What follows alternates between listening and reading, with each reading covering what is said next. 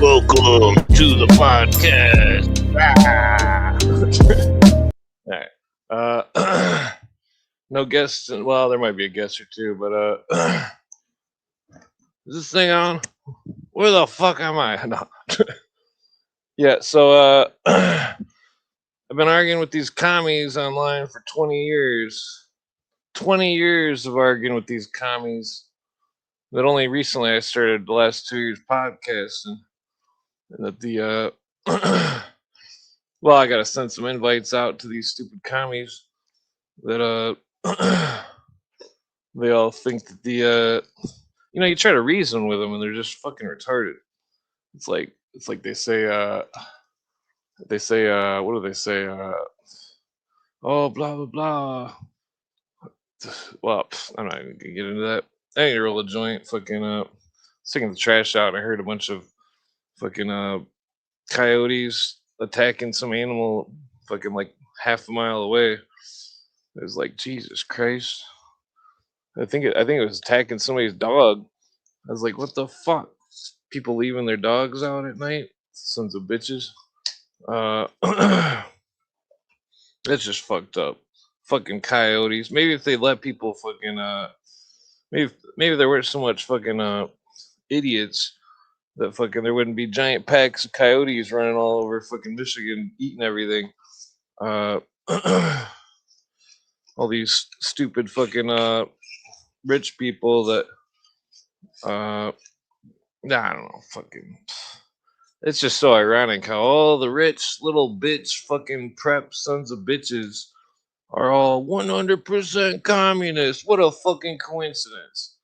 All these little rich fucking bitches. Fucking if there's one thing I can't stand more, it's somebody that's grew up with a silver spoon in their mouth. That fucking they don't know shit. Uh you could be the smartest motherfucker. You're not gonna see the world clear if you grew up with a silver spoon in your mouth. That's a fact. Those sons of bitches. Well, looks like we do got one guest coming on. He's not a debate opponent, but uh, yeah, the the communist propaganda is overwhelming.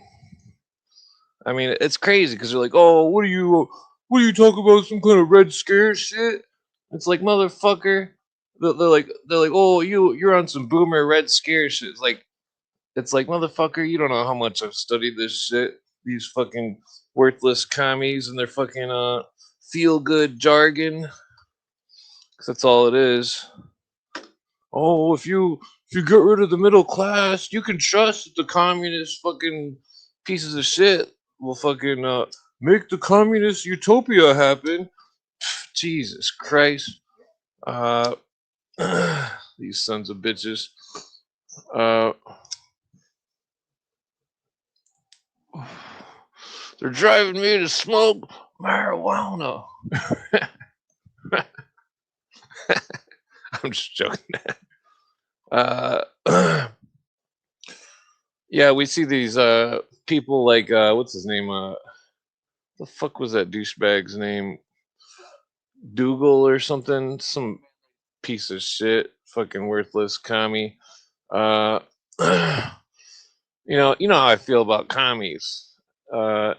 People in general are good, even if they are a communist piece of shit. But when they're brainwashed by this communism, they become uh, they become dangerous.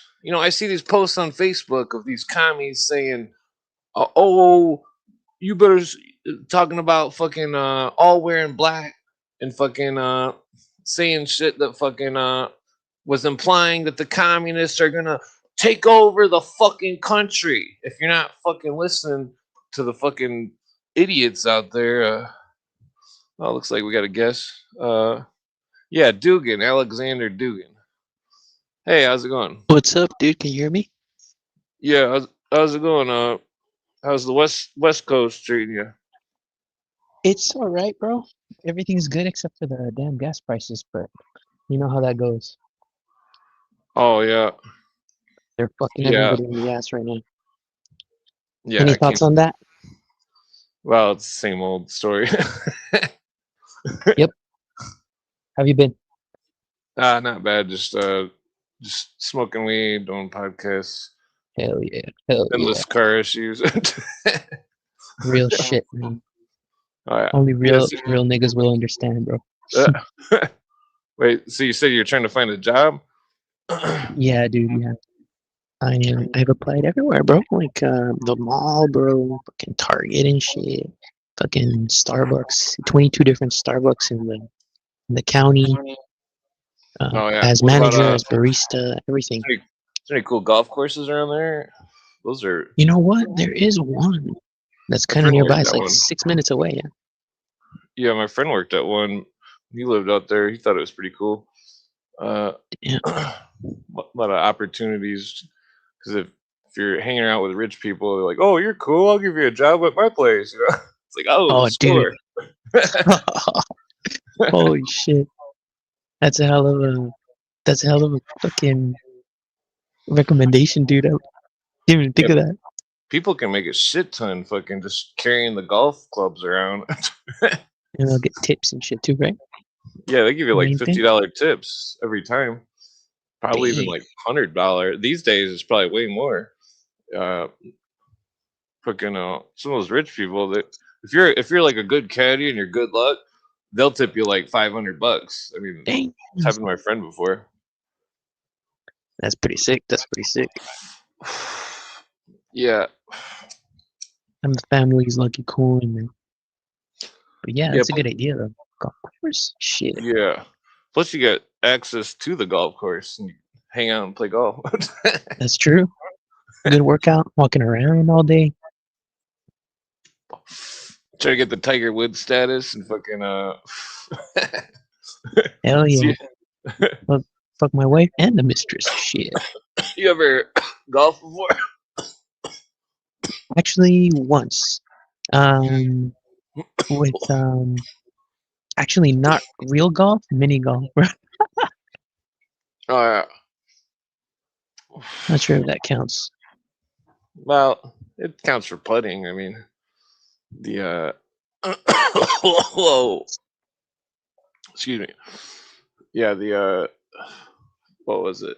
Yeah, it's really tough to golf, but I've only tried it like maybe 10 times. It's definitely really tough. I don't know how people do it.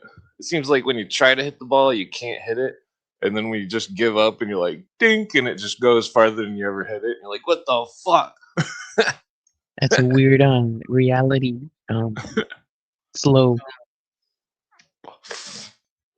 Yeah, I watched this movie today. The fuck was that called? Let It Ride.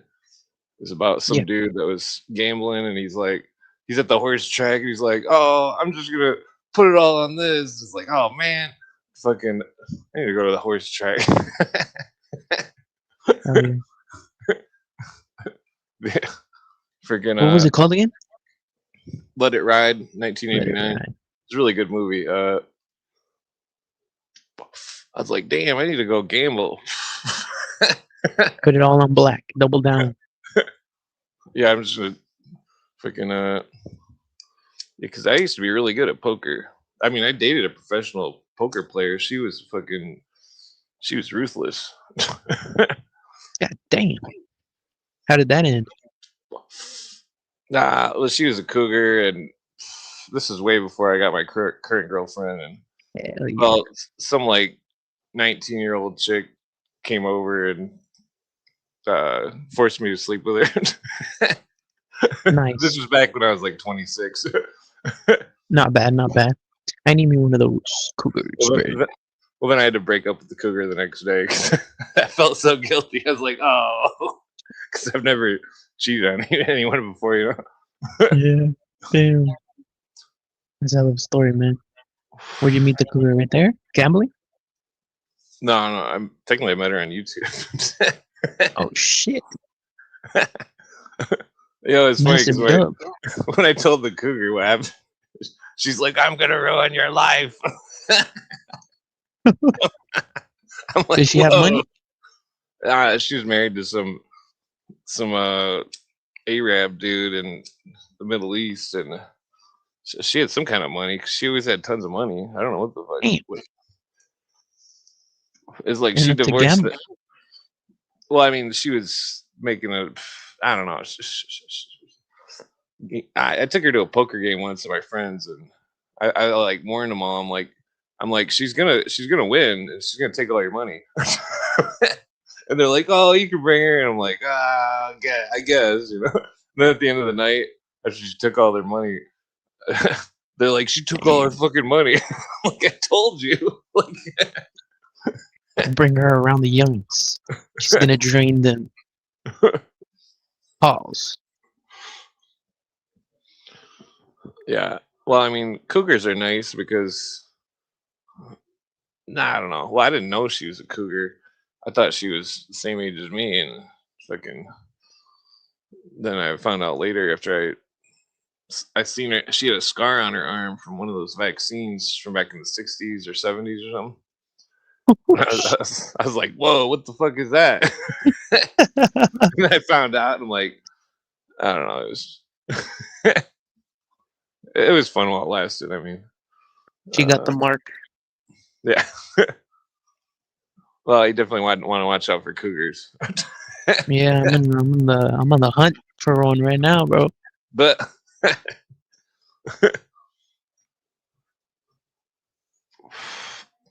But yeah, yeah, man. Yo, did you watch those clips I sent you though? yeah.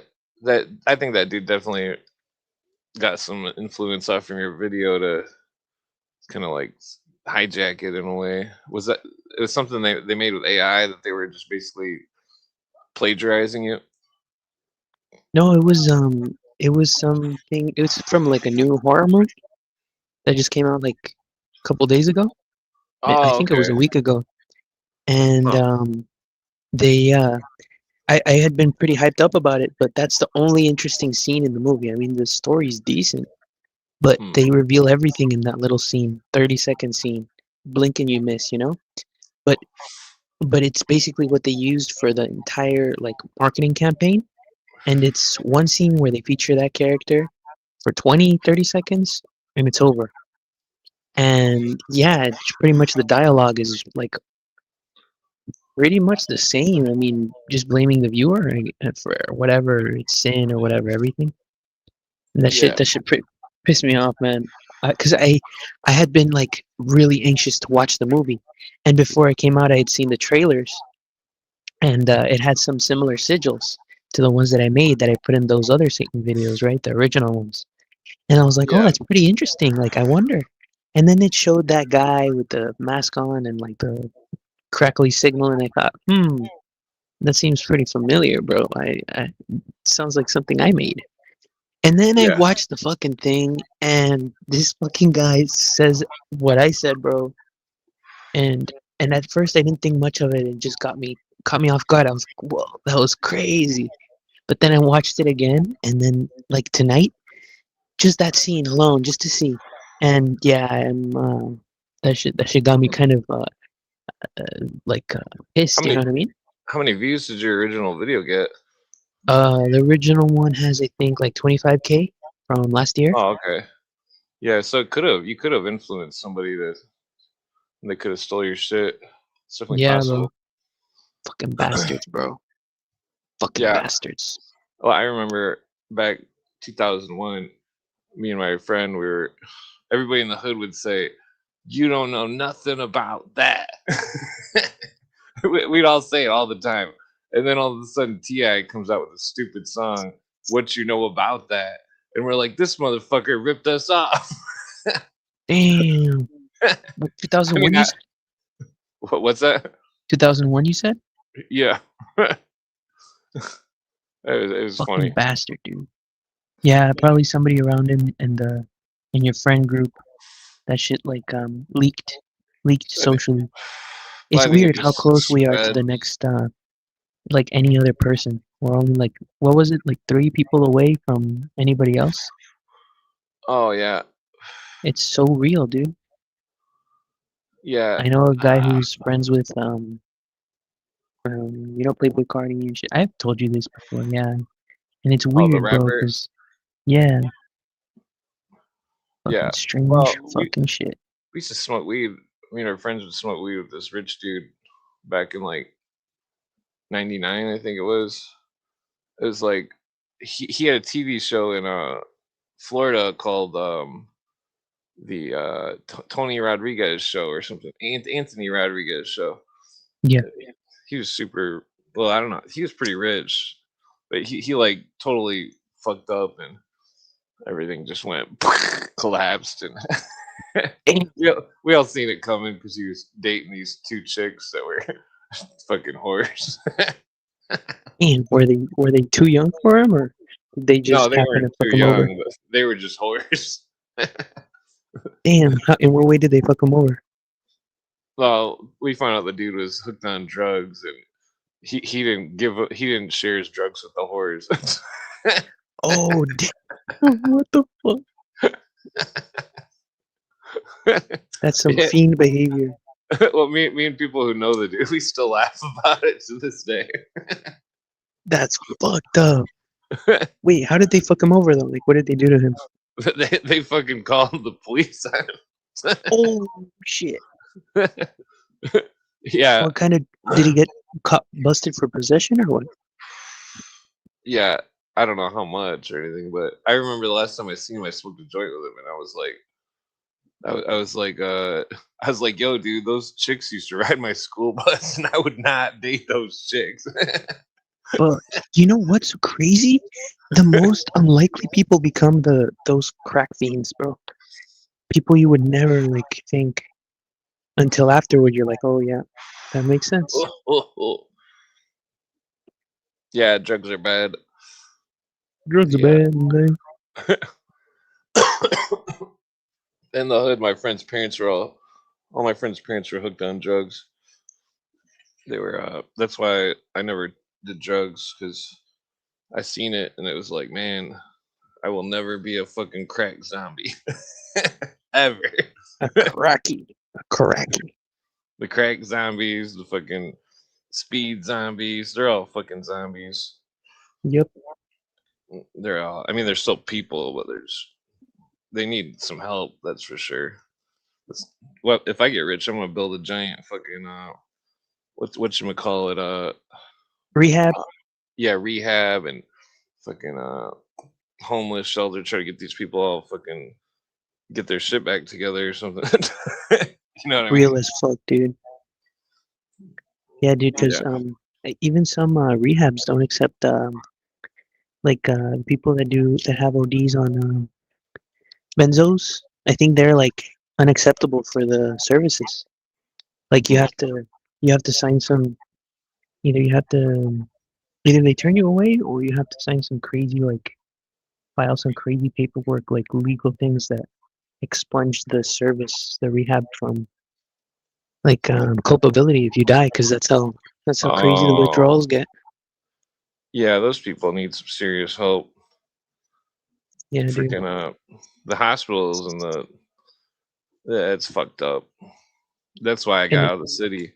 I was like, it takes man, so much. Yeah, it takes a lot, dude. But the yeah, backup of the problem, whereas it's easier. It's just as hard to stop the beginning than it is to stop the end. To stop it from proliferating. I don't yeah, know. The cycle's weird. The cycle's really strange. yeah.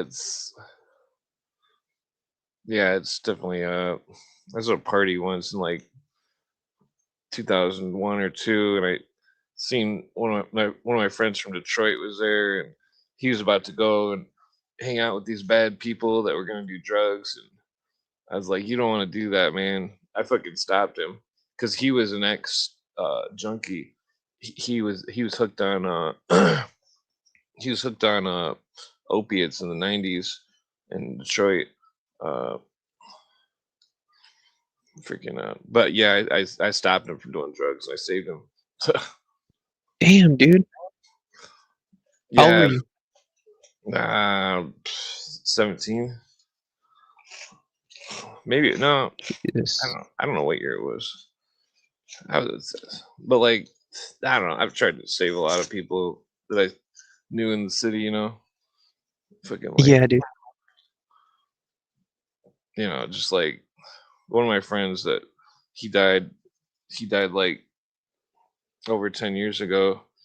He was. I mean, I don't know when the last time I seen him was like 2004 or something, and that but like one of the last times I seen he had marks on his arms, and I was like, "What the fuck is that?" And he's like trying to hide them, and I'm like, dude, what the fuck is that? I'm like, and then I'm like, dude, like fucking, I said some serious shit to him, and I made him cry, and fucking, I was like, you're Walking Dead, man, if you do that shit, like fucking, Fuck. because those drugs will kill you. Uh,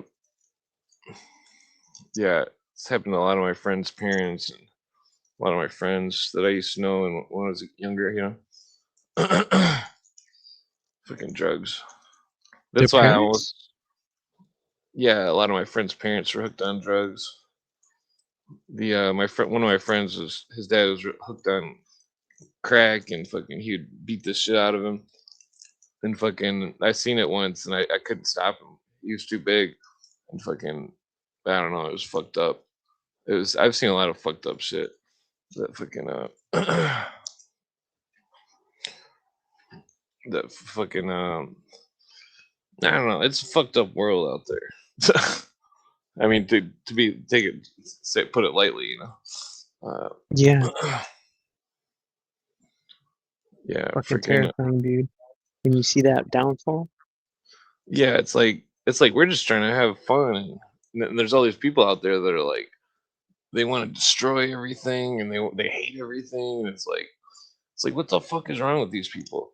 Uh, there's not even parties anymore. It's like you know, and then if there is, it's some kind of disgusting party with a bunch of fucking stupid city people that are fucking whores and sodomites, yeah, commies. bunch of sinners everywhere. Well, like Not even in the Christian way, just in the fucking general fucking weirdo behavior way. yeah, they're all fucking abusing each other mentally and lying and all sorts of stuff. It's like fucking yeah, like my old lady's brother, he died like 12, 11 years ago, and fucking he was hanging out with people that were uh they were they were they were giving him some kind of some kind of illegal uh prescription medicine, uh Quanapin, I think it was, and he was drinking with it, and like, the last time I talked to the dude, I was like, dude, I was like, you can't take those pills and drink. You're gonna black out, and something bad's gonna happen. And fucking the chick that he was with, she cheated on him with some dude, and then he ended up, committing suicide, and it was like, it was really fucked up. Like he was all like, we checked his computer, and he listened to the he listened to the Suicide Boys song "My Closet Is a Graveyard" and repeat like 50 times, What and it the was fuck? like, yeah, I was pissed. I was like, what the fuck? I didn't even know what that was. I was like, what the fuck is this? Suicide Boys? Who the fuck would name their shit that? Like fucking you know, I mean, people are just retarded. I've had so many people try to defend that stupid rap group, and it's like, dude, you don't even know what the fuck you're talking about. Like those fucking people. And then when I tell them the story, they're like, "So?" It's like, what do you mean, so? Like fucking, it's fucking fighting words, you Yeah, I know. used to listen to some of their stuff back in high school, and I even then, like, I knew to do it in moderation because even though it was good for a workout, like, just listening to it on in the car off rip, like, dude, bad move. It does not put you in a good place, and especially Oh if yeah. it's on repeat like that, and Well, those especially if it's one people. of those, because some of them don't even have like crazy like like woe is me lyrics, but the ones that do are so fucked up. Shakespearean level suicidal shit. Like it's fucked up. And they only went Christian after they fucking started to see a decrease in their streams. But even Yeah, then, they still had they're, their diehard fan base. they're a bunch of And larpers. yeah, and even like in high school, like it was obvious to me, like I gotta kind of keep my distance from this type of like obsessive listening to music of this type. You know what I mean? Even though I did listen to him here and there, but still, dude, I knew for sure that there was something Yeah, deeper. those Xanax zombies are fucking idiots. Yeah, They're man, they're fuck, fucking Xanax zombies. Uh, barred out. I had a buddy of mine. He said that his friend had crashed his car into an embankment and almost killed a person, like almost hit them. Uh, Jesus. but because he was barred out and that he went to jail, I think for 6 months or something. But he totaled his car and his fucking life is fucked up now. I guess I'm not sure. I haven't heard anything after that, but it's pretty sad. Just Yeah, because like you meet these people once and you think, oh, this is a cool dude, but then they go and they do something and it's like, what the fuck? Even though you don't know them, you would think that person didn't do that, but it happens and it's weird, dude. yeah, Strange. It's just strange, you know? yeah. People are fucked up on that shit. Fucking like we used to know some dude that was some hippie dude, and he was on that shit, and he crashed his car and died, and it was like, what the fuck? How can doctors prescribe that fucking garbage? Like fucking it's fucked up. You know, that's why I only smoke weed. It's like you can't OD off weed. Yeah, the worst thing that can happen is you have a little panic attack, but it I mean, passes in 20 minutes. I guess maybe. I mean, smoking weed. If you were eating a bunch of edibles, you definitely don't want to do Yeah, that. true. Yeah, I've never greened out on just flour like that. Oh, really? I Not can't stand edibles. only once, but it was because I was with not bad company, but like a predatory company, like a girl that a succubus. I was hanging around with the succubus, and it was becoming obvious as I smoked, and I was like, "What the fuck am I doing here?" And even my parents felt a stomach ache. They were like, "Hey, are you good? We felt a stomach ache. Maybe it was something we ate." I was like, yeah, that was me. Sorry." Hmm. Strange, strangities. Yeah, What freaking are your thoughts on that? What do you call it? The alien bullshit. Nothing burger tomorrow or what? I'm not sure. I'm not sure. It's I still think it's 50-50. 50-50 chance. It's well, maybe like 20-80.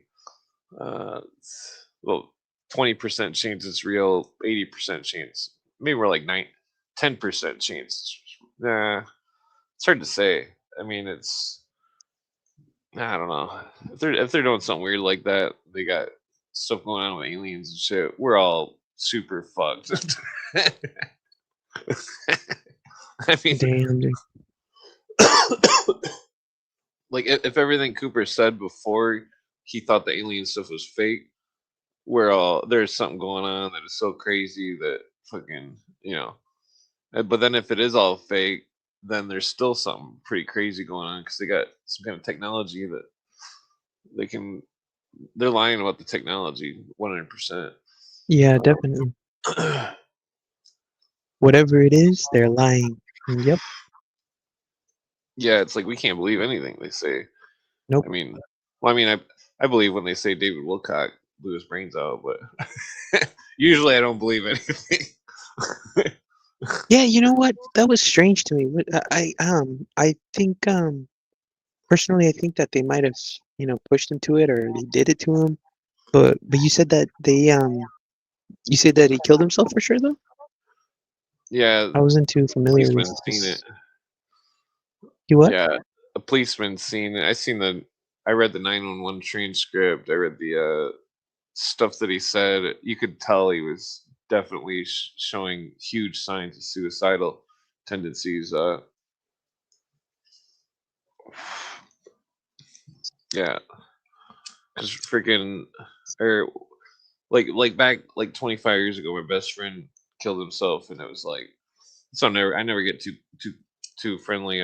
I don't really have any best friends, you know what I mean? But like that that we all seen the signs, you know, all my friends, and like we were young, you know, and he was older than us. My best friend was like 5 years older than me, and fucking uh, it's like we couldn't. You know, and then later down the years, it's like you see people and you see these signs in them of like you can see it. I don't know how to explain it. It's like it's like the same thing if you could tell somebody was trying to rob you or something, or somebody was trying to lie or something. You can see it. Uh, Yeah, you could feel it for sure. Yeah, more so than see it. Like it's a mix of a lot of things. Like the way they, I don't know, the whole vibe. You know? yeah, the way they talk, what the things that they're saying, like regarding past, present, future tense type stuff. Hmm. The nah, I don't know why anybody would ever want to do such a thing. That's, excuse me. Definitely send some prayer powers out to that bastard, Yeah. David Wilcox, that son of a bitch. Uh, You think he deserved it? no, I said send some prayer power out to Oh yeah. him. I was gonna say, hey yo, what do you do? No, I No, don't but think yeah. anybody would deserve anything like that. A lot of people were saying that he was like they were talking down on his name, like grifter and all this shit. I was like, Wait, not talking about what? that. Say what? I heard when he died, some people were talking down on his name, like they were like, oh, they were talking shit like grifter and all that shit, man. Well, I think he's like a. I think he was in. It's like all these alien people. It's like a lot of them seem like they're in cults. I don't know if Wilcock was, but the whole lot of them are. It seems like they're all. It's like they talk about it in one way, but then they got a secret meaning behind certain stuff, and that it's Yeah, just the same mo as what the communists do. Same mo as the Illuminists, the Masons, well, the Scottish Rite Masons. Well, well, I don't know. It's hard to say. It's hard to. It's hard to. Well, see, I can see that the Blue Lodge is part of the Scottish Rites plan because they say it is. They say it's their outer cortico and all this stuff. It's like that debate that that Jay Dyer dude had with some Masons. He should have quoted page 792 and said he said this great work, the perfection of yourself, is a ruse. What do you feel about this? damn. Yeah, it's like they convinced the people to perfect themselves, and then somehow it seems to put them in some kind of animal magnetism state, and then they seem to. It's like if you synced up your iPhone or something with your iTunes on your computer. It's like they're syncing up, and like you know, and that not like not any physical way or anything, but just simply their thought patterns. Their thought patterns sync up, kind of like chicks that all hang out and they all get their period on the same time. Uh, yeah, that's definitely real. They'll get super bitchy. No offense Vibe. to the It's, ladies. hey man, it's real. Offense comes after. Yeah.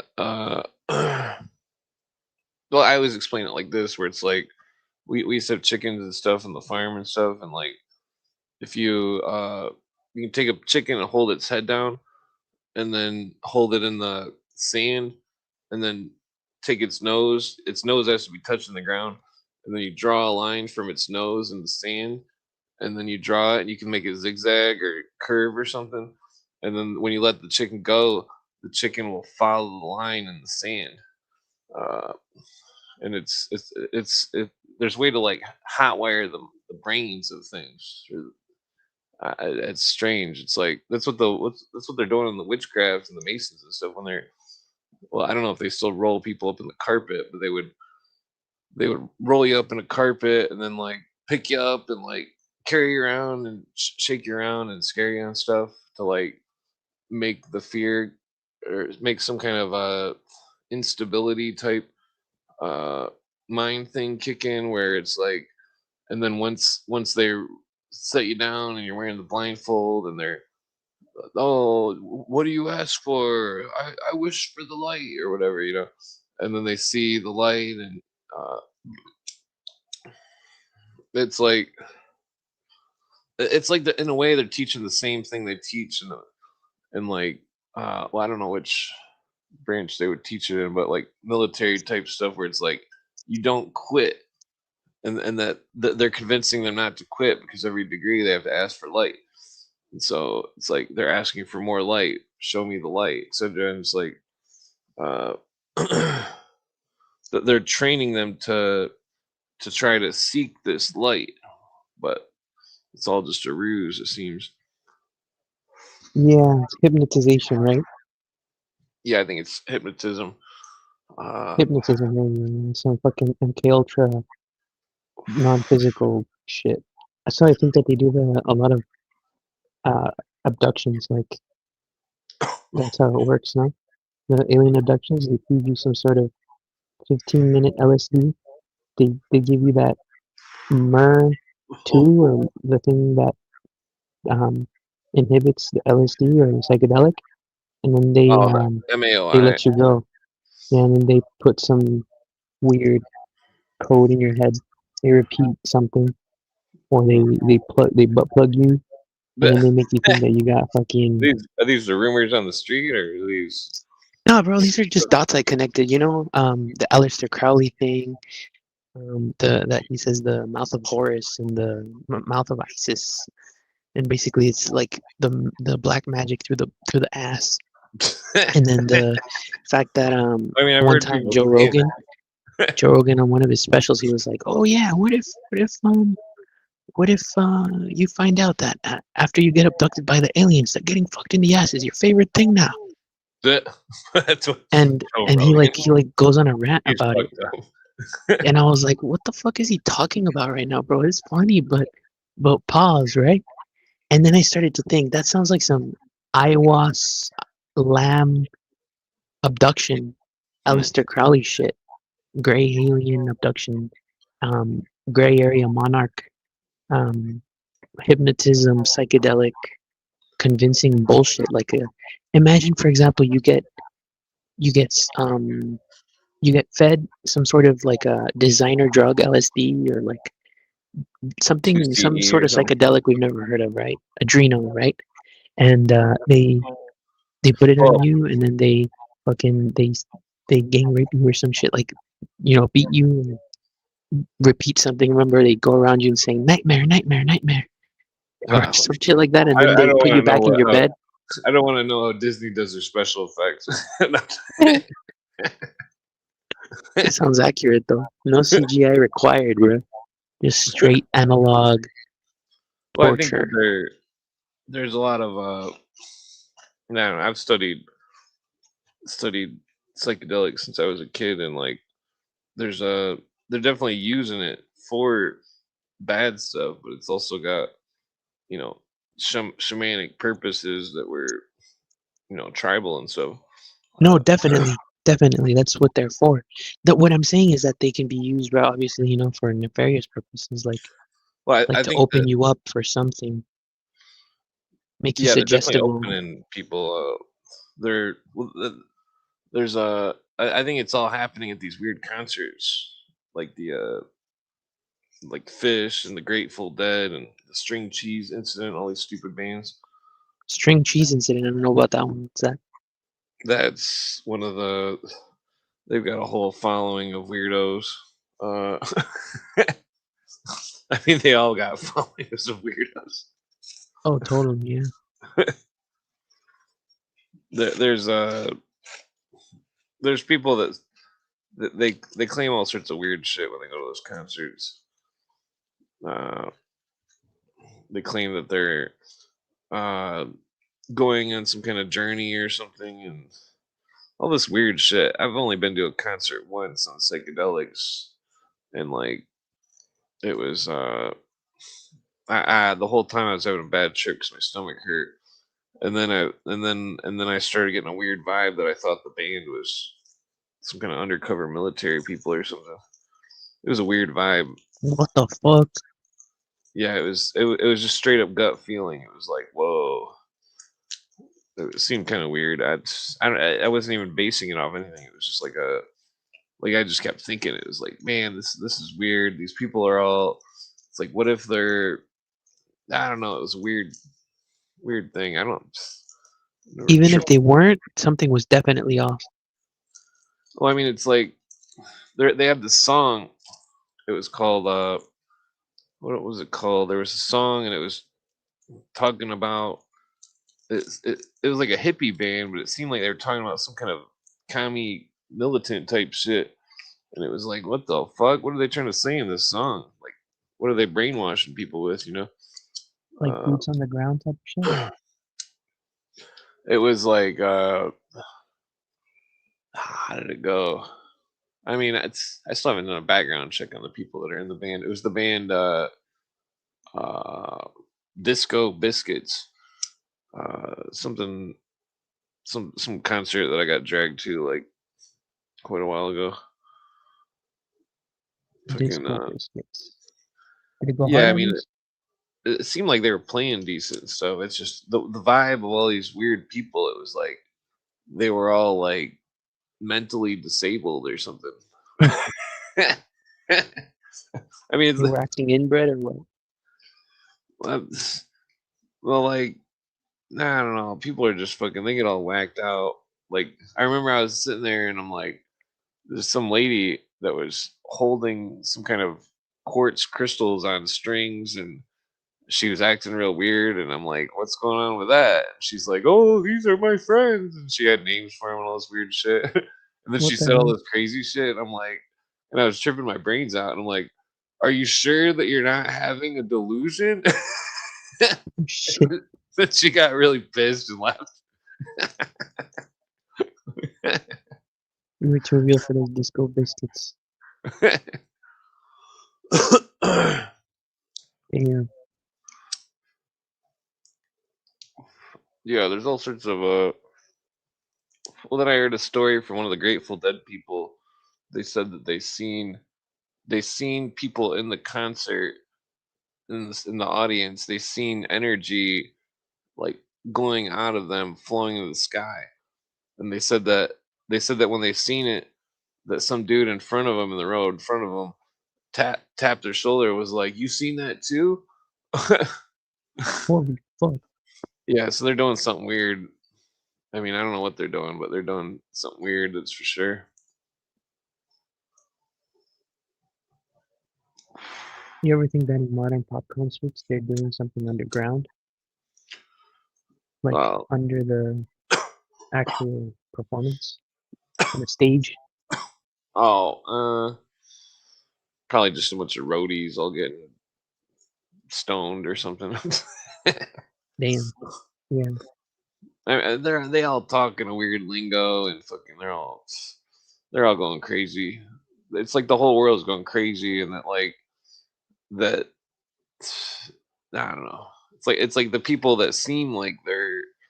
It's like how everybody like I don't know. Like everybody flocks to that Andrew Wilson dude. It's like they think that he's like they think that he's like the average American or something. No offense to him, but he couldn't open a pickle jar or Who's Andrew Wilson? jalapeno jar or something. And it's like uh, it's it's it's like people see these people on these screens and they think that oh they think that they can just judge them and stuff. It's like the other night I had Sparks on and he's like some kind of military veteran or something and Damon always talks all this shit about him and it's like I wouldn't it's like there's people that are you know just because somebody doesn't talk tough and stuff, it doesn't mean that they're some kind of pushover. Doesn't and that the you know Andrew Wilson, you mean the Christian guy, right? Yeah, yeah, that one. Yeah, he seems The smart, but podcaster. the whole Orthodox thing seems like some kind of psyop fucking cult or something. Oh, definitely, yeah. It seems forced too. He loses his shit a lot. I feel Well, I like mean, more people are often just than he should. people. Well, it's like, uh, well, my friend said that he got some kind of Wilson got some kind of big deal or something, and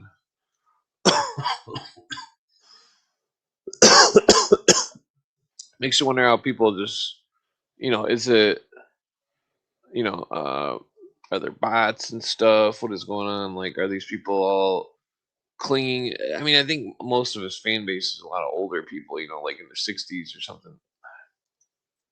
Yeah, definitely. Has to be. It's like all the church people are all afraid to question any of the stuff that they're told, and it's like even, you know, it's always ranting about that 3 days, 3 nights thing, and like, I mean, I don't have religion, but I believe in God and stuff, but like my religious friends who are Catholic, they're literally denying the sign of God in their own fucking Bible. And it's like, Can't what? say You they're guys wrong. Yep. are fucking hypocrites. uh,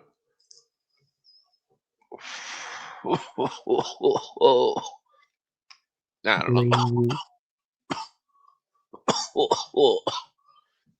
I speculate the whole Jesus story about how the universe was made and symbols.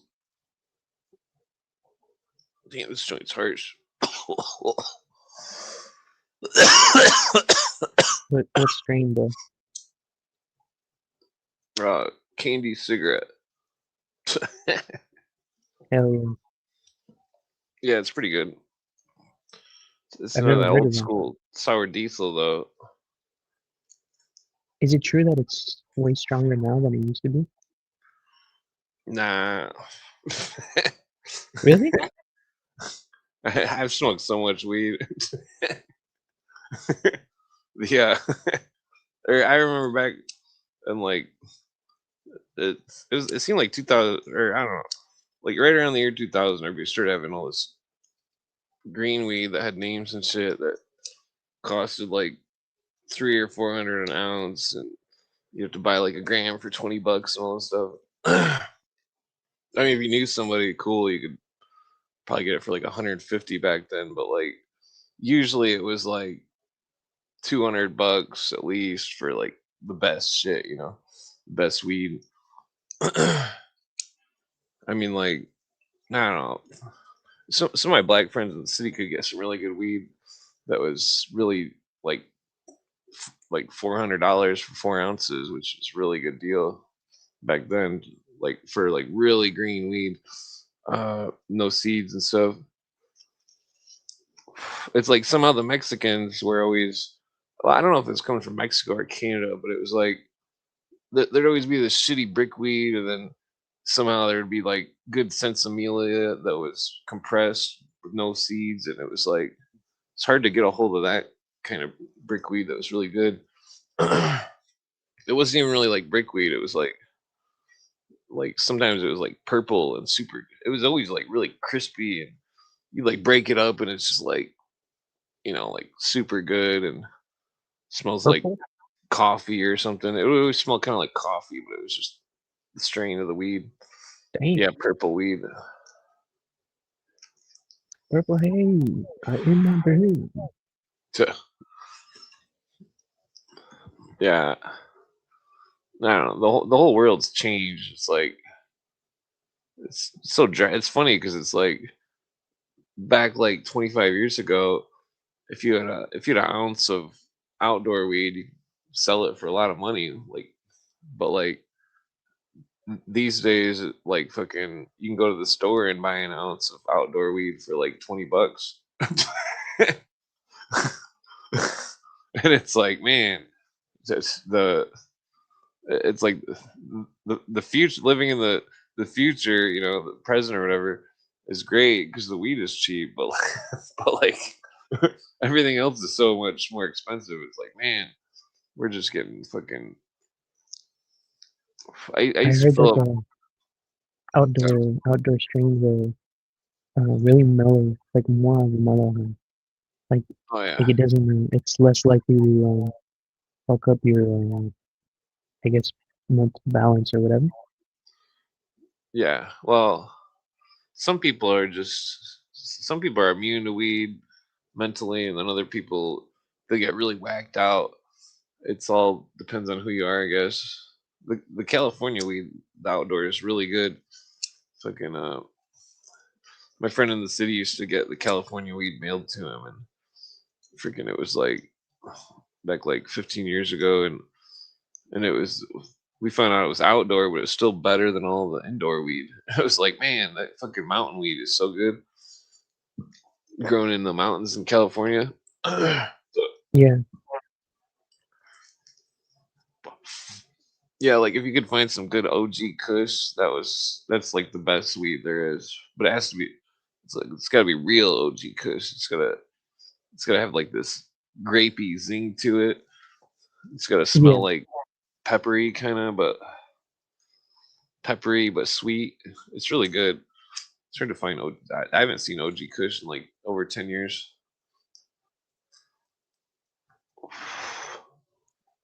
OG first. I've seen the strains of the pen. Yeah, well, those are all they're just copying the terps, but it's doesn't none of even every OG Kush that I even smoked over 10 years ago was still not. It was not the same weed as like fucking that strange that my friend was getting from California. That stuff was fucking like that shit would knock you out. It was like you'd smoke like one joint and just be like, Wow. because it had so much CBD in it, it would make your face feel like it was warm. Like, man, that's some good weed. Yeah. Yeah, usually the weed. I don't know. I just like smoking weed. What's it Yeah, say? because I hear a lot of people say that it used to be like a lot more mild, like the THC content or whatever was like low and shit that you green out man and all this bullshit. But maybe Oh that's more like a 60s, 50s thing. yeah. Hmm. I wonder what it was like back then. What weed? Yeah. Well, in the 80s, if you smoked weed, there was a chance you could have smoked paraquat weed and you'd die from it. My friend's Oh dad yeah, died you from get that. that fungus right in your lung. No, it was some kind of shit that the CIA sprayed on the Mexican weed back in like the 80s, and like they sprayed some paraquat shit on it or something, and it made a bunch of people get cancer. And one of my friends I play cards with, his dad died from that cancer. I would say it was most likely from that because his dad smoked weed and it's fucked up. He said his he said his dad was barfing up blood and shit, and coughing up blood, and it's like the last time he seen him, and it was a really brutal story. Dang, that's fucking crazy. It actually killed him? Yeah, the paraquat weed. The Correct. I had heard of a story where I think it was Joey Diaz or something that said that he got that and he only got like like he started spitting blood for a well, while and they admitted him to the hospital and he got right over it. He used to hmm. smoke like a Oh, he chain. probably he probably did a hot dab or something. Uh, I've actually done that before, and like with smoking hash, and fucking get it too hot, and then you're like, you smoke it, and you're like, whoa, like fucking your lungs are like, I was coughing for like 3 hours. That's like, Dang. I'm not doing hash anymore. Like, fuck this. I mean, I still smoked hash, but like, I quit smoking hash like a couple years later. Yeah, we take big knives and we'd get them red hot, and then we'd put the weed on them and smash it, make it make like a it was like a knife press or whatever. Dude, that's hilarious. What the fuck? Yeah, I've known about that since like the 90s. Freaking I didn't know you could just do it raw like that. I thought you had to distill that bitch first. you can just take the weed and smash it with two hot red knives. You get super stoned. Uh, just breathe it in or whatever. I mean, I'm not suggesting you do that, but freaking one time I was doing a hot knife dab with some hash, and fucking I like press the knives together and like, and then the smoke, I'm breathing the smoke, and then the end of the red hot knife fucking touched my lip. I was like, wow. Holy shit. I fucking burned my lip with a fucking red hot knife. Oh my god, bro. It was pretty funny. Jesus Yeah, Christ, man. yeah, Haven't touched the devil's lettuce in a while, bro. It's been a while. yeah. Weed's better, anyways. Yeah, Just freaking save your lung capacity. yeah, dude. Getting my tolerance back.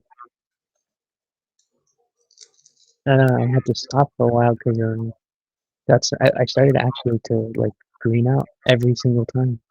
Like I green guess out. it might like What does that really mean? like panic attack, low key. And to Oh, be like, yeah.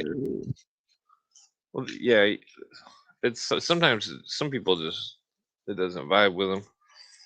yeah, it was out of nowhere too. Like one day I started to freak out. So I chilled out on it and here and there, like probably maybe one. Oh, you know what? I went to go visit my pops and I smoked some with them, but that was about it. But it was chill, I guess. Maybe it was because I had like an overflow of THC or something inside, and I was like, Hmm. I guess it was too much because I do more pen than actual flower, so that must have been what it was. Oh, I stay away from the pens. Those pens can have metals come off from those coils. Yeah, fucking heavy metals and shit. Man. What do they call them? The Benjamins. Yeah. Plus, they make my allergies go real bad. Uh, Damn it. Let's see here. Yeah. Well, how old are you? Like 20 or something? 24, about to be 25, bro. Oh, okay. Yeah, I just wasn't sure. I remembered you were in your 20s.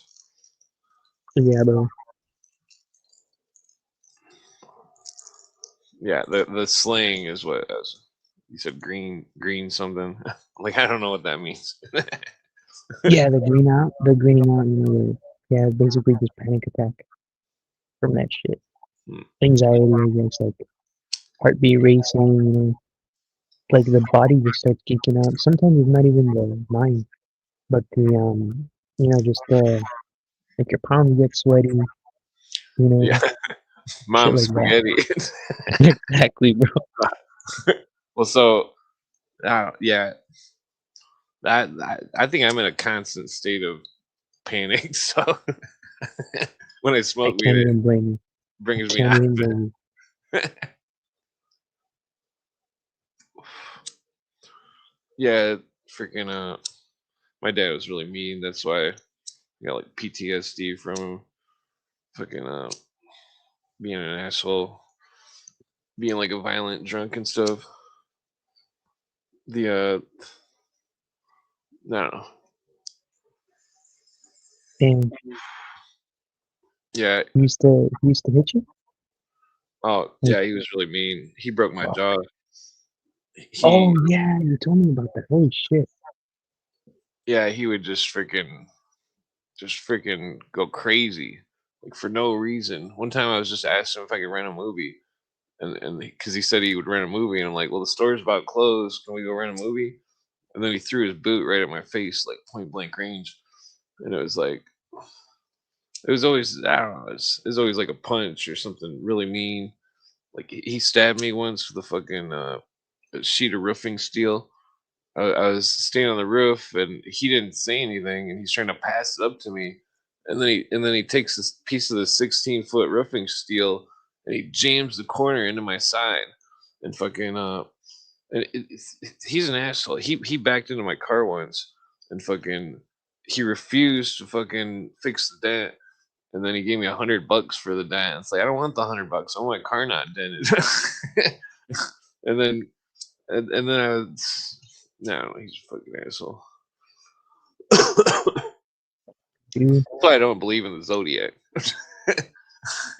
Because everybody else I've met who's the same zodiac sign as him does not act like he does. Damn, It's the there same has way. to be some other archetypal thing out there that explains it. Well, I think he's like a diabetic alcoholic. He wouldn't drink. He'd only drink like 3 or 4 beers every day, but it was like it put him into some kind of craziness or something. Or I don't know. There's just something wrong with him. Fucking, he's an asshole. His dad. I remember his dad. He said his dad did it to him, and I was like, so that means that you gotta beat me up, like, it's he's a fucking asshole. I don't mean that. Damn, dude. He just wanted to keep that cycle going.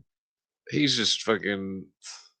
It'd be different if I was doing something wrong when he did it, but you know what I mean. It's like when he broke my jaw. All I It was 9 o'clock in the morning on a Saturday morning, and I always woke up at 4 to go to school because I had to go to somebody else's house to get on the bus or whatever, and like fucking that I finally got to sleep in and like uh and then he's like he was putting up trim in the bathroom and he was putting up trim around the wood around the corners of the walls or whatever, and fucking he's like, get in here and help me, blah blah, and I'm like, I'm sleeping, fuck you. I didn't say fuck you, but like, and then he just fucking like came in the room and then just fucking hit me in the face as hard as he could. It was like, I was only like 11, and it was like, I don't know, it was fucked up. I just don't understand how somebody could do that. Like, you know what I mean? Like, Yeah, it, dude, that's some out of pocket shit, man. yeah. Well, that's why I'm so against fights and stuff. And even if I did get in a fight, if somebody hit me, it's like nobody can hit me as hard as he's hit me, and like that fucking, you know, I don't know. People are just, nah, it's fucked up world out there. That's for sure. You think that like because I'd always watch TV, and see families and stuff doing stuff, and be like, oh, this is what families do, like, and then it's like never really having a real family. It's like because I just ran away when I was 15. I was like, fuck this shit. Fucking, I'm not taking any more of this shit. Fucking, and then like I don't know. So like you see all these people and that they grew up all pampered, and not that that's a bad thing or anything, but like all these rich commies, they're all rich. They grew up rich, and they think that communism is going to save everything or something. But like, it's like, well, I don't know. They're delusional, helping the rich man get richer and the poor man get poorer, basically. And Yep, like, yeah, the model for that whole thing was all laid out 1700s. they're propping it up. They keep propping it up. The White Top and Barul and well, some of the other Illuminati.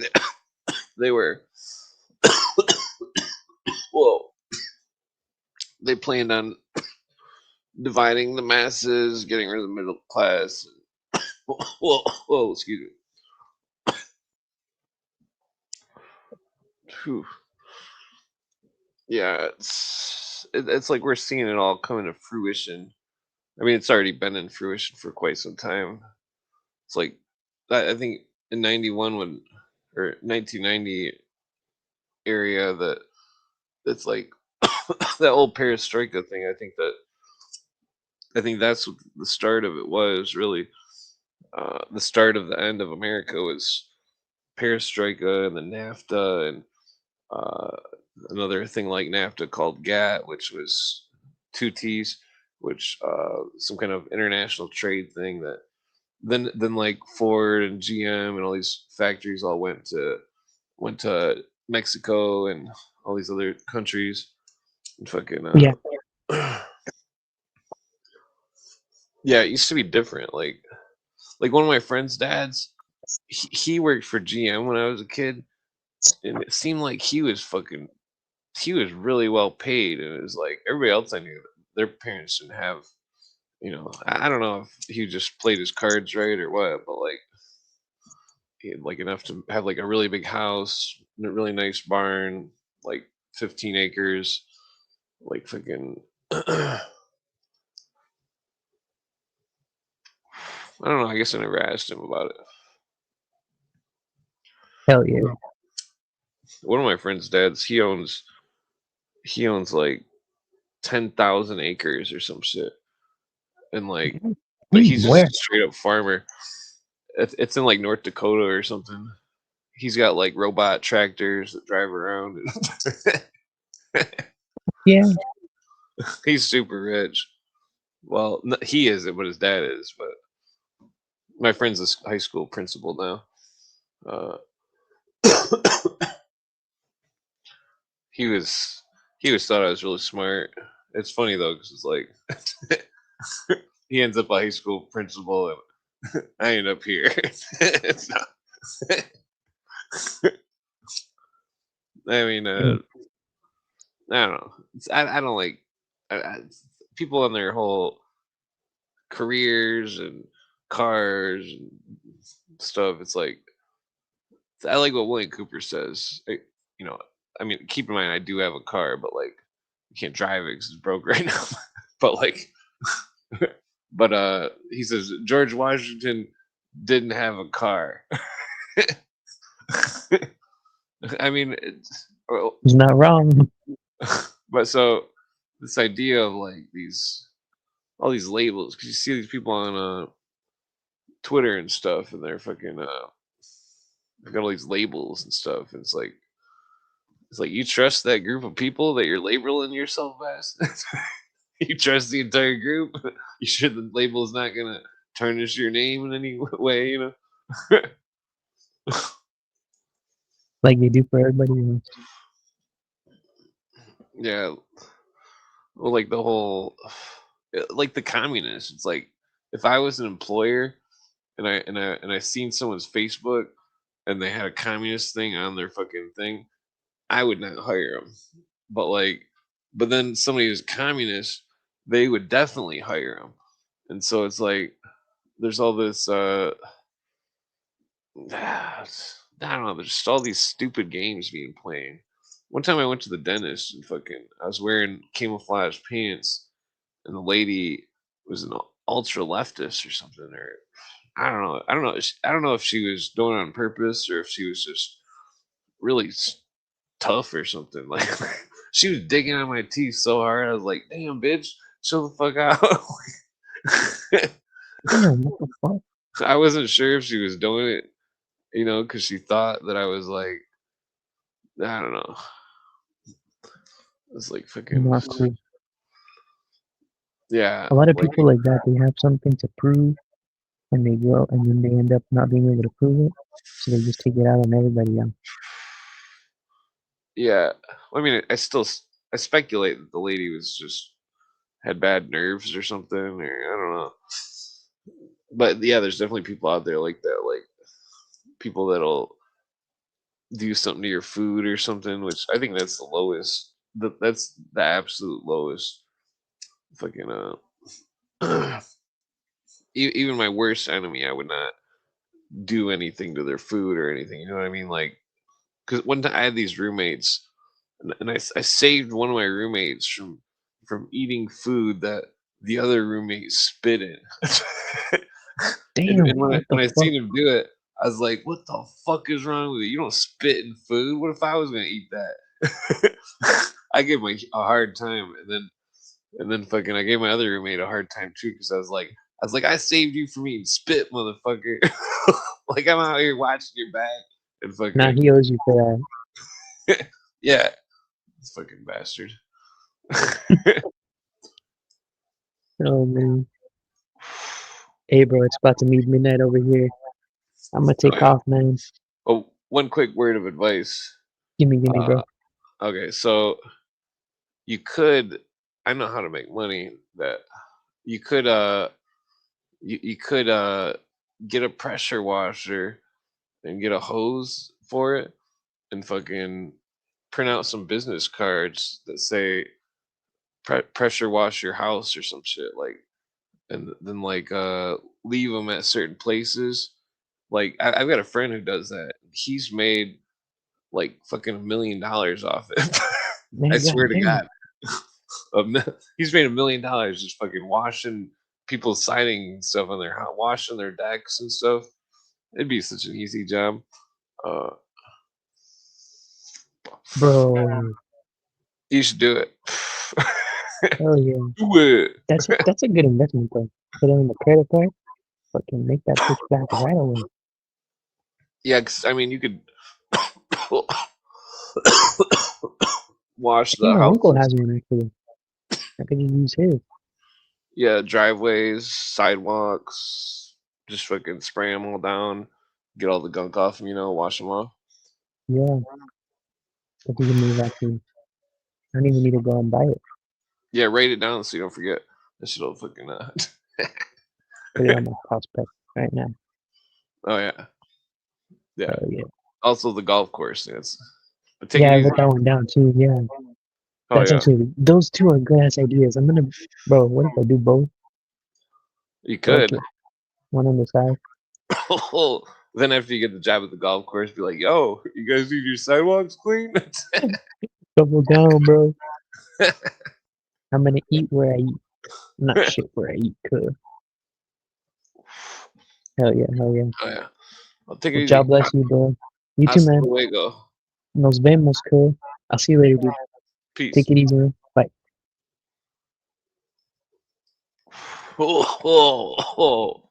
That was oh,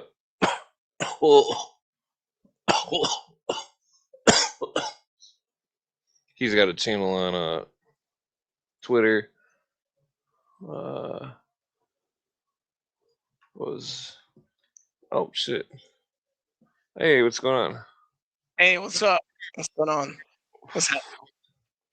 Not bad. Just got done chilling with my friend that's Spanish. Cool, cool. Is it the same guy that came on last time? No, no, no. That one's Chilean. Oh, okay. Cool. But I mean, did you find any communists to debate? No.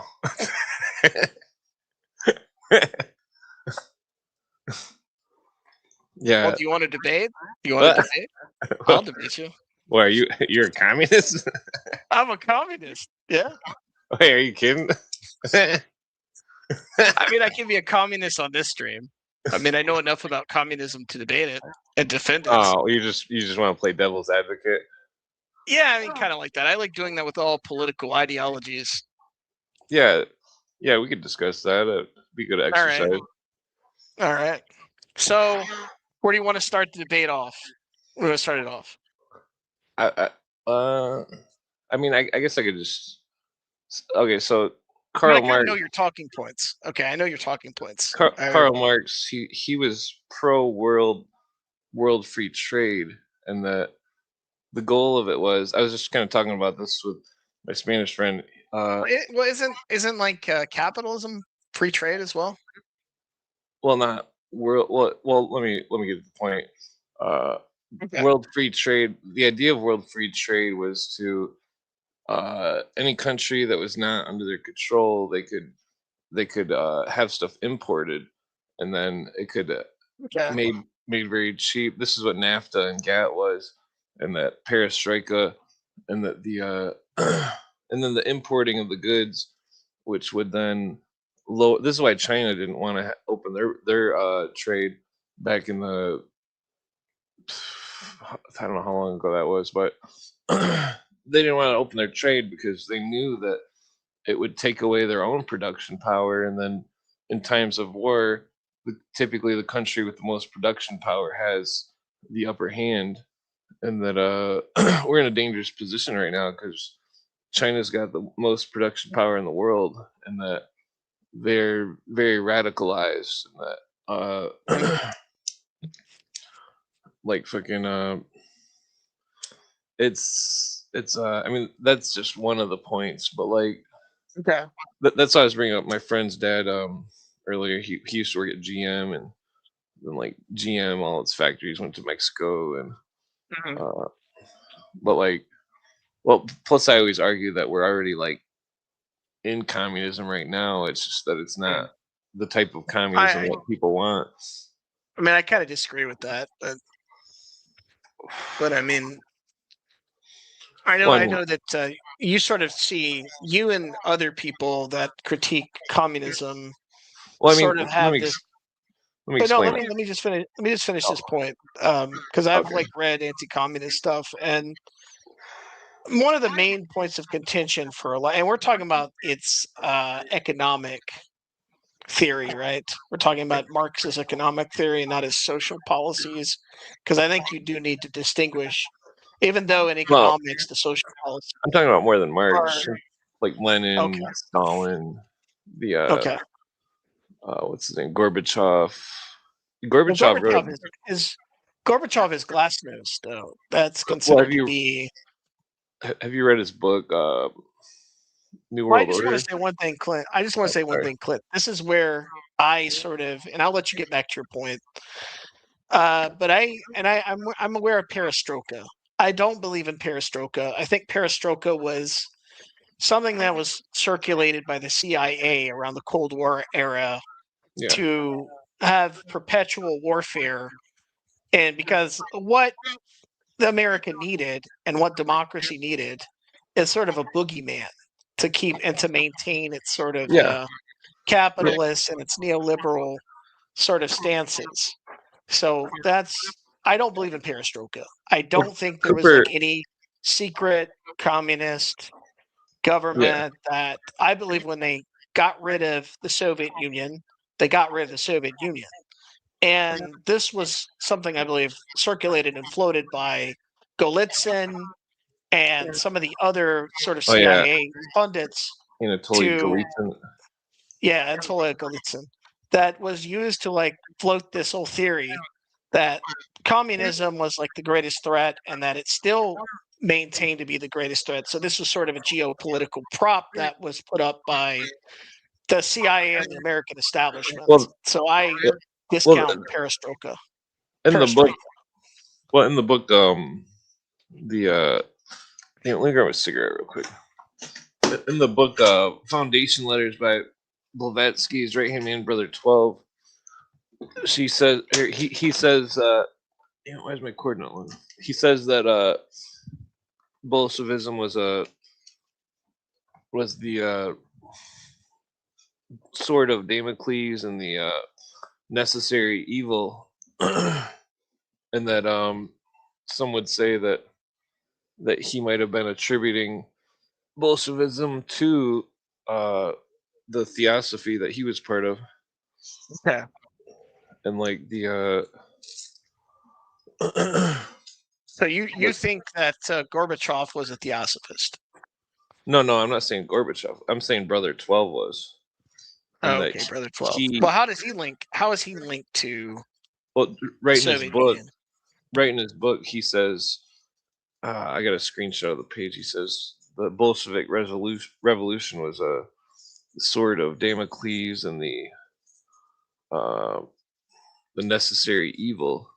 And then he's talking Yeah. about the whole book. He's like talking about what seems like, because it was written in like 1930 something, and it seems like it's written about World War II before it happened. Mhm. He even Mhm. uses like the word perishing of the masses and burning of Europe and stuff. That it's like So Cooper says, this is brother 12X. He's the guy that was obsessed with Osiris and Egyptian religion. That's based out of Canada, right? yeah, well, I don't know where he's based it, but it's like Cooper says, where it's like communism is a bugaboo bear that uh, it was never meant to exist. It was only meant to put fear into people, Mhm. and that it's like they. Damn it! I'm trying to get the cigarette roll. Well, it's like Jesus. uh, the whole thing with like Marx's stuff, it's like, Okay. well, hey, where's my lighter at? What's her name? Nasta Webster points out. She points out the uh the similarities in the doctrines of Weishaupt and Barul or whatever, and uh, Abby Barone. Abby, is it Abbe yeah, Barone? The French, I believe it's a French clergy. yeah. I mean, so like, it's interesting because even Terrence McKenna, Terrence McKenna used to be a Marxist, and he was like, he says Marx, he didn't look at people like people, and that he was Hmm. expecting too much out of them in his theory, and that it would never work.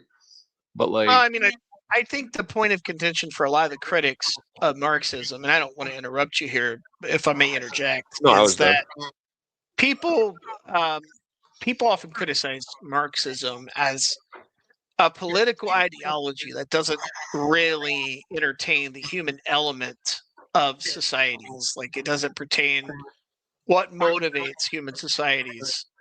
But I would disagree. I would think Marx actually did have a very good point about how capitalism does breed envy and it does make people envious of one another. And we kind of see this playing out in America on social media. Well, We see this play out in like society. So, for all the critique of Marx, he was key on some aspects of human nature. he was. I'm not saying he was stupid, but like he, the whole like he should have used the term corporatism, because it's like if somebody's say you're making a good product or something, like you make the best Mhm. donuts or something, and like and But that this predates, but Marx's like critique sort of predates the whole capitalist mass production scale that we have now in the Western world. well, you It's know like it predates all that. the Industrial Revolution was going on at the Yeah. time. It Before was then, in I its think. infancy. It was in its infancy. It was still people are still adjusting to the uh, industrial revolution, Yeah, and I would argue that the industrial revolution did cause quite a culture shock amongst populations. It adjusted people and sort of had this evolutionary type of process upon humans to where they had to readjust their whole sort of internal clock and their internal biology to where they had to be molded around factories. So yeah. Well, I'm definitely Engels, against the Industrial Revolution. Sorry, a continue. lot of like the stuff that Marx was sort of a secondhand observer of a lot of this. Engels was more attuned to like what was going on with the industrialization because he had been an industrialist and he observed the lives of factory workers. I mean, Marx did too, but Marx was sort of from a privileged class of, I believe, government officials and people that were solidified into the German sort of petty, what he would call the petty bourgeoisie or the sort of middle management types. Yeah. Well, I guess I was gonna bring up about GM, where my friend worked for a factory, and not a factory, he worked for a place where they would make uh the molds for the car companies, that they would make the presses there, but like Mhm. he had to go to Canada during the pandemic, and that he had a paperwork that said he was a government employee.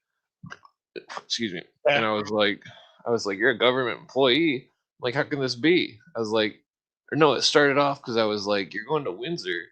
Like that's the Ford plant. I'm like, that's where the Yeah. Ford It's Windsors are that's right, made. right across that's right across from Detroit. Yeah, and then it's also a Chevy plant, and I'm like, what? Yeah, I think they're owned by the same company. Yeah. Well, if you notice where it's like Amazon, for example, it's like they get these huge government grants and stuff, but like Hmm. they're not. They're playing weird games with the money and the. It's like why is the government giving the business that made the most money during the pandemic a huge government grant Well, and a because huge that's how bailout? capitalism works. Capitalism is a tournament on who can acquire the most resources and masses and be rewarded for it. Well, I was getting to the plank Oh, of okay. Marx's document that it says the government controlling the means of production. And that I I speculate the government is controlling the means of production, and uh, that Well, I would agree, but I would say that the corporations control the means of production through lobbying, and that's primarily how they control those means. But yeah, go ahead. yeah. Sorry. Like it's like it's basically like I'm okay with communism as in like a form of helping people, like Mhm. poor people and stuff, but like as long as it doesn't exceed the boundaries of the Constitution, of the state constitution, because like they've trampled over the Constitution so much. It's like they're they're I mean it's just crazy. Like say you wanted to Well, have a parade or something or a protest, and then you all assembled somewhere that was a public area, and then they're like, well, you don't have a permit to have a parade or protest, and you're like, well, I have a First Amendment, and that my First Mhm. Amendment conflicts, that anything that conflicts with But I my First mean, Amendment. uh well, let me ask you a question about that, though. Do you think extremists should be allowed to? But you have all these different conflicts within a free society. Do you think extremists should be allowed to parade and to like have their freedom of assembly? Because technically, you yeah, have to grant it to them, but yeah, I think that uh, everybody. the the the public finds them morally objectionable. Yeah, that's well, it's like if you take away somebody else's right, you're taking away your own. And the equal protection clause was all about if somebody had a right that somebody else couldn't exercise, then it couldn't be a right. And so Okay. the only exception would be abortion. But like Okay. but like what was it? Because sometimes I don't know, abortion's a touchy subject, but like Yeah, I don't want to get into that. yeah, I mean I think chicks should have the right and stuff to do it if they want, you know. But like Their body, the their choice, right? but like what was I getting at? Oh, the cigarette's strong. I'm trying to quit smoking cigarettes. This is my third half cigarette, but this one's a full Yeah. cigarette. uh, well, so it's like I find this these instabilities in the Nazis versus the communists thing, where it's like they made all these pacts, and it was like I think that their goal was to take over America, basically, and it's like, Have you ever heard of something called realpolitik? is it a French phrase? Yeah, it is a French phrase, but it's often used for very unusual geopolitical alliances that parties sometimes make when it's mutually beneficial, but they have opposing viewpoints that are contradictory. Yeah. Let's see. Yeah, I think that it's well, I think it all had to do with big money and big business. I'm gonna smoke a roach joint.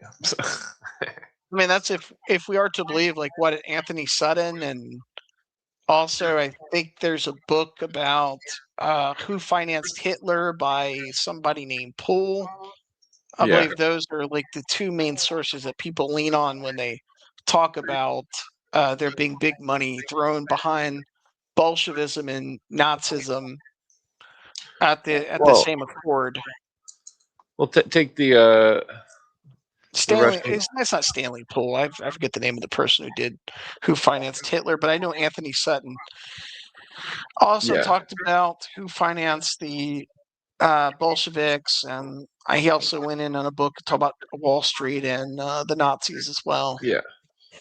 Well, so the back in like I think it was like 1915, uh, that in 1895 the U.S. military issued the 1895 Winchester for their arms or whatever, and Mhm. that right after that I think it was the M1 Garand came out, and that Mhm. it became obsolete.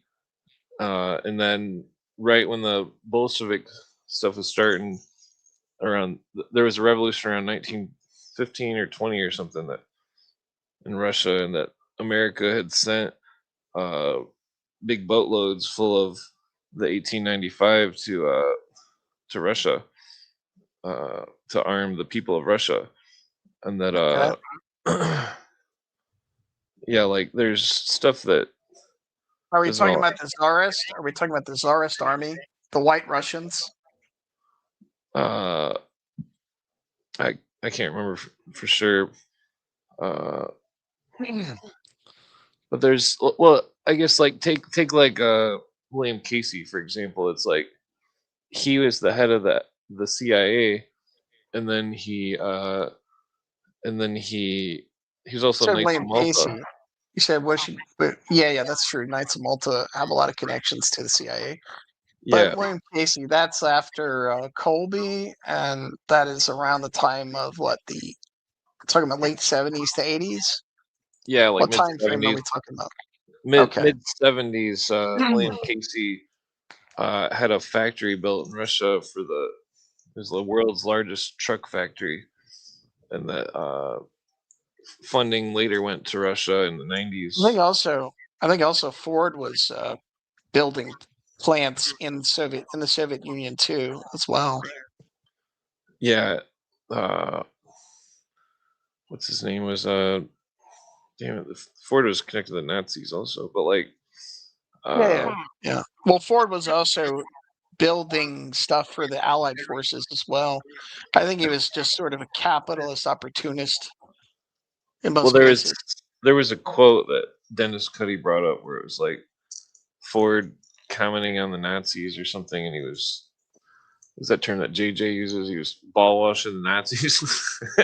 That's true. He did ball wash the Nazis, but he's a man of contradictions because Ford, despite I think he used a lot of the Nazis and fascists to stop a lot of the labor unions in that was to assemble around Ford. So what he did is he supported the American Bund. He also supported various different people like fuck, I'm trying to think of the name of this like group that was formed in Michigan at the time around a bunch of ex-Klansmen that were going around beating up union workers. So I think he wanted to bust the unions and make sure the unions didn't really start forming around the Ford factory. So they had It's like these possible, but wars. the factories, he had the highest paying factories in the country at the time. He did, yeah. He did, yeah. Was yeah, it's like Todd brings up this thing about the this road that was built in Afghanistan, I think it was, and it was this giant road that was built from Russia to the Middle East, and it was all so Russia could bring in a bunch of tanks or something. And Talking about the Trans-Siberian Highway. Is I that the can't one? remember what it's called. It was but like, well, it's like there's all these strange things that I can't quite, like I think it was Stalin or Lenin. I think it was Stalin. No, I think it was Lenin. Lenin borrowed 90 million from Rothschild. Uh, Okay, where is this claim coming from? I'm pretty sure that was Dennis Cuddy. Okay, I'll have to look into this guy. What's this guy, Dennis Cuddy? Yeah, I'll send you the. I sent you that article archive thing at one point, I think. Where's that? Newswithviews.com. The Cuddy archive. Oh, here it is. Did he borrow from Lennon? How much did Lennon borrow? I think he said, Said 90 million. Okay. Yeah, there's a lot of variables that I can't quite work out. That is. Well, the question is, where does Dennis Cuddy get his information from? Where is he sourcing this from? No, he's a PhD in history. Like he usually Well, what's quotes his? his Oh, stuff. I understand that, but what's his direct sources though? I'd have to dig up the article. Damn it, it's fucking. Now let me go through for some reason. And the reason why I'm being kind of a contrarian here is not to be an asshole, but to, if you ever do debate a Marxist that knows their stuff, fortunately, Oh yeah. for all the people that want to debate Marxists, most of them don't know their stuff. But if you ever find anybody, you gotta have like your claims down to like a very concise manner. Yeah. Well, I mean, even the planks themselves, they go right along with the Illuminist planks, the abolition of religion, private property, the destroying of the family, the Okay.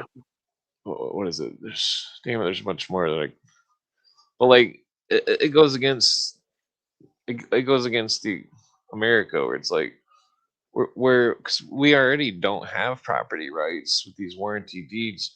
It's like we need these allodial titles to get back into circulation so we can own our property and we don't have to like ask permission to fucking, because in the future they're gonna outlaw wells, they're gonna make everything fucking just, it's like the perestroika thing. It's like they knew that the communism wouldn't work, so they decided, well, I think that they had plain incompetence the whole time, but like the merging of a communist corporatism where it's like the corporations or the government, and that the Isn't that just neoliberalism? What we have now, neoliberalist capitalism. well, I think the modern term liberal has been distorted. Well, I mean, I'm using it in like the modern sense. I'm not using it in its actual definition because yeah, most people, when you talk to them, when they think about liberalism, they're not thinking about the Enlightenment period or to like any around that period. They're thinking about in the modern sense what entails liberalism, which it just yeah, means free. Liberal just means free in its like Latin definition, but that's not how the terminology or nomenclature is used by most people in the exact sense in the modern day world. excuse me. Yeah, the well, it's like the terms can be used in a Hegelian manner. It's like, because you could be conservative towards the constitutional republic, or you could be conservative towards an unconstitutional republic. You see what I'm saying?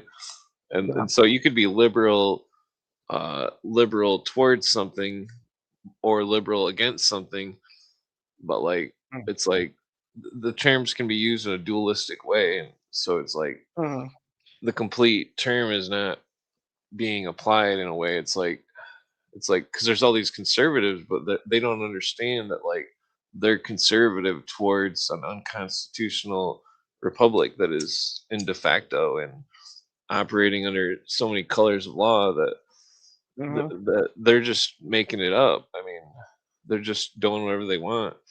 It's like they've taken the 10 square mile clause and they've deleted it essentially, and that they've pressed their jurisdiction into the states under the guise of all sorts of stuff, national parks, security, everything, and that they've violated the 10th Amendment. That the 10th Amendment is like, it's like if the state has the authority or jurisdiction over you in some way that the federal government can't have the same authority or jurisdiction over you in the same way, such as like taxes and like it's like there's this dude 10th Amendment Center. He posts a lot of good stuff, but he's on some kind of weird. You can tell that So he's kind of I losing it or think thinking. if I'm to understand this, Clint, some of your basis of your values are mainly around constitutional freedoms and the liberties in America. Is that correct? That's mostly Yeah, where you're formulating most of your thought well, yeah, about because and your I've critique of communism. well, that's not the whole of it. It's the connection with Illuminism, and Okay. it's like Weishaupt's plan to topple all the kings and the empires. It's like he all he did was create something that was a new a new You do oppressor. realize the irony. You do realize the irony of that, though. The irony of Weishaupt's plan is aligned also with like what a lot of the people in the Enlightenment wanted. Yeah, It sort of dovetails what they wanted in well, the Enlightenment and well, I can't remember who also the kind of what the founders kind of wanted as well, maybe in a modified form. But well um, Weishaupt that's himself wasn't. He basically was just talking about Enlightenment values. well it's What we would know as Enlightenment values. it's like Cooper goes over the stuff about how the it's like the Illuminists split. It's like I think the American Illuminists were first and that they were the good ones, and that the Weishaupt Illuminists, I think that Weishaupt might have been like a double agent for the Hmm. Jesuits, and that it's like when America was founded, it was the only time a country was founded on collective people who were founding a nation on God, generally speaking, and that it had never been done before, and that their contracts, their constitution, it was a mix of the Which Masonic comes from Constitution which comes and from the it comes from Hobbes and Locke. well Those are the like some of Mason. the people that came up with like the Magna Carta and the Oh original yeah, sort of principles. yeah. The Magna Carta is definitely good, but like they based it off from the Masonic Constitution and the Algonquin tribe Hmm. law. I think it was. Pretty sure it was the Algonquins. The tribes used to have a law. They Yes, used to yeah, have a government. yeah, I'm aware of them. Yeah, yeah, yeah. The only difference was The the five, they were tribes. called the five. They were called the five civilized tribes. I'm aware.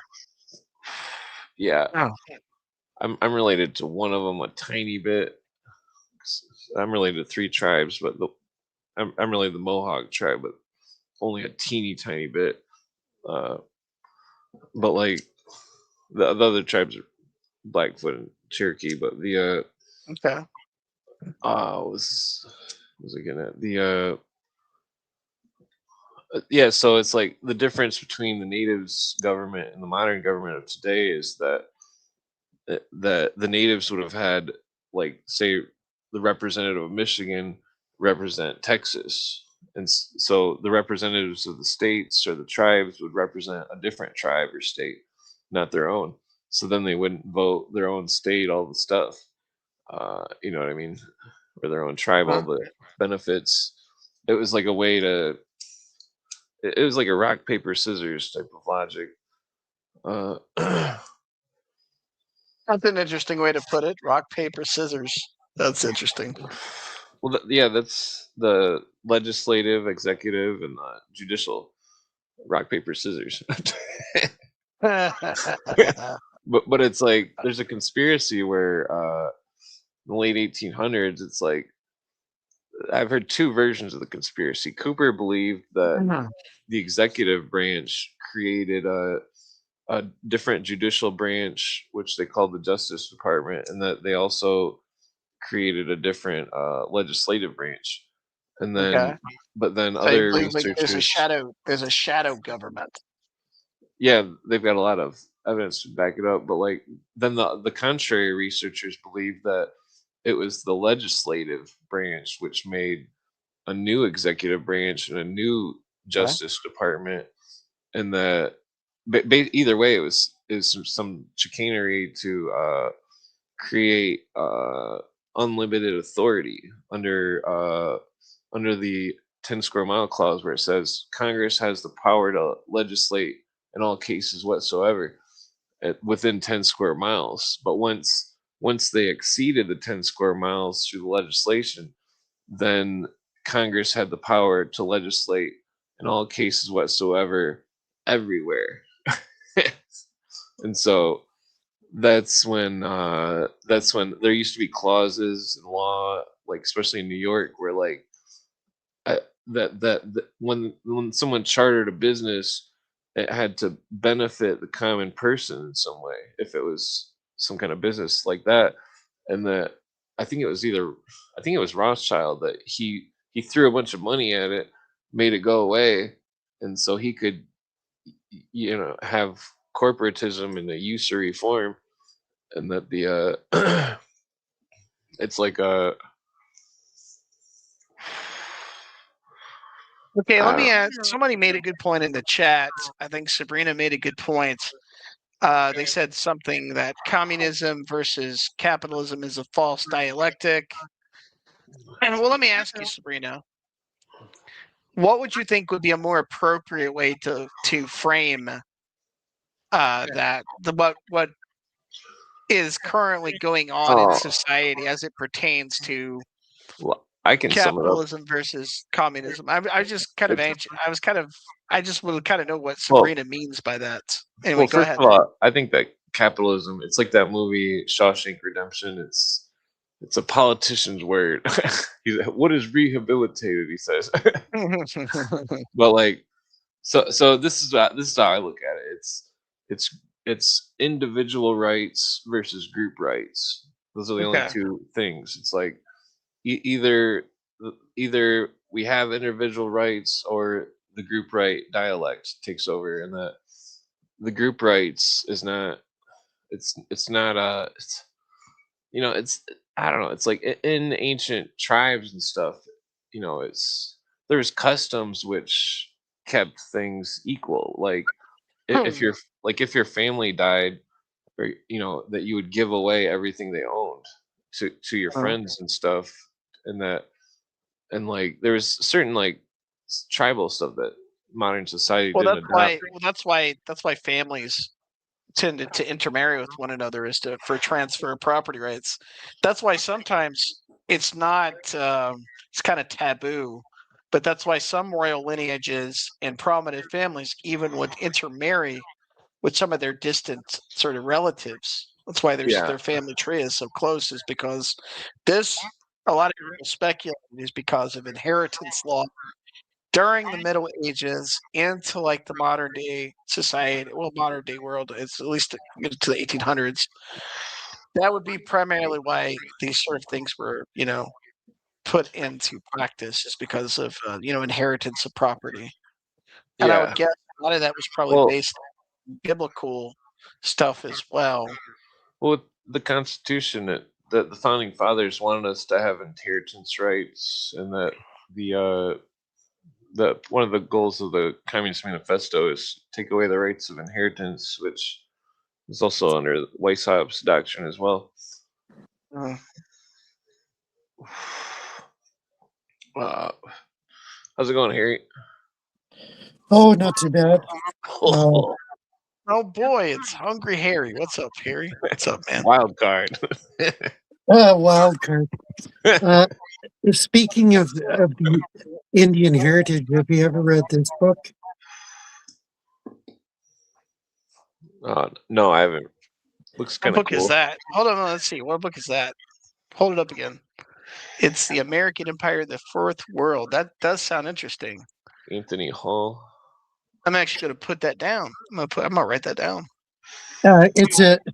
This is the first volume. There's a second volume. They're both 600 pages long. He's a professor at Lethbridge. Well, he got kicked out. eventually. Why did he But get kicked out? Was he a Nazi or something? well, according to this article, What is that? Faces human rights complaint. yeah, he did face human rights complaint. But the book is about the Indian. Was it the Five Nation Confederacy in New England? The five civilized tribes, right? Yeah, and how they negotiated initially with the proto-American government to come to some sort of peace. By the way, Harry, I like that popcorn ceiling, bro. Uh, Oh, yeah, I'm just joking with you, but I yeah, like that popcorn ceiling. hmm. yeah. Anyways, it's a good book that shows. Well, here, I don't know if you know what Clint, you claim to know about Indians. What does that mean to you? Natives? They're First Nations there, sir. Yeah, I don't. They aren't the First Nation. Well, They're the They First never. Nation there. They There was- never had a nation. They never had a nation to begin with. Hey, why don't you put some respect on their name, man? They're the First Nations there, bro. Yeah, bullshit.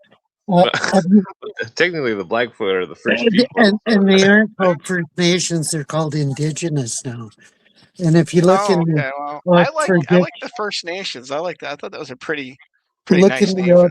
Oxford Dictionary, and you'll find that Indigenous. Actually, I'm Indigenous. They're indigenous to where? To Mars? Alberta. Alberta.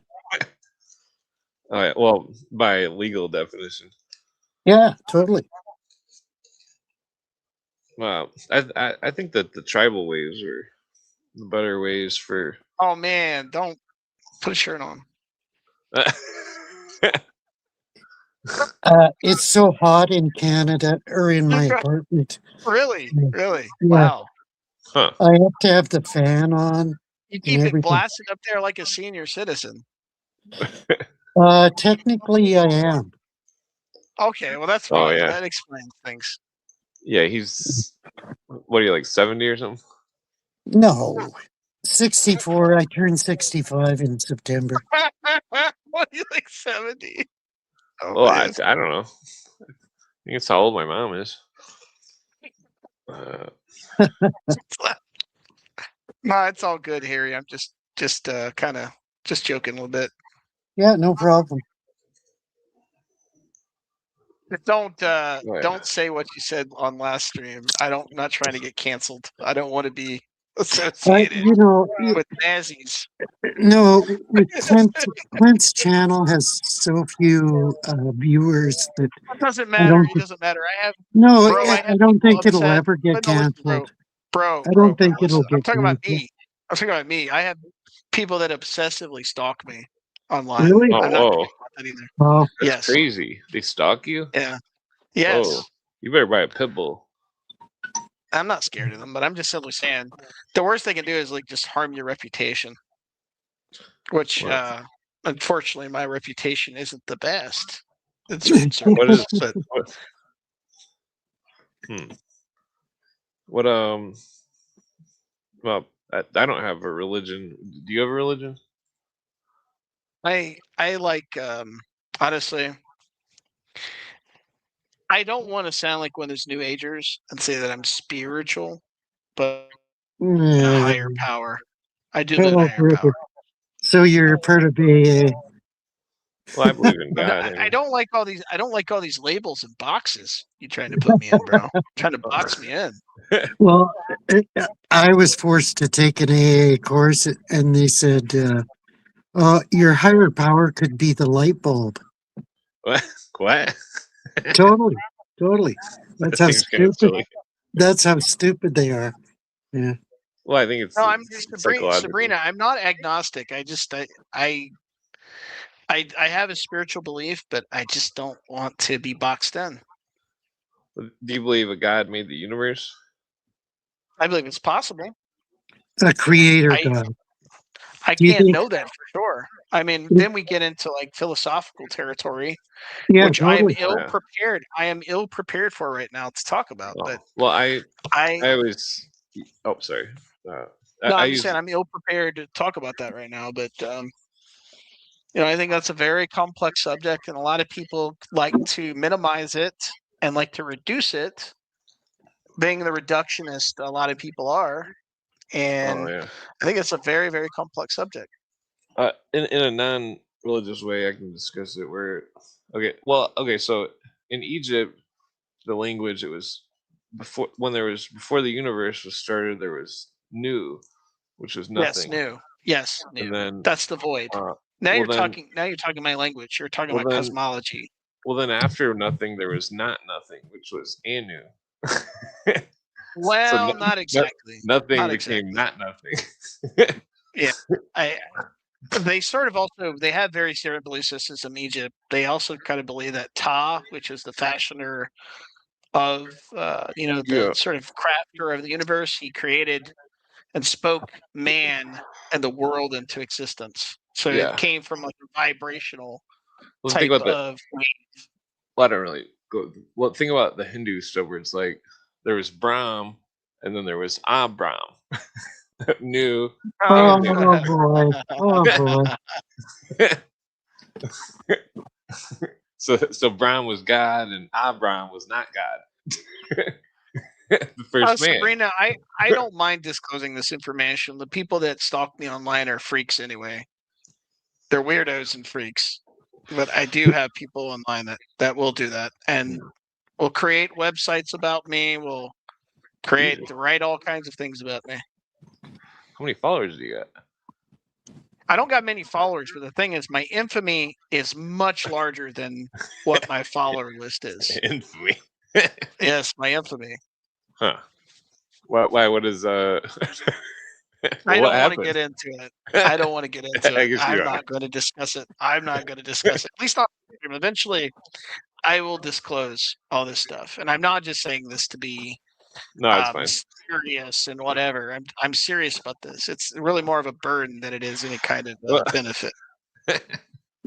Totally, Bob. Oh, that's But sugar. honestly, I'm just a retard on the internet that likes discussing parapolitics, conspiracies, and occasional political discourse, but more so on the parapolitical and the conspiracy angle, and maybe occasionally I like to talk about occultism as well. Oh yeah, So, what's your opinion of Artemis 2?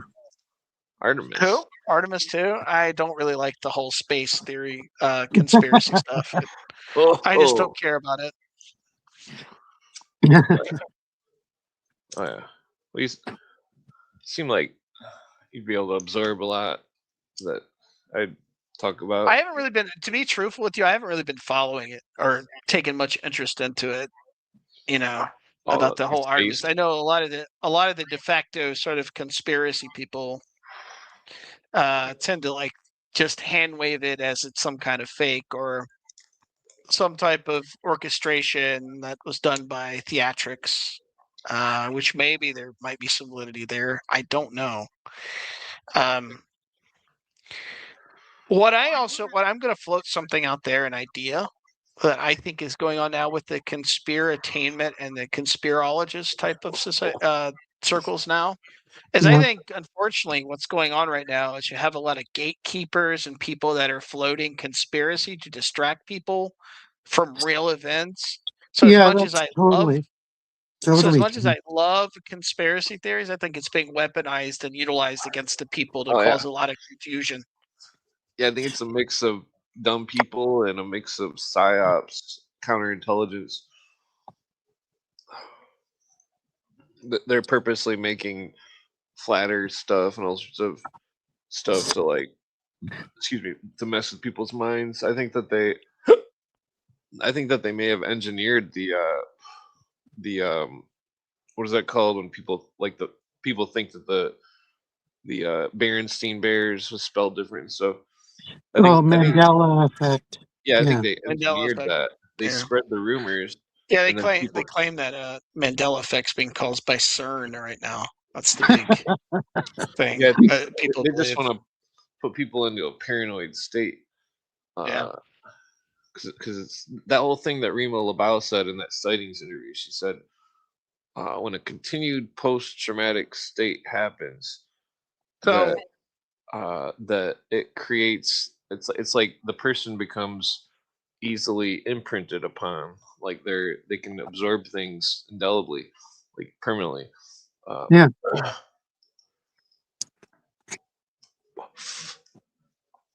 Yeah, like video games, movies, the news. uh I try to look at it like psychology, you know what I mean? to Sabrina in the chat, there's nothing wrong with questioning reality. It's just that I think some of the people that question reality, I question whether they even have a firm grasp upon reality to even question it. This is Totally. not. I don't want to call people mentally ill or anything because that's Well, sort of shaming people. Because sometimes well, even people that are mentally ill sometimes have breakthroughs to where it gives us a lot of insight into stuff, such as people like PKD. You know, Philip K. Dick was mentally ill, but he Yeah, gave us a lot of totally. insight to like what how was the he world. what was he He's mentally ill with? schizophrenic. He's Yeah, schizophrenic. he spent years in asylums because he was unstable. But I mean, he wrote some of the most brilliant science fiction. Yeah, But also, like he was trailed by the FBI. There's like, if you ever go and look at his FOIA file, yeah, dude. he was being targeted and tracked by people, and it wasn't just a delusion. He wrote that one book called fuck, what is it? The name of it? They made it into a movie. Shit, I'm trying to think of it. It had Uh, Keanu Reeves in it, yeah, and what was the name of that one? Richard he's Linklater directed it. he, Hmm. uh, Sounds familiar. he's the author that had the most science fiction movies made from his books. Yeah, Yeah, I think him and Robert Heinlein. Scanner Darkly is the name of the yeah, movie. yeah. I think that some people that are schizophrenic, I think they're seeing or experiencing psychic visions or ghost voices or something. Uh, That may my be true in some cases. my friend that says that he can hear voices in his head. I always ask him. I was like, "Is it possible that these are ghosts talking to you?" And Well, they're just there is like voice to skull technology, something which I didn't going back all the way to like 2020. I thought was a farce, but I looked into it, yeah, and apparently there are real patents about Oh yeah, voice to skull it's real. technology, and there was like experimentation with something called the Tempest Project that people were really doing around this time period. So it's something that is like very Yeah. real. Well, I speculate my friend that has the voices in his head is simply suffering from a disorder called folie à deux, which means Oh, fully, nice. I do that. But that means shared delusion, though. You need another person for yeah. that usually. Well, he claims that he somehow caught the illness by hanging out with some crazy people that were talking about the same thing, and that uh, I speculate that they drugged him or something, and that it Yeah, caused some kind of psychosis in him or something, and yeah. that That's why I'm not. That's why I'm not. I don't totally go out of my way to just call everybody mentally ill because they're saying something that is out of the norm. But clearly, there are cases of clear mental illness. But there's also people that experience augmented reality to probably being induced upon them by something or something oh else. yeah, like they have symptoms of being on Datura, but they're not. It's like some kind of psychosis in that form. They think they're at the grocery store, but Well, they're in like a I'm park. saying that certain people may accidentally fall into sort of conspiracy plots, or they might fall into situations that is beyond their control because they saw something, or they witnessed a murder of somebody, or they may have stumbled upon some information, and they probably purposely induce mental illness in a lot of these people. So, they can't really sort of write about these details or report to Yeah. the press about these details. Well, my Yeah, friend so it's that like a lot of like different factors that are involved. oh yeah, my friend that's got the voices in his head, he claims that the voices are prisoners in some kind of in Colorado, or I think it is Colorado or Mexico, some detention center where El Chapo is or something. That's what he claims. Hmm. And like, it's very bizarre. It's a very Yeah. bizarre claim. He claims that That is a very unusual claim. well, he claims that he thinks that that keep in mind this is what he says, that he says that that he thinks that the government is inducing people with in these prisons that are like big prisons or something with high status convicts, that they're intravenously giving them DMT, and that he thinks that they're doing experiments and they're making these people talk to him in his brain, like through his head, and like it's very bizarre. Yeah, he's probably read too much Kathy O'Brien and MK Oh, Oh Ultra boy, literature. oh no, well, he no, doesn't read. Kathy O'Brien was Project Monarch though, and Mm. a But he lot of doesn't people read are on the any fence. books. He's A lot very of people are on the simple. fence. A lot of people are on the fence about Kathy O'Brien. Well, it's Yeah, like I know. all he does is play WoW. That's all he does. He plays World Oh of yeah, Warcraft, interesting. and like I don't know, it's just really weird. It seems like he's getting better though. I think he's getting better. We still can't get him to play cards, but uh, I think in today's world, nobody likes the contrarian. Nobody likes the contrarian. People want to believe what they believe, and they surround themselves in their own echo chambers. And oh yeah. I mean, and this allows a lot of people to bend fact to, and the people with the real power have ways to be the architects of reality. And I think maybe this narrative is too complex for people, or maybe it's too abstract. I don't know. So Well, we have people over the last that 20 years. Oh, abuse their sorry. power and do this. Anyway, go ahead. Over the last 20 years, what I've thought about the conspiracies has changed drastically. Like a total 180. Like I 18 years ago, I used to believe in chemtrails. 18 Mm. years ago, I believed in the Christ consciousness. I believed that all sorts of fantastic ideas that I do not believe in today. And like, it's You like don't believe in chemtrails, even though the white papers have showed that it's actually true. they didn't show that there was barium in it. People were saying barium for years. That I've never seen any evidence of barium. What about soil samples? Well, that's the thing where I've found evidence that NASA released barium in the outer atmosphere, outside of the ozone, to track the solar flares that seem to be somehow shielded from Earth. Uh, which I can bring up the NASA document if you wanted. I think it's called Space Flight Revolution. I don't remember the page. But if you type in space flight revolution and barium in quotations, you should be able to find it. It's an official NASA publication. But Okay. that's the only barium that I've found in the research. And like this whole Christ consciousness thing, I've definitely.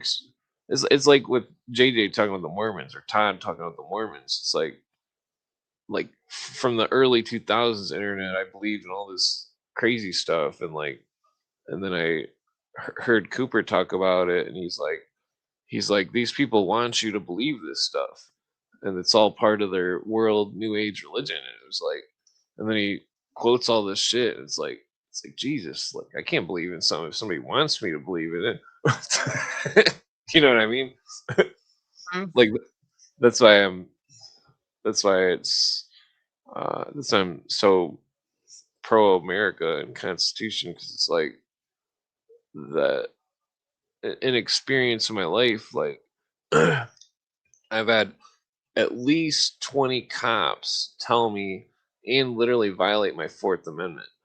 I've had at least 3 judges tell me that there's no constitution in their courtroom in some way or another, and that I've seen so many like atrocities with people that, my black friends that were in the system, that they were, that when I knew them back in 2001 and 2002, they were completely different people, and that they all got in trouble and stuff, and like when they came out of the system, they were completely different, and that they were totally institutionalized. One of them so much that he spent the rest. He's still in a home. He's in an old people home right now, and his name is Marjan. And that all he does is sit there and scream all day because he was in the prison, and that they beat him so bad.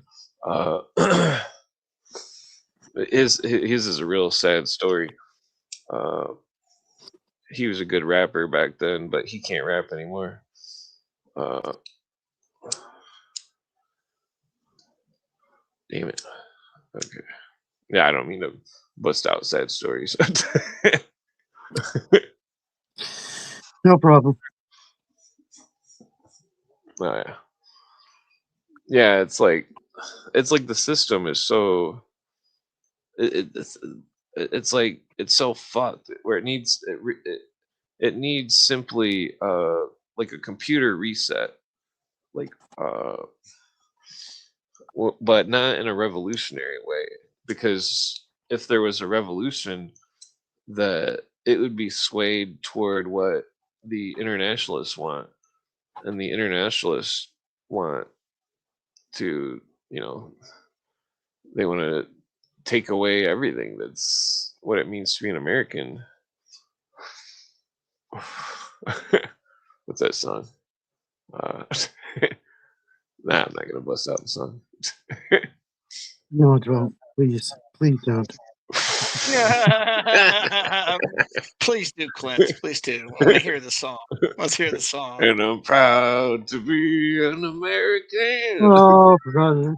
Well, at least I know I'm free. Well, at least I know I'm free. And I won't forget the men who died, who gave their right to me, and I proudly stand up next to her and defend her still today. 'Cause there ain't no doubt I love this land. Song bless the USA. Yeah, if you know how many times they played that Yeah, song, Todd Reed, Todd's alternate twin.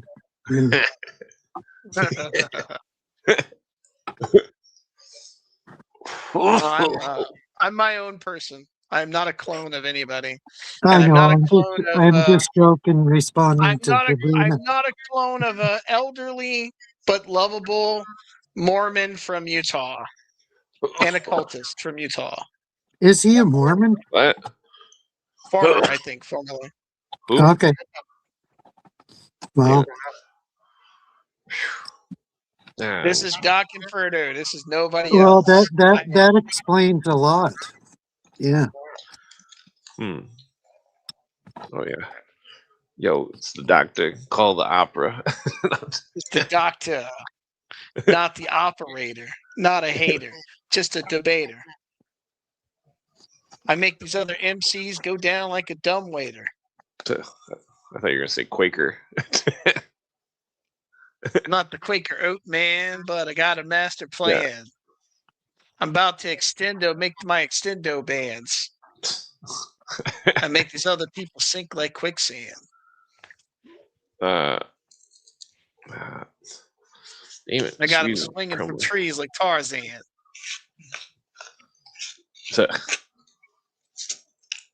Yeah, what was I forgot what I was gonna bring up. Yeah, there was this one DuckTales episode where Tarzan had a tattoo on the bottom of his foot of some royal family. I don't know if that was in the movie. What royal family? I don't know. It's interesting though that Disney put that in there. It's just fucking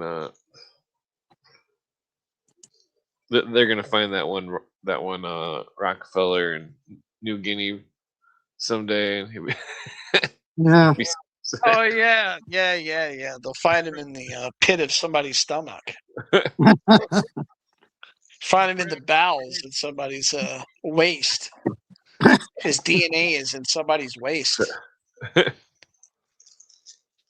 yeah, that would In the definitely suck. waist of a Papuan. Nah, there's a Wyclef Jean song. He's like, "In my DNA." In my DNA. For some reason, that reminded me of it. Speaking of DNA and conspiracy, what do you think? Me and 23 or whatever it's called, they were compiling a database of people. Yeah, you know what's interesting about that is some of those genetic companies, I don't know if it was 23andMe, but they got in trouble for trying to patent some tribes. I think Yeah. some tribe in maybe it was Papua or Polynesia or somewhere. They were trying to patent their DNA. So Yeah. I'm very distrustful of Huh. 23andMe and genetic companies because Yeah, I mean, not that I have anything to hide, but they work with the police. So if Yeah. if they're trying to find some crime, they will. And they have the possibility to put your genetics in some type of future crime, Pre-crime, yeah. type of thing Yeah. to where they might, yeah, and this is sort of neo eugenics that is probably going to be practiced in the future with all this. Some kind of situation like that movie Gattaca, well, where you'll be assigned your caste and your class according to your DNA. Yeah. oh, yeah. It's too bad because I find it interesting. I'd like to discover my DNA, but I refuse to submit my profile to anybody. Yeah. You could just do it. You could just do a DNA test yourself by getting the RNA chemicals and stuff or whatever. I mean, it No, costs a lot of I money. don't think it'd be that easy. Maybe it is. I don't know. Yeah, freaking somebody, I don't remember who it was, one of my friends, he swabbed the cat's mouth and then he sent it to the DNA place. And they said that it came up human or something, and he's like, "This isn't possible." And then he was half Irish and half German. Yeah, the cat.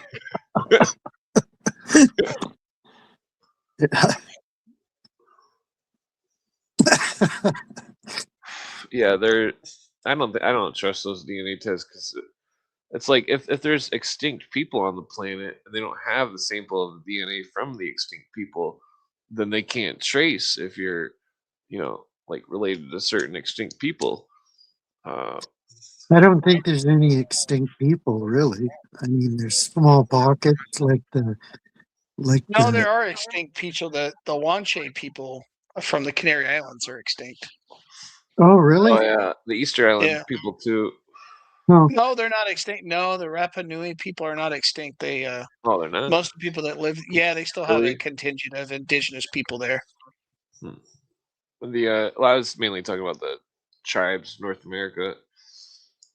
Well, they're not extinct either. They're just their populations have been reduced. yeah, and On the East intermixed Coast, with Spain, Spaniards. well, You know. there's this thing with Yeah. the Plus, a Cherokee lot of where it's like, plus a lot of them have mixed in with other groups as well. well, Yeah. in the East Coast, like the Cherokee, 'cause I'm related to the Cherokee on the East Coast, but like Yeah. once the settlers came Cherokee destroyed, Nation, destroyed Cherokee tribe, once so once they, proud to live, so proud to die. well, so once a bunch of the tribes got like basically like stomped out when the white man came like that the Cherokee adopted a bunch of like That's it, loners really. basically from other tribes, and that their tribes and their heritage got lost, and their genetics probably got bred out of existence, and only exist in recessive genes. Uh,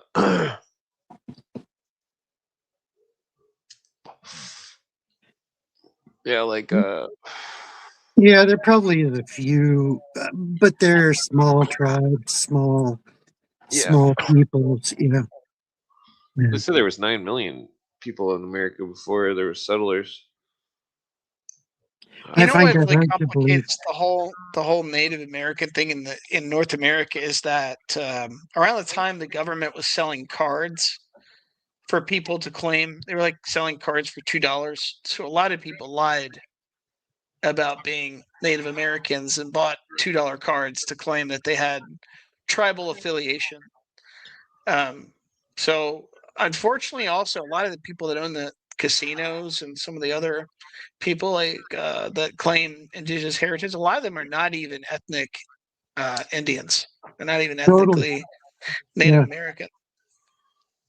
No, Yeah. there's this huge thing of like people claiming that the tribes are all African or something, and it's like one of my friend's wife, his wife is pure Alabama tribe or something. I forget what the name of the tribe is, but like the most southern part of Alabama, and that Yeah, I she's forget what got they're very called. distinct features, and that there's a lot of tribes that are very very distinct features that you don't see in people's faces these days.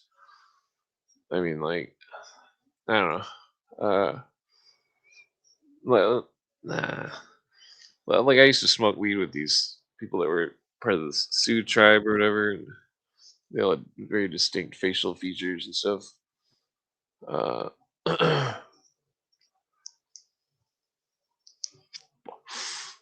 yeah, the tribe I'm related to, the Blackfoot. You look at some of them; they look like Cro-Magnon man. It's like, oh, uh, Yeah, when I see Well, some of the straight up Africans caveman. on the street in Calgary, it almost tempts me to believe in evolution. oh, come Oh, on, I stop don't believe it. in evolution. Stop with the racism, man. Oh, man. What, You're what? going to get me That's canceled. racist? That's racist? Wow. Isn't evolution a shibboleth of modern society? Wow. Well, they claim that the people just evolved more skin color and all this stuff. I don't know. Oh, boy. I think they need to start testing people's heart rates and stuff. Because So when I found out the Peruvians have 50 beats per minute, it's like that's it's because they live at higher altitudes. Yeah. It's because of oxygen level and the altitudes in like the mountains. hmm. End of Okay. story. Yeah. Well, I wonder if people that were non-Peruvian moved there, and if they say Well, somebody was they born there, found like if somebody was well Now, they born on the mountain. yeah. Now, when you go with IQ tests, that's a totally different oh story. man, come on now, No, come I on don't believe in IQ tests, but my IQ test is 160. now. Well, I scored 160, so Oh man, Harry is a eugenicist, man. God No, damn I'm not. I'm totally against Dalton. it. Yeah. yeah, I scored 160 in like seventh grade, I think, sixth grade. Then when I before I dropped out of the Navy, I scored really high too. I was like, yeah, I still got it. I never actually went to the Navy. They were like, oh, we're gonna give you 17 vaccines. I'm like, well, I gotta go. And then I just never showed back up.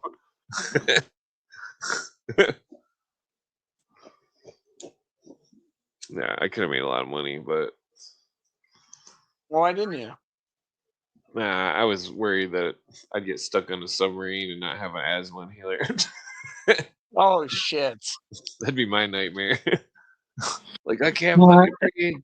Yeah, thankfully in rural Canada, we didn't have those programs that they had in the States that, like Courtney Turner got stuck in this program where they tried to take advantage of higher IQ people. Um, thankfully, we didn't have that in rural Alberta at the time. But and my teachers, they'd say to me, "Oh, we're scared you're going to drop out. We're scared school's not challenging enough." But what did they do about it? They never gave me extra work or anything. It was weird. Oh yeah. Damn it. You a gate kid, Harry? Were you in the A what? gate program? No, but Courtney Turner was, and I think maybe even What? What is Jay gate? Jay Dyer might have been part of it too. Where the fuck did Yeah. my battery go? What is gate program? Well, it's a long story. Supposedly gifted kids that were Yeah, isolated from the other kids, and they were given sort of specific work and supposedly groomed by the establishment and the government and steered in certain types of directions. yeah. Oh, like that Dark Angel TV show. I've never seen I'm it. unaware of that. Never Is seen it. that the Oh, one you gotta with watch that it. one It's, hot girl? What's her name? yeah, I'm pretty sure it's directed by some famous dude. John Cameron, right? Or James Cameron. Oh, James Cameron. Well, did James Cameron do They Live? Yeah, no, it's John Carpenter. Oh yeah, Yeah. John Carpenter. Right. I mixed the two up Dark- for some reason. Who is the girl in Dark Angel? What was her name?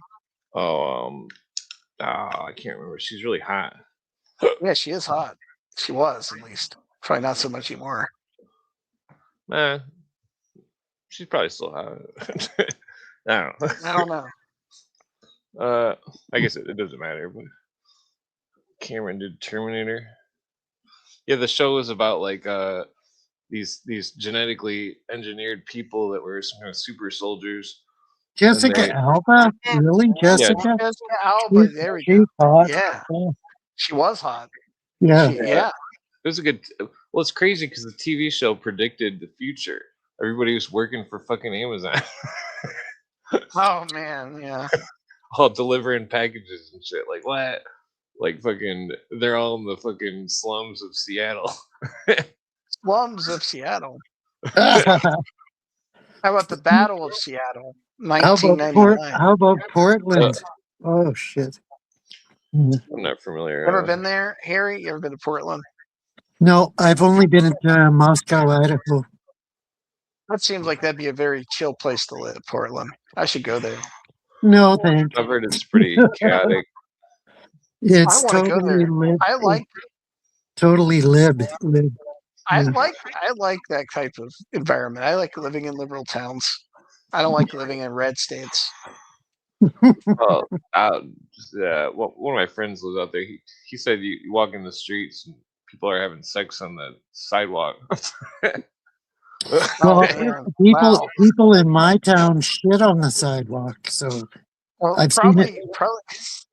They're Probably they're not people you'd want probably to see. Indians from the Gandhi. Probably people you wouldn't want to be engaged in that type of activity. it'd be You know. it'd be fucked up. Were you supposed to be like, hey, you want a cigarette? Nah, that's bad. You probably need one later.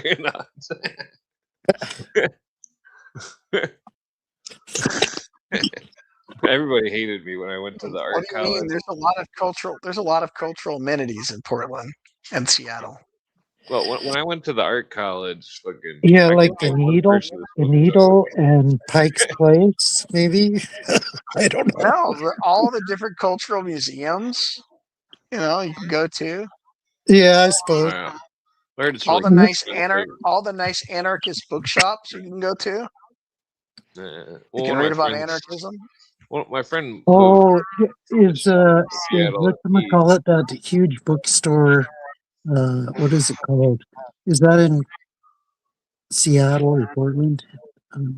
which one? California, Los Angeles. I know. I can't think of the name of it, but Well, there's Well, my friend he grew up in Seattle and he moved to Michigan. He's married to one of my other friend's sisters, and he said it all became. He described it all like it happened in Michigan, where it's like it all became gentrified and then everything became really expensive, and then nobody could live there, and all of a sudden all these people from other big cities are moving in, and it's the same way with Michigan. It's like there's tons of Chicago people in Michigan, and that they've created some extremely dangerous stuff in the big cities, and it's like like fucking Grand Rapids, for example. That city, well, yeah, I'm like a couple hours it from used to there, and be a like Christian capital, Grand Rapids. Yeah, Powell books. I used to live in Grand Rapids in like 2005, I think. I lived in the hood in Grand Rapids, and it wasn't scary like the other hoods that I lived in. But then over time, like the Grand Rapids now is dangerous, and like the like it's just crazy. Back before I lived in that city, I was driving there once just to I think I was driving there to buy a bong or something at the head shop, or I don't remember what I was doing. I think I was going there to visit a friend or something, but like it's from the bong. But, It's from the bong. Yeah. Well, I got pulled over in that city. That I've only got a misdemeanor on my record, and I was only going 10 miles per hour over the speed limit. And the policeman pulled his weapon out and pointed at my face. And I asked him, I was like, "Are you on crack?" Wrong question. Wrong question. Probably. And you should have said probably. He let me go after that. he like apologized. It's like, yeah. I'd say probably.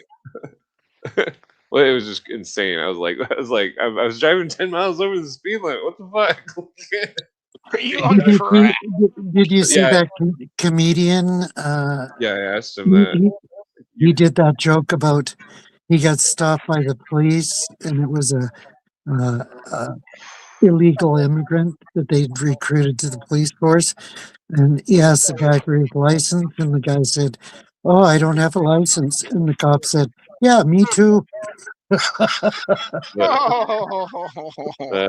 a silly joke. Yeah. Yeah. Yeah, I guess I'm gonna roll another joint. It's from the bone. It's from the bone. Oh yeah. Well, Donut does a really good Cypress Hill impression. Yeah. It's from the bone. Yeah, I like Donut, but he's too much into gematria, and I don't know. I just don't. What's wrong with gematria? What's wrong with gematria? What's wrong with it? It's okay to a certain extent, but when you have you ever heard of Chaldean? You ever heard of Chaldean numbers? Chaldean birth numbers? Birth numbers? Yeah. I don't know. They have like a certain formula where you take your date of birth, the time you're born, and this is supposed to give you the numbers that you resonate with. Well, that sounds like your life path numbers. Yeah. Well, that's what gematria is, basically. Yeah, it is. Yeah. I mean, gematria is supposed to be a part of Kabbalah. Yeah, it is. Totally. Yeah. I like all of it. I like researching all of that crazy weirdness and wackiness. But and I gotta start doing Kumtin and try to get guests on again. You know, I gotta start doing that again. Right? You know, Kabbalah has its I'm gonna resurrect my Neoplatonism. Yeah, Neoplatonism. Yeah, I'm gonna resurrect my food cast. Well, I don't think it has. I think Kabbalah isn't Kabbalah. That it existed before Neoplatonism and it comes from Babylon, ultimately from Babylon. Yeah, that's what they say. They say it comes from like Babylon through Pythagoras. Yeah. Well, that would they say Pythagoras initiated the pyramid. Yeah, they do say that. I think that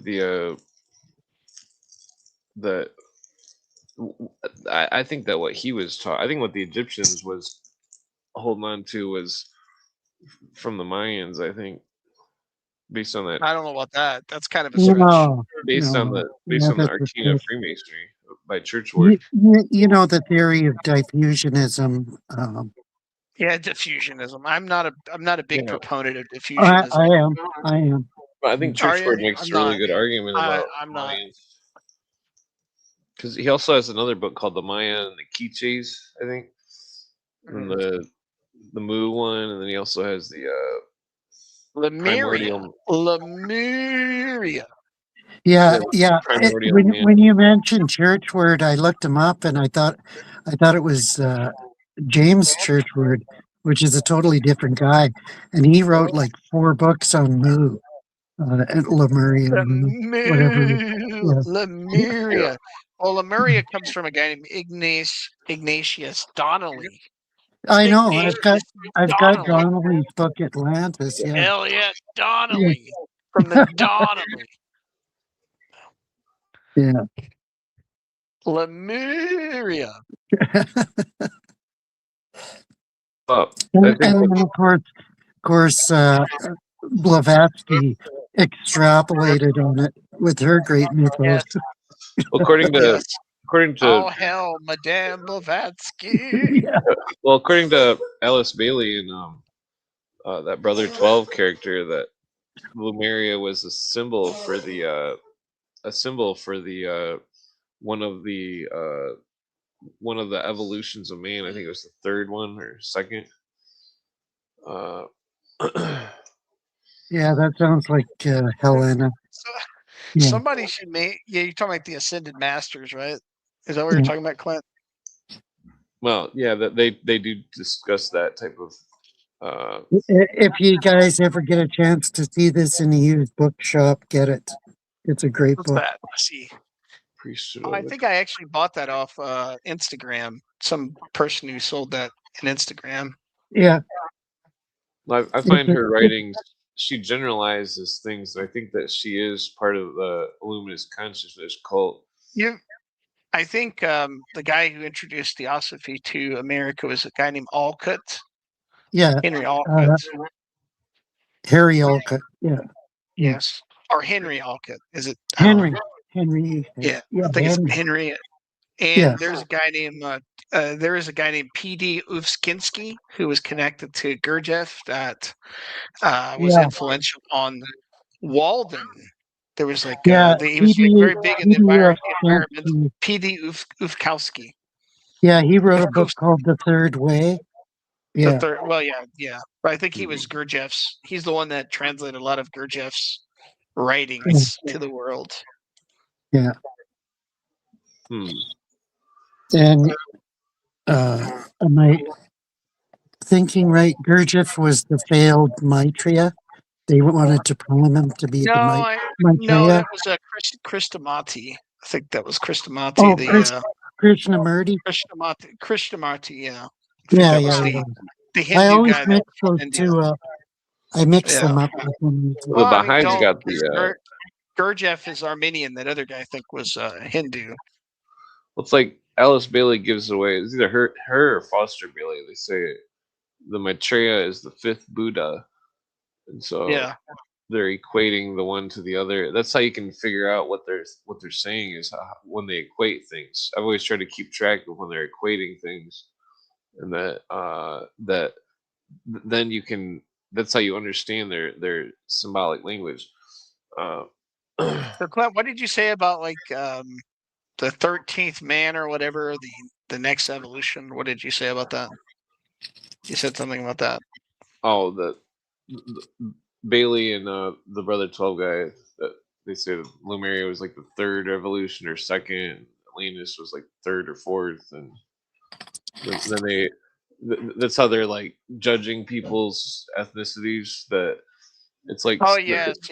Different groups come, and they're supposed to be like, you're talking about the root races, right? Yeah, root races.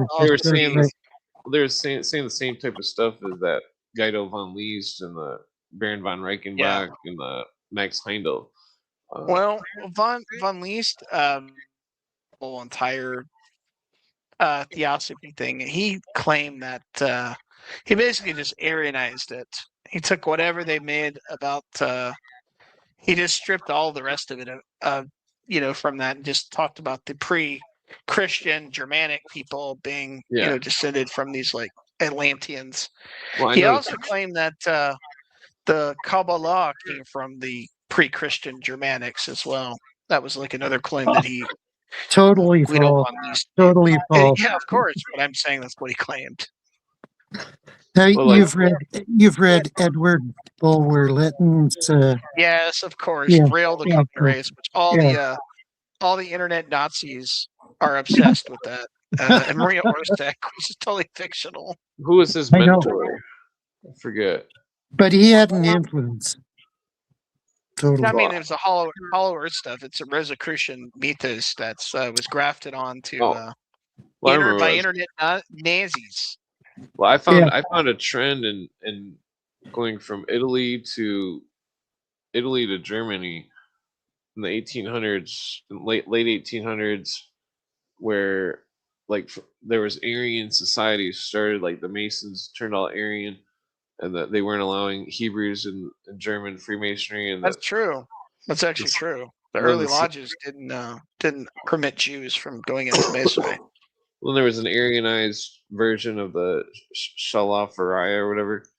Then That's why there they was, made the Mizraim Martin's order, which did permit Jewish people to go into Freemasonry. And Well, then- B'nai B'rith is basically a Jewish Masonic Yeah. order. Yeah. Yes, it's well, then correct. they also Aryanized the Rosicrucians, where the previous Rosicrucian doctrine was about John and Revelations and all this stuff, and that then they turned it into this Aryan thing. I can't Well, remember which. the I early don't know about Rosicrucians that. were about Yeah. the chemical wedding of Rosencrantz. They were Yeah. extension of alchemist, basically. Well, Yeah. that's the cursory that I've looked in the oldest books I could find and found this doctrine of Well, them. but don't confuse like the two Rosicrucian orders, because the one that is like in the There's many newfangled different one ones. that's the new one that was in The- America, which like is created whole cloth. The AMORC Yeah. is something that was started by Pascal Beverly Randolph, Yeah. and Well, I'm not. loaded from San Which one Francisco. is Tobias Churton a member of? The American one or the The old American one, I believe. Okay. There is no old Rosicrucian order. I mean, it's dead. I Hmm. mean, theoretically. I'm talking about the you know that seal that what's his name? John D has. Yeah. Yeah. Yeah. Well, that seal Yeah, was a Enochian. symbol The of Enochian that. stuff. Yeah. Well, so Yeah. the seven-sided polygon or whatever was that was the symbol of John of Revelations, and that there was never any they suppose the story goes that there was supposedly a some kind of tomb of John of Revelations that was in a seven-sided room, and 3 books were found or something. And John the Baptist? yeah, Oh, you're talking about the one well, of the other 3 founding documents of the Rosicrucian Society. no. Yeah, they talk about that. No, I They know. talk about that in one of them. Well, Yeah. so they thought Lazarus was John the Baptist. They thought John the Baptist Oh, became that's Saint different. Yeah. Germain or something. That I mean, that's Well, really more. Saint Which, Germain, of Saint course. Germain. Saint Germain. Yeah, the court mystic that Mhm. lived forever, that was immortal. yeah, Yeah. yeah, because they claim that John the Baptist never died and he just changed And names. some people claim that Saint Germain was probably Cagliostro. Wow, that's a good one. Cagliostro's That's a a little good bit too one. heavy, I think. Yeah, there's people that claim that. There's like his people have researched that have claimed that Cagliostro was probably Saint Germain. Wow. Nice. Well, the pictures of Cagliostro, he's pretty heavy, and that Saint Germain isn't as heavy as Cagliostro weight wise.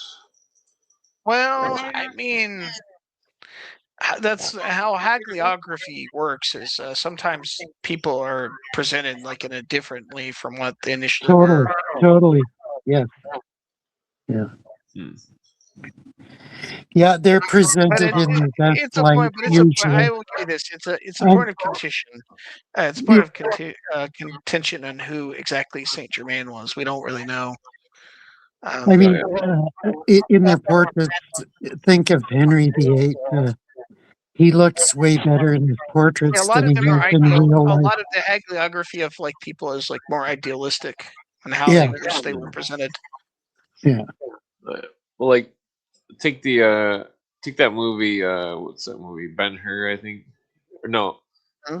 the movie they say, "I am Spartacus." No, I am I am Spartacus. Spartacus. Yes, that's Yeah, so dinner. then just replace Spartacus with Saint Germain. I am Saint Germain. No, I am Saint Germain. I am Saint Germain. No, I am Saint Germain. Will the real Doctor, Saint Germain stand up? doctor, do you concur? Doctor, yes, doctor. Yeah, Who's the real Saint? By the way, you're frozen, Clint. You're frozen me. on my end, at least. Yeah, Yeah. he is. He is frozen. Yeah. Oh well, that should be good. Am I still frozen? Yeah, Oh yeah, yeah. I'm actually wrong. Sabrina's correct. Yeah, it is Spartacus. It's not Ben Hur. It's a different. That's a different movie. Oh yeah, I think that's what. Ben Hur. What was it? There was some modern situation where I think that. yeah. I'm trying to remember the difference between Ben-Hur and Spartacus, and I can't think We're of about it. the same, honestly. We're Yeah. about the same. All Bobo about Patch. We Roman are revolt. Charlie Kirk. We are Charlie Kirk. We are all Charlie Kirk now. It's funny because people were actually saying that they were Oh boy. when they ordered food and stuff, they would like Uh, have their name be Charlie Kirk on the food the orders. conservatives really want a martyr. You know, they really want their martyr. You know, so they can compete with the left. It's definitely bizarre. What was the person's motive to take out Charlie Kirk? Like Well, that's did you why I see don't. some mentally ill Mormon kid? No. I disagree. I think it was a Israeli plot. Totally, No, totally. I disagree. But I'm saying they say it was like some mentally ill Mormon kid that was dating a transgender Fuzzy, person, or and then furry, he was like furry. Yeah. he was driven insane by groomers on Discord or whatever, and he just Hmm. he didn't like Charlie Kirk because he was influenced by his transgendered I guess boyfriend, girlfriend, whatever you want to call them. They at the time was radicalizing them, and that's why they killed, because Charlie Kirk was anti-LGBT. That's like the whole, which Yeah, that's the Yeah. narrative, that's the conventional official narrative, story. That's the which I official don't buy. narrative. Which I I don't don't buy. buy it. I don't buy it either. Yeah. No. Oh, yeah.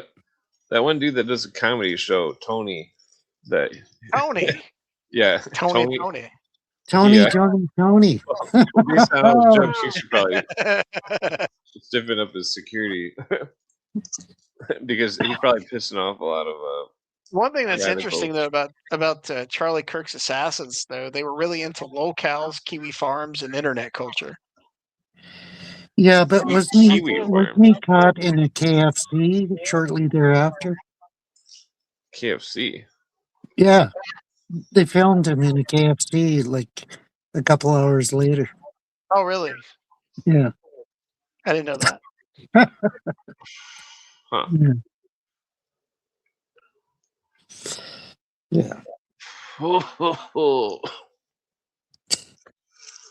Yeah. Yeah, well, that's just fucked up that people want to go around and hurt people. Yeah, I agree. That's That's just, America now, unfortunately. That's like what most people want to do in America now. If I disagree with you politically, I'm going to kill you. Off you. well, we're proof that people can't hang Disalive. out. So we've all got Disalive. You have to say plenty of friends. disalive on Oh yeah, YouTube. sorry, I forgot. Yeah, we got to use. They want to unalive them Unalive, yeah, unalive. Yeah. Oh yeah. It's pretty Well, bad when we have to have an alternate vocabulary for YouTube. Like, I There's mean, no freedom of what? speech. No, freedom of speech is Yeah. out the window. Yeah. Well, the thing is, tech companies are now controlling our speech now. Yeah, their algorithms monitor everything. Yeah. I mean, truthfully, Yeah. tech companies are probably who has most of the power now in America. Well, Sabrina says he had a copy of Catcher in the Rye. I didn't know that. oh, Um, what? No, I think she's I don't joking. believe it. Oh, I think she's okay, she's I think she's joking. jesting. I think she's jesting. I think Sabrina is jesting there. Okay, Oh, Trying I've to heard make all him into sorts that one I've guy got a that shot. copy of Catcher in the Rye in What my that one bookshelf. that Mark David Chapman that shot the Beatles guy, John Lennon, John Lennon. Yeah. weird CIA assassin. Yeah. And MK Ultra. of course, Mel Gibson had numerous copies of it in his movie. So, I read Catcher in the Rye.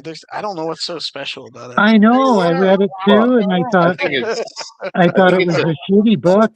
Totally Yeah, but shitty. you I mean, it's remember okay. you remember reading those sub what was it called, sub projects? I think it was sub project like 50 something or something, where they were talking about Now, what's that? hypnosis. What's Well, that? they were naval pre MK Ultra experiments, the sub projects. There was like 80 of them, I think, or who knows how far they went on. But like one of them was involving a hypnosis. Well, there's a few of them involving hypnosis doctors, but one in particular The that Queen of Diamonds. no, it was they would call the lady and then say something, and then a trigger word would go through her mind, and then she would pick up some kind of deadly weapon, and then she would do something, and then they would snap their fingers or say the keyword or something, and then she would snap out of it, see what she was holding, and drop it immediately and freak out. And like that, I think that the book Catcher in the Rye was like it was like a psychological thing where it's like once out of the hypnosis, the person would have a strong desire to read Catcher in the Rye, because if he was sitting there reading it, then he would get caught. And that, Okay. so I think that it was all planned out in his hypnosis, that they planned for him to do the things in the order, in the specific order, so that he would 100% get caught. In that, because that's what, because I could never figure out what was up with that book either. Yeah, that seems like the opposite of yeah. Because the book You've itself doesn't you've seem read cult or anything. Edward Condon's book, and I've watched both movies, the Frank Sinatra and the Black Guys movie. Denzel Washington's. Yeah, Washington. Well, I Which preferred. actually is the Manchurian Candidate with Denzel Washington. It's not bad. It's not bad, it's but I pretty good. preferred the first one. Yeah, Oh, bad. I'm old fashioned. what's that lady's name? She was in Murder She Wrote. Yeah. Angela Lansbury. Yeah. Yeah, she was amazing in that. Yeah. Oh man, Murder She Wrote, huh? No, in J- Manchurian Candidate, yeah, she was oh, amazing. okay. Yeah. I have a confession. I'd never seen the original Manchurian Candidate. I had to watch it. Yeah, you I gotta have, watch it. I have seen Parallax View, which was written by. Oh, Parallax I think View, Oh, an I haven't watched that amazing yet. movie too. It is Yeah. an amazing movie. It's my favorite conspiracy movie. Well, Oh yeah. in the chat they're talking about Catch-22. I have a copy of it somewhere, but I've never read it. It's required reading for high schoolers. Hmm. The Yeah, basic supposedly literature. it wasn't in Canada. I seen the Yeah. TV show. Right along with like 1984 and Brave New World, they always assign those books and. Well, we read we didn't read Brave New World, but we read 1984. An Animal Farm. Animal I mean, Farm, of course. I think those books are on Tupac Shakur's recommended reading list. Oh, wow. Well, Tupac Shakur like took up with this white lady, like I think adopted him for a little while, and gave him all these books recommendations. And if you read them, it's like all theosophy books mixed in with required reading in high school. Yeah. Yeah. Well, I don't remember the other books, just the three Shakespeare, Macbeth, Hamlet, and Romeo and Juliet we had to read, but that's it. We, my friend and I in high school, we wrote our own stories and handed them in to the teacher. Oh, cool. It was called Fairy Farce, and it was loosely reminiscent of the movie Wizards, if you've ever seen Oh, Wizards. Wizards. Yeah. It's an animated movie. Yeah. Yeah, I know about the movie. It's Yeah. Ralph Bakshi. Is it Ralph Yeah, Ralph Bakshi? Bakshi. Yeah. Yeah. Yeah. Yeah, I've So seen that. that's what we did in high school. I like Ralph Bakshi movies. Yeah. I like them. Yeah, Fritz they the were Cat. pretty good. And Secrets of Nim, did he do? no, that's Don Bluth. Different Oh, guy. okay. Who's a Okay. Mormon, by the way. Don Bluth is a Mormon. I just learned that. Oh, that makes more sense now. Wow, I did not know that. Yeah. Wow. Yeah, he did Land Before Time. He did Wow.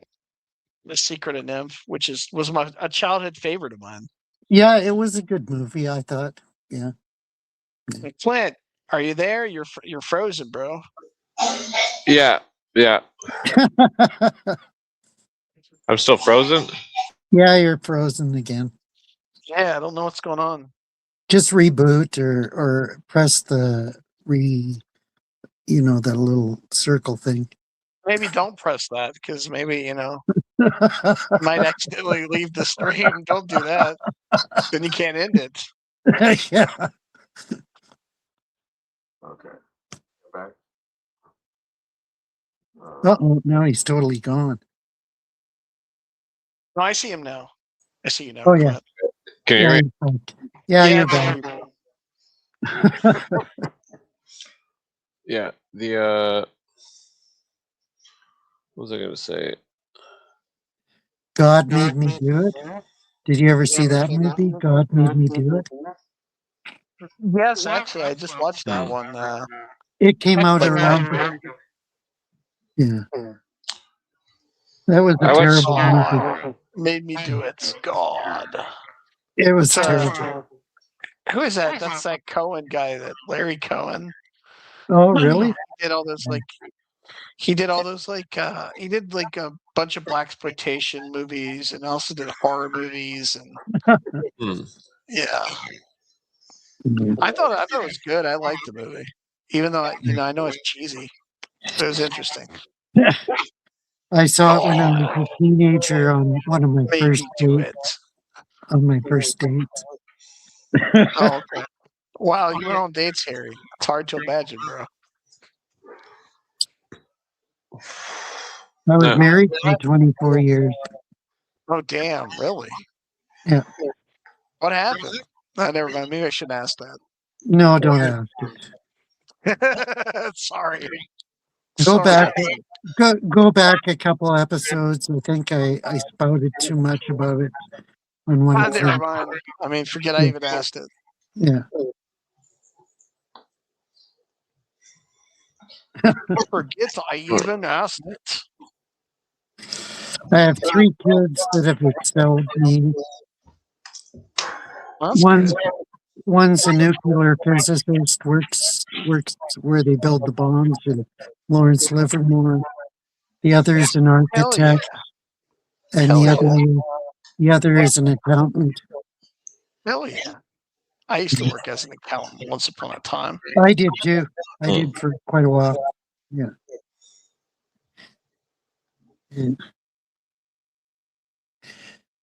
Yeah, I'm really. I worked on in my early 20s. I worked for some securities firm on Wall Street.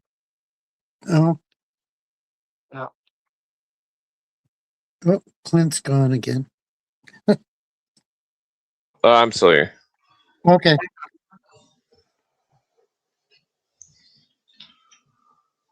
Yeah, the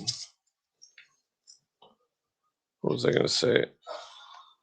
Oh yeah, the Let It Ride movie. That was pretty good. Have you ever heard of not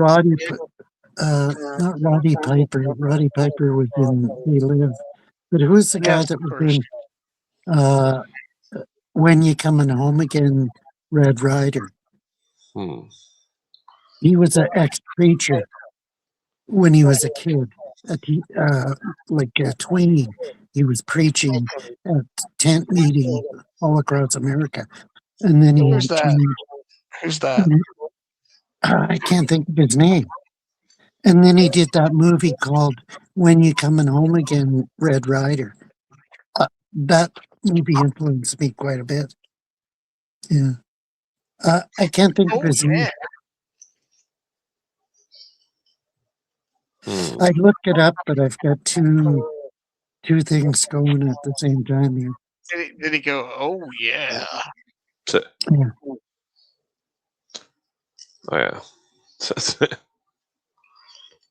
The how was it? Yeah, the Let It Ride movie was really good. 'Cause he was like gambling and stuff. Like fucking Yeah. he won a bunch of money and like had a happy ending. And it was like just a happy movie. Oh, Richard Dreyfuss. Let it ride. Yeah, it's Richard pretty good. Dreyfuss, I hate him. I hate It was a him. good movie. I Can't was impressed. stand him.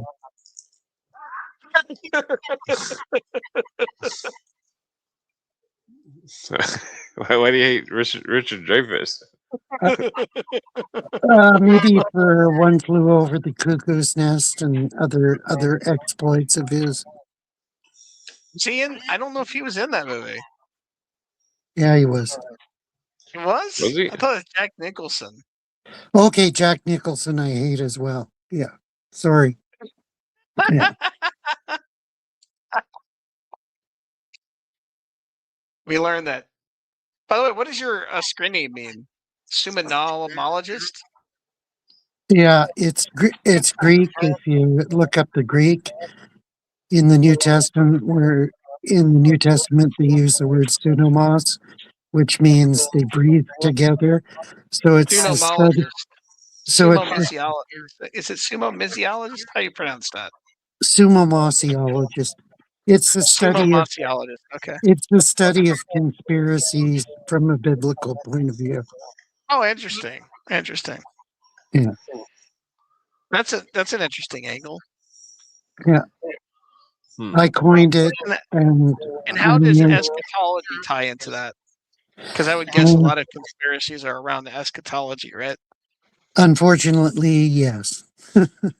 Oh, you don't Yes. like eschatology? I'm a big fan of it. I I do like. like eschatology, but it's been so based on newspaper headlines for the last 50 years. Well, You know, I mean that the think, largely that's because of the whole rapture doctrine and yeah, like Hal the Lindsey free and tribulation, all that shit. free Tim, tribulation Tim LaHaye and all type of those discourse. wackos. Yeah. Yeah. But when I was a kid, our church never taught us anything about eschatology or end times. And so the first book I read on it was Hal Lindsey's The Late Great Planet Earth. Oh And I yes, just, Good old Hal Lindsey. yeah, and I thought that was the normal Christian view of things. But Nope. then years later, I found out, no, this is all bullshit. You Considered know? heresy. Yeah, It's considered a heresy. yeah, it is. It was created 150 years ago by But John Nelson Darby. John Nelson Darby, who was Uh, financed by Antelman, who was financed by Rothschild. It was all part of the. they claim the Jesuits created that rapture myth. I don't know. I don't know who to believe there. No. The Jesuits created futurism, which is a different thing Oh, altogether. Tella di Ciardine. It's a long story. I don't want to get into it. Yeah, I think the guy. I think the I guy don't think created the something called audience that new. would relate to it at all. Yeah. Oh, are you talking about the news sphere? Yeah, Noosphere. Well, that's Pierre Teilhard de Chardin. Yeah, isn't that who he's a Jesuit? Didn't he create the whole Yeah, he futurism was a stuff? Jesuit, and he totally went against his supposedly Catholic doctrines. Yeah. Yeah, he created the whole futurism stuff. Are they the Jesuits you're talking about specifically created futurism? Yeah, the Jesuits did create futurism. No, Yeah. no, but I said, was it that one guy that conceived of it, Pierre Dilla? What is his name? Dilla Chiardin. Yeah. He was one of the guys. Yeah. Okay, Yeah. I thought so. There was a priest before him that wrote about it, and I forget his name offhand. Yeah. Well, I find eschatology interesting to research and to look into because there's not just Christian eschatology. It's like there's various different ones that fascinate me and interest me. So Yeah. Muslims have their own eschatology. yes, The the Jews, Mahdi. Mahdi, and the Jews have their own eschatology, which Yes, is yes, very nuanced. yeah. There's different schools. Yeah, The Moshiach and yeah, they sort of like and yeah, some of the Jews think that the Jewish people themselves are their own Messiah. You know, that's how yeah. it goes. Yeah, yeah. Yeah, Rothschilds, the and of course, Rothschilds. is it Hinduism? They have the Kali Yoga and Kali all Yuga, that. yeah. Yeah, all that kind of Their shit. kind of like cycle is more a bit more cyclical Yeah, in comparison to like the Judeo-Christian yeah. In model. most Western traditions, it has a teleology, whereas in Eastern traditions, it's cyclical. Yeah, Mhm. yeah, yeah. You're into philosophy, A little Harry? bit. Into okay, cool, I got about 600 books on philosophy. Yeah, yeah. nice. Clint, why are you quiet, man? What's going on? Clint, are you awake, Clint? Pass out? Did he Well, pass out? maybe he went to the washroom or something. I don't know. He does that once in a while. Yeah. Hell yeah. So for a primer on what's happening in the real world, modern day, you need to read this book by a friend of mine. The Or final betrayal, a the two cautionary tale. two friends of mine, Courtney Turner and Patrick Wood. Patrick Wood is an expert on. Are they friends of yours? Yeah, Really? yeah. Nice. Patrick Wood has been an expert on technocracy for I don't know how many years. He worked with Anthony Sutton and wrote Trilaterals over Washington Yeah. back in the late 70s, I think. And ever since he's been working on technocracy. Yeah. And Courtney Turner, she woke up shockingly. She's a background in philosophy. That was one of her majors in college or whatever, wherever she went to secondary education. All Um, right. I will check and out that book. and she didn't wake up until 2020. A lot of people woke up in 2020 because they said, "What the heck is going on with this COVID bullshit?" You know. And so she's been like she's way past me in a lot of different realms um in her research. Like she's amazing. I All love her. right. That's next. I have so Mm. many books to buy. Yeah. It's expensive. It's a short book. It's only 150 pages. And I think it costs 25 bucks on Amazon. But you can get it cheaper if you're in the US if you order through different methods. But yeah, I had to buy it from Amazon because uh, Patrick Wood told me, he said, I could ship it to you in Canada, but it costs more. It costs the same amount for shipping as it does for the book. So You've it'd talked to be, this guy before? yeah, yeah, oh, yeah, yeah. So it costs like $50 or more to ship it to Canada. So I bought it from Amazon and I got it for $24.95. Yeah. Right? It's a sad thing. Any book shipped from the US now is I know it's overpriced. it's You have to it's like pay a ridiculous. arm and a leg. Yeah. Yeah. Yeah. I noticed And you guys' and used I bookstores don't have better selection than ours, though. I don't want to support Amazon per se. I'd rather support the authors if I can.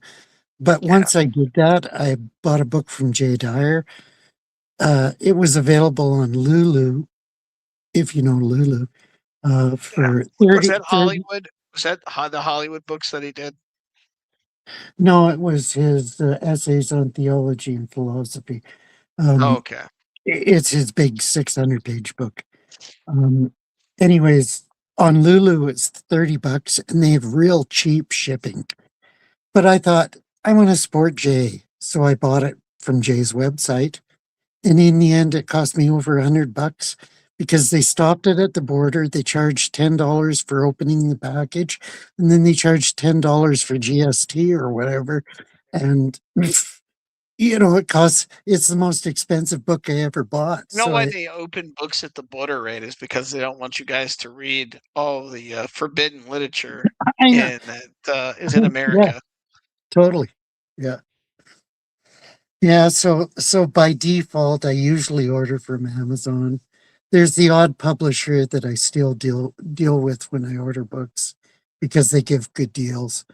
Like Thrift Books gives pretty good deals for crossing the border. About But half price books. yeah, used books. Yeah. I noticed that by way of deception, which is about the Mossad, it's used to Oh be yeah, really cheap. Ostrovsky. Yeah, I've Yeah, got it used to both be of really his books. cheap, and now it's like $60 now for the Yeah, hardcover. I had a book I bought in the 80s. It was on, we used to have a store called Woolworths in Canada. No, we had Woolworths in America too. It's Yeah. before my And time. anyways, they had a discount rack of paperbacks, and there was these paperbacks for $1 a book. And I bought one. It was called The Dark Gods. And I really liked it. So I went back to the store and I bought the other 3 copies that were left on the rack. And about 3 years ago, I was writing to Jamie Dyer, Jay Dyer's wife, because we're friends. And I told her about this book, and she looked it up on Amazon and said it was like hundreds of dollars for this paperback book. Who's And the I said, author of that? I'm looking that up. Is uh, that Ted Klein? no, Gilbertson. Anyways, Gilbert? so I had 3 copies of it. So I put it in the mail and I mailed Jamie a copy for free. Right, cool. Yeah. Any book that I find really, Dan, you're right. It's like amazing. it's $300 on Yeah. Amazon. Yeah, $300. Wow. That's Yeah. got a forward by Colin Wilson. Hell yeah. Yeah. Colin Wilson wrote the forward. Yeah.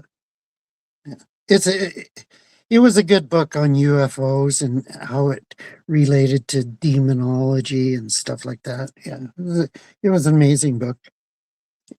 Back in the day, I had like 75 books on UFOs and stuff like that. And it crystallized my understanding of what UFOs actually were, you know. Yeah. That was back in the 80s and 90s. Yeah. Dark gods. Oh. Yeah. You're seeing it listed at 300? Wow. Yes, It just, on Amazon. yeah. And I just gave it away for And that's free. the hardcover, and the paperback is even more. It's 751 and 99 cents. Yeah, that's why Jamie freaked out when I told her about it, and I said, "Hey, no problem. I'll send you a copy." Well, I'm gonna look it up on Anna's archive to see if there's like a PDF. There probably is. Uh, you'd. I don't think so. You'd have to look on archive.org. And archive.org is recently, last year, not recently, but last year, they've deleted tons of books that they used to have available on there. So I know it's hard to it's on Anna's it's on Anna's archive. really. Oh, well, Yeah, yeah. well, but I hate reading. I hate reading PDFs. I'd rather have I the do too, physical. but sometimes you don't have a choice because I'm I not know. dropping Same with 300 bucks. yeah. Same with the Eon Ratu's the Milner Fabian conspiracy. It was it was totally unavailable on any online for years, and so I downloaded the PDF and I read like 100 pages of the PDF when I was What was the name of that? What's the name of uh, that? the Milner Fabian conspiracy Milner Fabian. by Eon Ratu. Anyways, finally they republished it and put it at a reasonable price. So now I have a physical copy of it. Yeah. Oh, I see it now. Yeah. Yeah. What is it listed at nowadays? On Story Picker, this is an eBay store which does bootleg books and overprices them and sells Yeah. it and rips people off, which is Yeah. nothing more than just a reproduction of the PDF, probably. It's listed at $42.95 and $4.47 shipping. Wow. Yeah. Yeah. That's the thing. Most of the eBay people make it on shipping. Like, you know, they might sell you something fairly cheap, but Oh wow, it's expensive on Amazon. It's yeah. almost $100. Wow, I got a deal then. Woo woo. I think I only paid $40 for it. So Okay. So it says right here it's a sequel to Carol Quigley's The Anglo-American Establishment and Rose Martin's Fabian Freeway. yeah, I've got both Interesting. those books. Yeah. Yeah. It is. So you have the unaltered one, right? The uncensored what is it? Tragedy and Hope. Yeah, I've got two copies actually of Tragedy and Hope. So I'm hopefully, someday if I meet somebody that wants to really get into it, I'll send them my second copy. Yeah. Interesting. Yeah. Yeah, I got to buy a copy of Tragedy and Hope, a physical copy. I've read the PDF. Yeah. What do you think about that book? What is the sense of that book?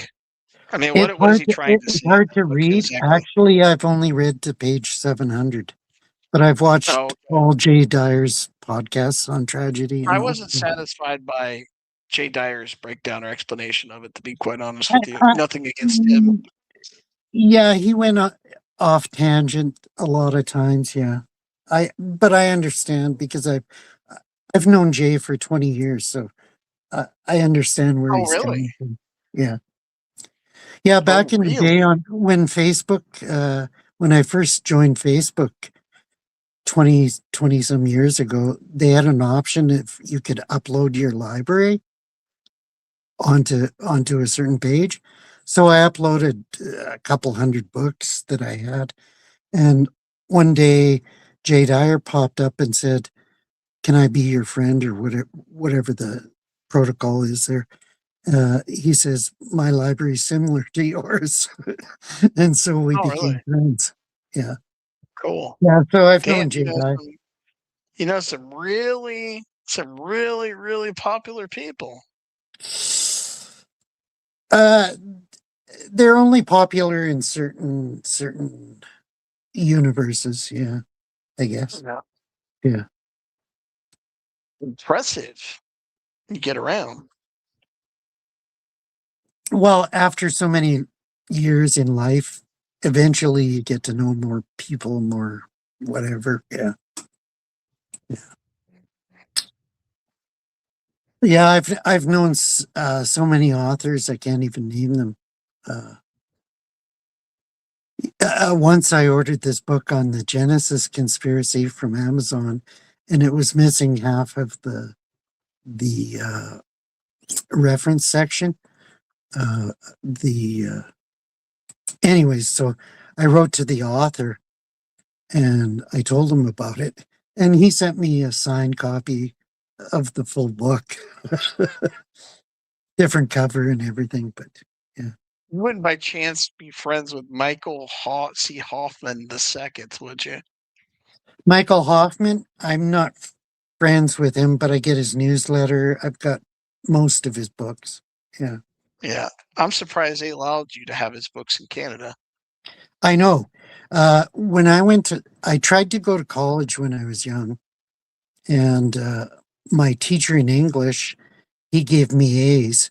My history teacher gave me an F on the first paper I submitted. It was 50 pages long, had numerous references in the reference and bibliography. It had a chart and everything, and she wrote F on it and quoted out of the dictionary that it was crap, feces, blah blah blah. And I wrote her a 10-page response quoting from her textbooks and everything, and from the college's freedom of expression thing, and a whole bunch of other different points I gave to her. And yeah, I ended up dropping out of college because Why? Because you cited certain material they didn't like. well, okay, you probably won't agree with this, but mm, my paper was called a brief history of the origins and manifestations of the spirit of the Antichrist. And I covered all Oh, conspiracies from the Garden of Eden till the French Revolution. that sounds interesting. Yeah. Anyways, and meanwhile, my English teacher, he had imported a box of books from the States uh, that were interdicted. They were stopped at the border, and he got fired from his job at the college uh, because he imported these books from the States. Yeah. They were I'm on guessing, I'm guessing they conspiracy. contain a Yeah, lot they of were on Michael conspiracy Hoffman, related stuff. Yeah. probably a lot of revisionist literature Yeah, there. revisionist history. Yeah. Interesting. Yeah, so I don't know if I've told this on Clint's channel, but in 1985 there was a trial in a Yeah, I town. know about Ertzendel. No. It was James Keekstra. No, I don't know who that is. Anyways, he was the mayor of a town a little bit west of mine, 10 minutes west of my town. He was the mayor, and he was also the science and social studies teacher at the high school. And he went on trial for teaching conspiracies. And Oh, wow.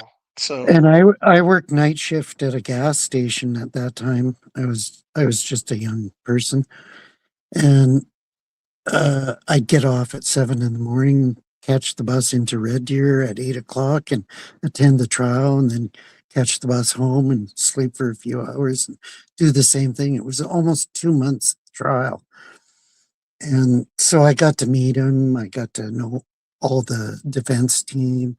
I got all his books. That's where I first heard about Carol Quigley. And back in those days, you couldn't buy Carol Quigley's book. The only book you could buy of Carol Quigley was Evolution of Civilizations. It's a history book about. I have the book. Yeah, yeah. And so I only got that book, but I got all his other books that were available, um, uh, Carr, different books. Anyways, about it, at least a dozen, maybe 20 books I got. And it was years later when I finally was able to get a copy of Tragedy and Hope. Yeah. Yeah, so I've had a history. Well, in 1975, when I was 14 years old, I read Robert Anton Wilson and Robert Shea's the Illuminati. Illuminatus. Yeah. I Yeah. read that when I was 14 years old. Like I knew all about this shit from, yeah. Illuminatus And trilogy. so when people argue against me or say something, I'm saying, hello, I've done all that. I've read all that shit. I have at least a modicum of knowledge about what I'm talking about, you know? Yeah. Yes. Yeah. The Illuminatus trilogy. Yeah, and then I read the Illuminatus Chronicles, which he wrote later. And They then were also, what's the other one he did? Cosmic Trigger. That was a Cosmic great Trigger. book. Yeah, Yeah. yeah. I've He was a got. Discordian. Yeah, Discordian. yeah, Church of the Subgenius. yeah. I read all kinds of books when I was in junior and senior high. Church I of read. the Subgenius. I read Kurt Vonnegut. I read like 6 of his books, and you know, There's people now in what is called the parapolitical sphere that believes that there are like Discordian warlocks that actually wow, exist. wow. They I think there's like physical. it There's like doesn't surprise me because I mean the Illuminatus trilogy predicted that. You know, I mean, one of the they books think focused on they Walpurgis actually think Machinites. there's they actually think these people are real and they're plotting some machinations. The Illuminatus trilogy, Discordian warlocks walking around. Yeah, Maybe I shouldn't mock it because they won't allow me on their podcast or whatever. But some people actually believe that shit. yeah. Yes, Gerald Hall. I've got all 6. Is it 6 volumes of Ordo Ab Chaos? And I've got 3 or 4 of his other books. So, yeah, I'm familiar with David Livingston. Yeah. I'm talking to the chat. Sorry. Yeah, I know. Can you see the chat? Yeah, I don't see Gerald Hall. Did Gerald Hall block me? I hope not. You know, there's a guy on the chat that blocked me, so I can't chat anymore. Oh wow, damn. So I watch the chat. That's why I have my PC going so I can watch the chat, and then I use my phone to talk to yeah. So you don't believe Discordian warlocks are real? Oh, there's probably some fakers. Yeah, totally. Yeah.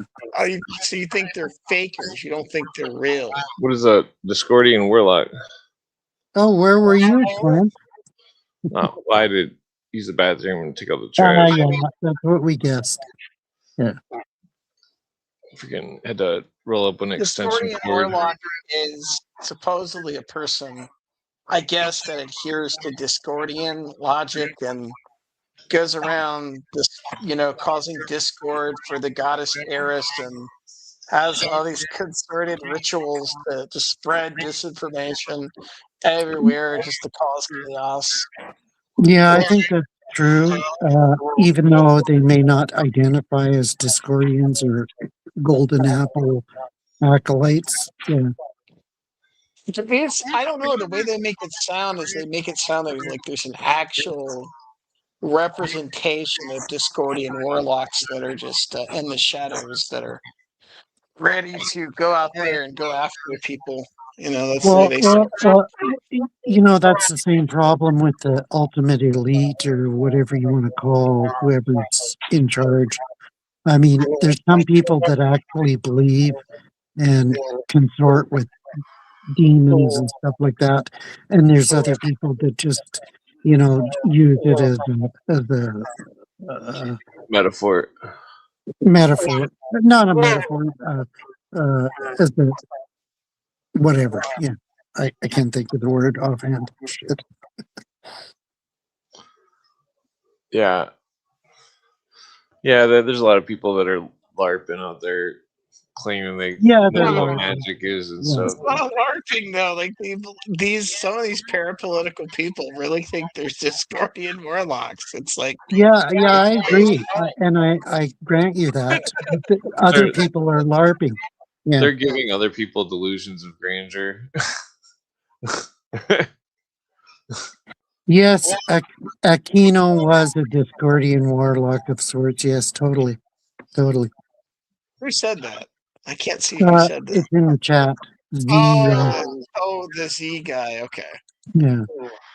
That guy talks in like metaphors and puts strings of letters around things, and he seems like an interesting guy, but I can't understand what he's saying half the time. I know. I think it's Australian, maybe, or What? No, it's not What? Australian. What? What? wah. No, it's like the Yahoo Benoza 999, and he put Yeah. like a column, a Doric column, or is that a Corinthian column? I think it's Caribbean, whatever. Japanese. Yeah. And then he puts wasn't Aquino a Discordian warlock, and then he put the Pagodia. Yeah. Oh, yeah. Pagoda. Taylor Swift had a cosmic tour, said Paris. Yet greater be the logic of Oh, light. Taylor Swift mentioned Light. Paris. Wow. Huh. You know, Taylor Swift is a total denizen. She's a Sufi. Yeah. She's a Sufi. Sufi. Yeah. Oh, that's interesting. Yeah, but she sold her soul in order to get where she is. Yeah. You don't think she has talent? No, she doesn't. What? Well, I only know one song. I only know one song by her that I like. I forget what it's called. That's how forgettable she is. Oh, I yeah. didn't say I didn't like Z Yahoo Benuza 999's comment. I mean, but I just said I don't understand sometimes when he's talking about stuff. I need someone to decipher it. For Yeah, me. I don't know what he means by "yet greater be the logic of life's light." Like, what does that mean? Yeah, it doesn't mean anything. Oh, she owns a home on Martha's Vineyard next to Obama. Yeah, and they're worried about climate change and the rising tides, but yet they Greta build their own. Greta Thunberg is a great woman. You guys need to back off. Yeah. A great I support woman, her but because she's pro-Palestinian now, so I support her. yeah, yeah. That's just her latest shtick because the climate change didn't work out as much as she thought it would. Maybe I don't know. Maybe she's in the Club of Rome. Yeah, Maybe she's in the Club of Rome. Totally. I wouldn't be surprised if they give her honorary membership. Yeah. Because they wrote a book called The Limits of Growth. Yeah. I'm sure you have that one too. Yeah. I only have it in PDF because you can't get it in hardcover anymore. Yeah. Not hardcover, but I think they have a paperback. No, it's too expensive. I tried. Really? So I bought it before it became expensive. Lucky me. Yeah. So I did look at it. Yeah, because Courtney Turner covered it quite a bit, and who else? I think Jay Dyer covered it quite a bit too. Yeah, but Wait, I which book? knew about Who's I Courtney knew about Turner? the I'm not book familiar with years that name. ago. Yeah, I'm not familiar with that name. Who is that? She came on the podcast before. She's a researcher. She researches the technocrat and stuff. She's pretty smart. Glenn, you know, I think would be an interesting guest for you, man. That interesting books reviewed guy would be interesting. He'd probably come on your live stream too. Oh yeah, yeah. Well, Robbie Marks is coming on soon. When he gets back home or whatever. We're gonna talk about Nimrod and who is that? Who's Robbie Marks? Who's Robbie Marks? Yeah. Well, you've met Robbie before, I'm pretty sure. Really? Oh, is that the guy that's in Occult Rejects guy? Yeah. Yeah, Monica Oh, Perez. Monica okay. Perez is a great, I know who that is. Okay. yeah. She's Yeah, a friend of mine too. Yeah. Well, it's interesting because one time, me and Robbie and Lee, we did an episode where we talked about all the planks of the Communist Manifesto being in America in modern times.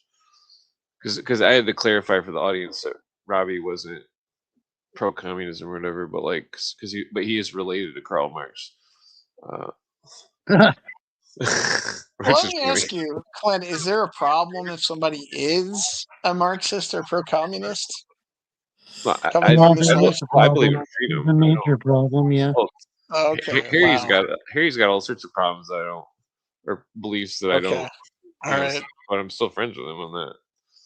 I believe in hanging out. All right. I'm not. What's that called?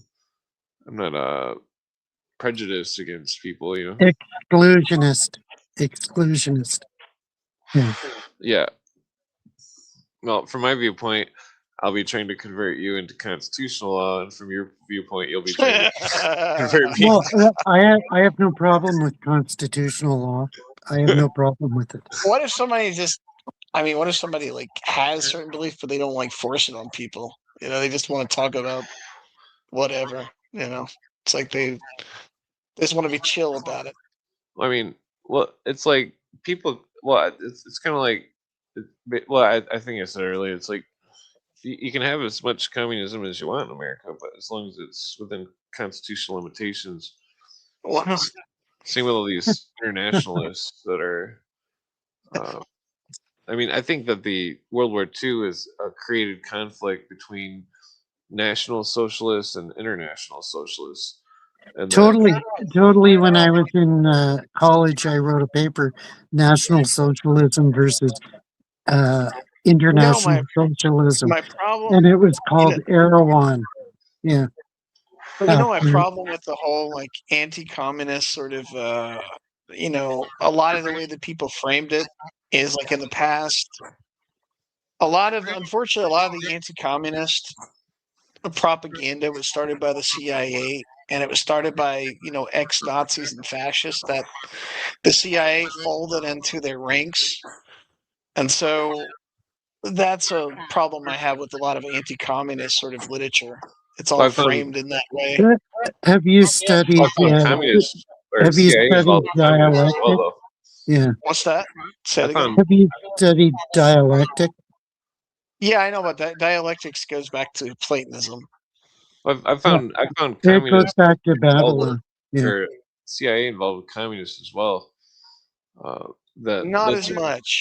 Not as much. They tended to be anti-communist and that's what propped up a lot of they fascists. pretend. But well, in the CIA though, when they gave that truck factory to Russia, and when they did all sorts of stuff with well, they kept doing stuff with Russia, but like it's like I mean, that's okay. So take this quote for example.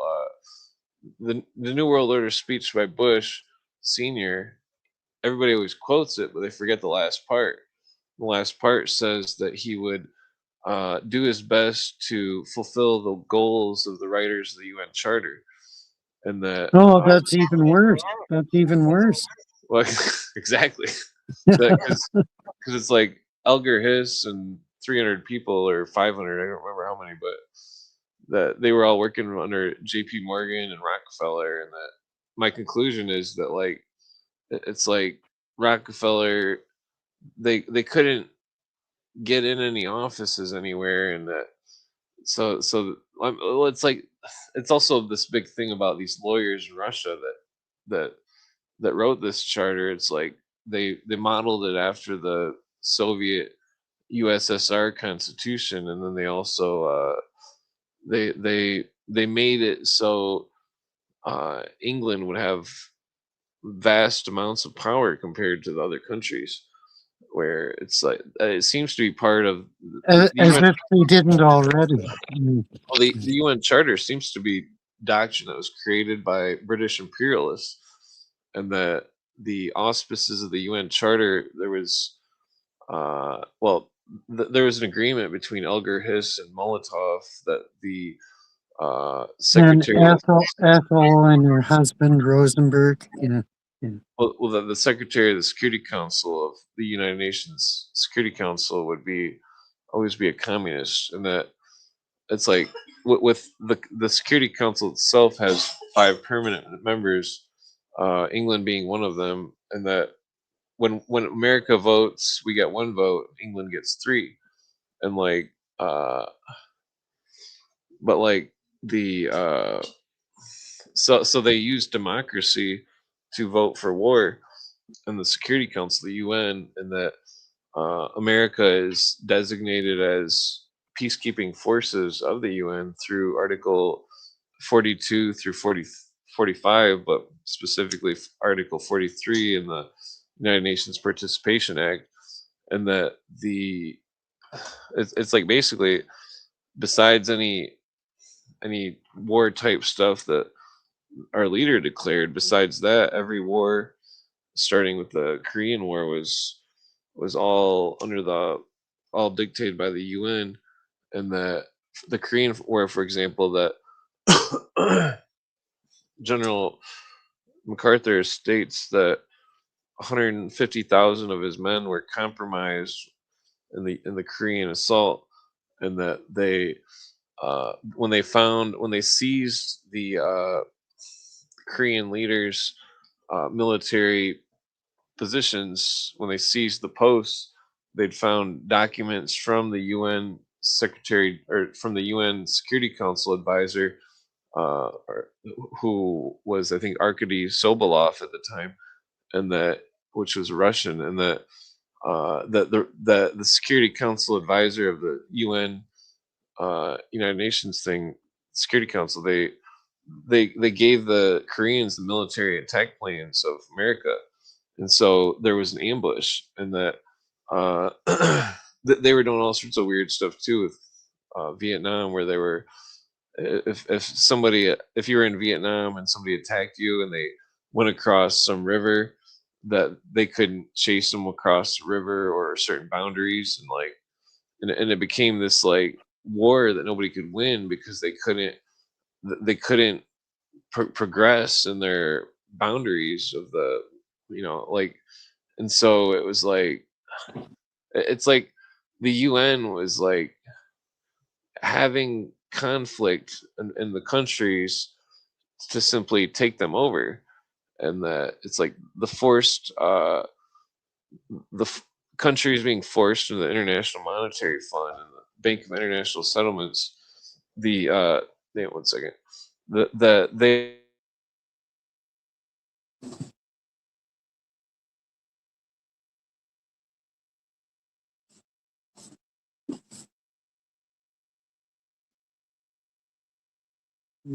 Shit, I can't find it. What happened? No, he left. He left. Okay, Rogue Philosopher, the book, The Invisible Rainbow. That's a great book. You got to read it. Sorry, I got to put my shirt back on, I guess. It's just so hot in here. Like, I can't stand it. That's right. You don't have air conditioner. No. That Yeah, sucks. the book, The Invisible Rainbow, that's a key book on electricity and different things like that. Yeah. It's a good book. I benefited from it. Right now, I'm researching the Kabbalah and looking into it.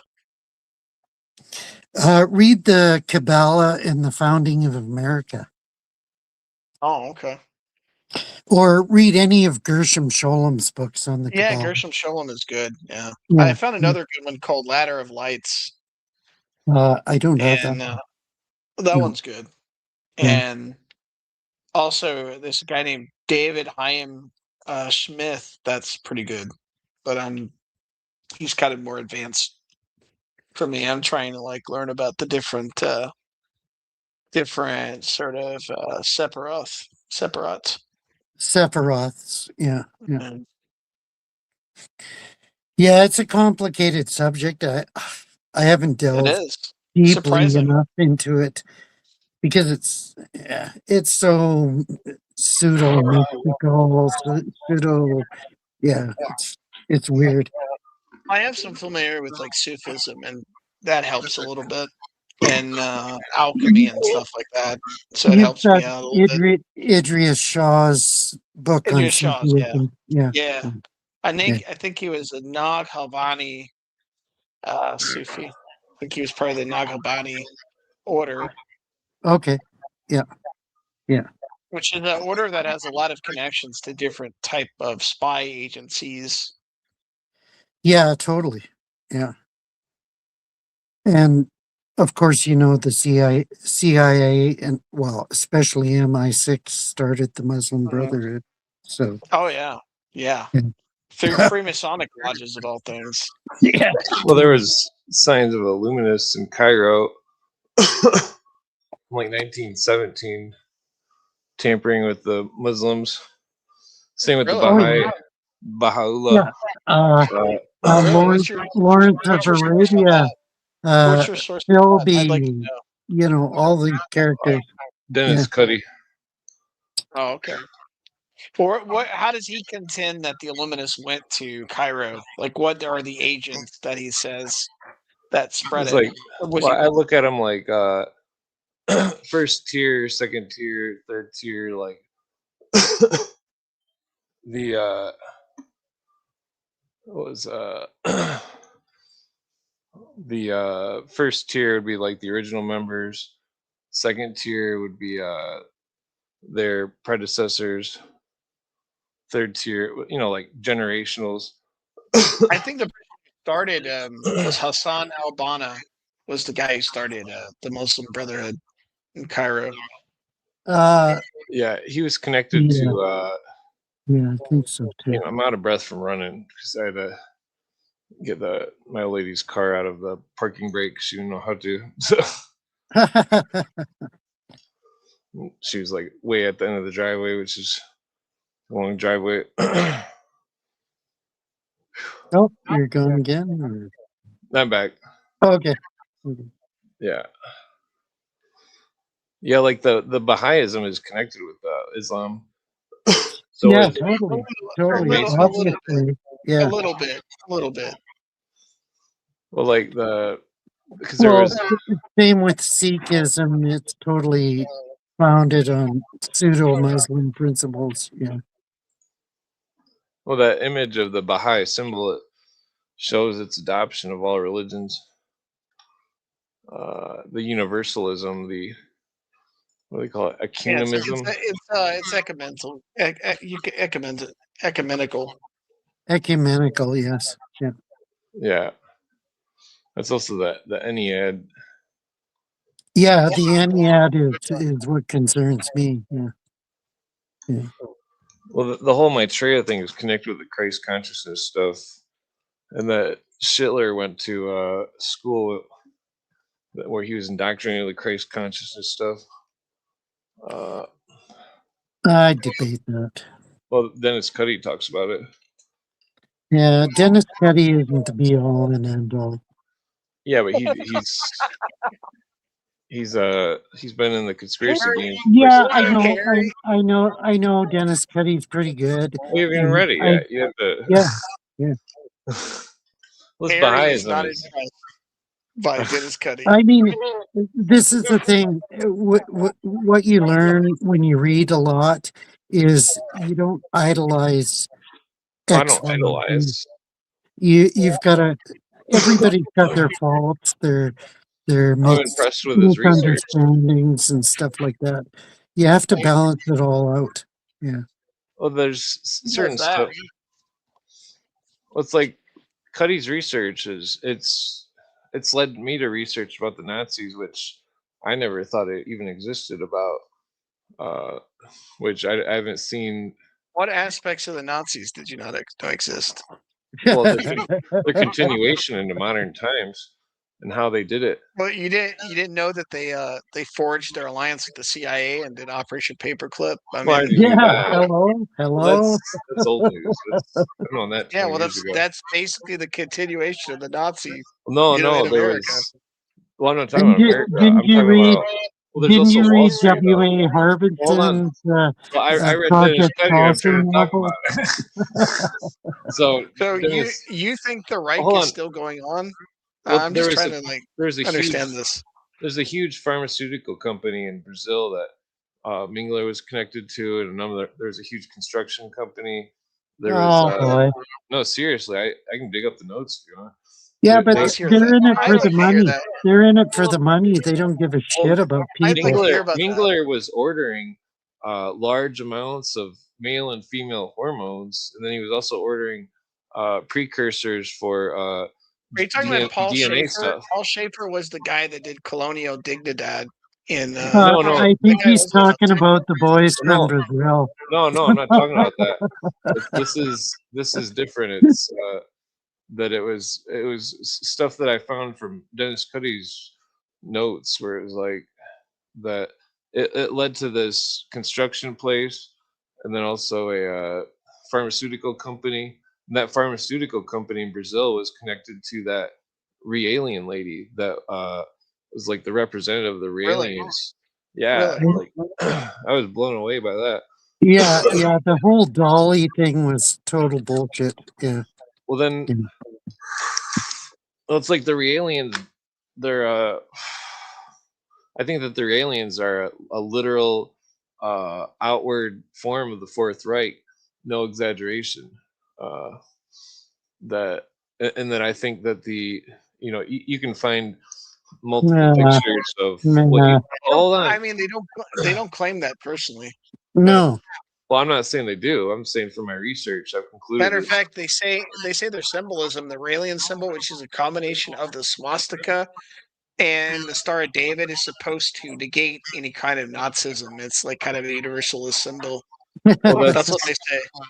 Well, I'm not basing it on the symbol, but the also that the the radical Islams are connected to the Nazis, and that if you look up the Well, that is pictures of true. That is true. Hezbollah and Hamas, they're all doing Nazi Yes. salutes. You know why that is? Is because they had a particular group of people called the Ba'athist Party who were fascist and did align themselves with the Nazis. And then you had Saddam Hussein's uncle who Yeah, literally did fight with the Nazis. Yeah, So, Cuddy I brings him mean, up too. they're basically just the Ba'athist. A lot of the Hezbollah and a lot of those radical groups came from the Ba'athist Party because they were also Arab nationalists as well. So I mean, Yeah, it but does have a they were financed by Netanyahu. Like he sent millions and millions to them. I'd Like, have to come see the on. Are you saying documentation. Hamas is? Yes, totally. Well, I'd have to. I'm not see the convinced of that. evidence. I mean, I've heard people say that. I know ISIS. ISIS is possible, ISIS but is Hamas a I'm a little CIA skeptical. operation. Well, I Totally. think there's. Yes. Well, no, I think there's a double play going on where I think they've planted evidence to make the Hebrews seem guilty. The supposed pictures. The Hebes are guilty. Hold on. Totally No. guilty. No, Oh, there's, come on! there's, No, come on! there's pictures that came out in like 2008 that I saved Damn some it. of them that Have you studied Oh, man. hold on, no interrupting. geopolitics and No interrupting. history? I'm trying to tell you something here. Okay. That fucking that there was pictures in 2007 where they were claiming the radical Islams had American tattoos and Hebrew tattoos, but I think that those are put out as disinformation by the fucking the Iraqis or something. That Iraqi. Oh, fuck. no, seriously, Fuck. that it's all about the mind. This whole new thing, it's all about the mind and what people believe, and it's the same thing that the Illuminists did in France. It's like You've got to apply they the got them to believe things, and then once the people believed them, then the people would act upon those beliefs and externalize the plans of the Illuminists. you've got to understand the dialectical interplay here. like unless you understand the dialectic, you won't get Well, I what's know going on. about dialectics, but not everything is. How do you know it's not a reverse psychology psyop? How do you know they don't want you to hate people that are Hebrew? Yeah, that's part of the dialectic. Totally. Yeah, totally. Because every incident that I see on Facebook, where they're claiming that Israel did something bad. When I look into it, that they're literally fabricating stories, and that And you think October 7th wasn't 9/11 redux? Like, come on. well, I think that the radical They Islam. were told to stand down, same as the Americans were told to stand down. Yeah, Yeah. well, I don't believe that. I think that Well, you don't believe it, but it's true. well, I don't think that. I think that the Nazis are involved with 9/11, Oh, and I there's think no Nazis anymore. Come on, get off the yeah, but pot. Dennis Cuddy talks about these Nazis going to Wall Street, uh, and that they were using Yeah, but big but money they're to make things happen. don't call them Nazis. Call them neocons or call them No, something else. they were Fourth Reich, Yeah. according to Dennis Cuddy.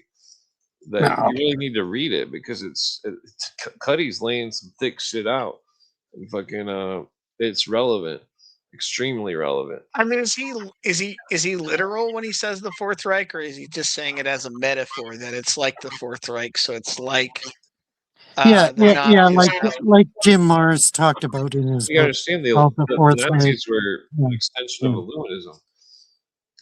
That's why No, they weren't. No, they yeah, weren't. that's why No. that's why those subhuman races that the fucking theosophists were writing about is so relevant, because it's like what was that's why the French Revolution is so If relevant. that was true, why would Europe Hold be? on. What did they call people in France? They called them useless eaters. What do they call people in Germany? Yeah, Uh, yeah. How does that comport with the Muslim invasion of you don't Europe? see what I'm talking about. This is No, but it doesn't comport. yeah, it does, because the Nazis said the Muslims were quote unquote Aryan. Remember, this is an Aryan Clint, race. Oh, give No, me a you do break. realize, Clint, you Give do me a, realize that the Zionists and the Nazis joined forces and did the that's Lavar agreements. that's what people I'm sorry, the generalize, but Havar agreements. yeah. there's Have you read the transfer agreement written by Edwin Black, and a total Jew? you He lays it don't, all out. you don't understand because you haven't read Let's, fucking Dennis Cuddy's shit. let's I'm telling chill you. at Yeah, the I've read interest of Dennis just Cuddy. I've read Dennis Cuddy too. Did you Yeah, read the stuff about the Nazis and their yeah, secret but plan? but A literal secret plan which they had I conceived of balance it before. out. I No, balance no. it out with other sources. Well, balancing is, you don't understand. I think because I've specifically been sitting here reading about Nazis for the last 2 years just because everybody wants to talk about it, and that Yeah, I see where it's going.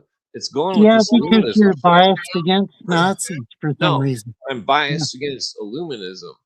there's nothing wrong with that. I don't like Nazis, but you know, yeah, I whatever. understand. I understand.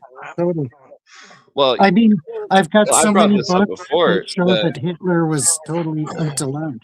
well, I I've got, just like to have some historical accuracy. That's it. yeah, You know? yeah. well, I would be able to come up with stuff better if I wasn't being interrupted by Harry every 5 seconds.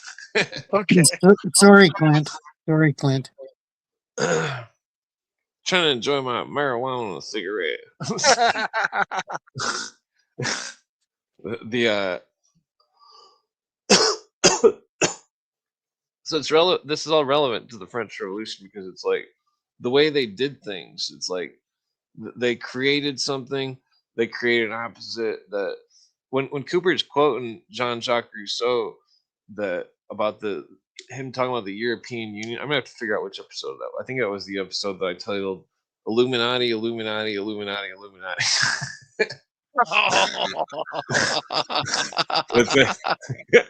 Because it was just the first like 20 minutes I don't think were relevant, but the last 40 minutes were like he was just nailing it down. I was like, damn.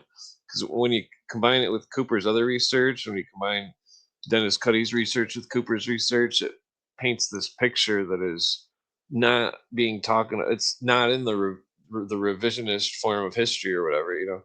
Like it's not in any of the history books. It's like there's quotes and stuff from these people that they're talking about this vast conspiracy, and that the conspirators are under oath to uh, you know hail, conceal, and never reveal the secrets.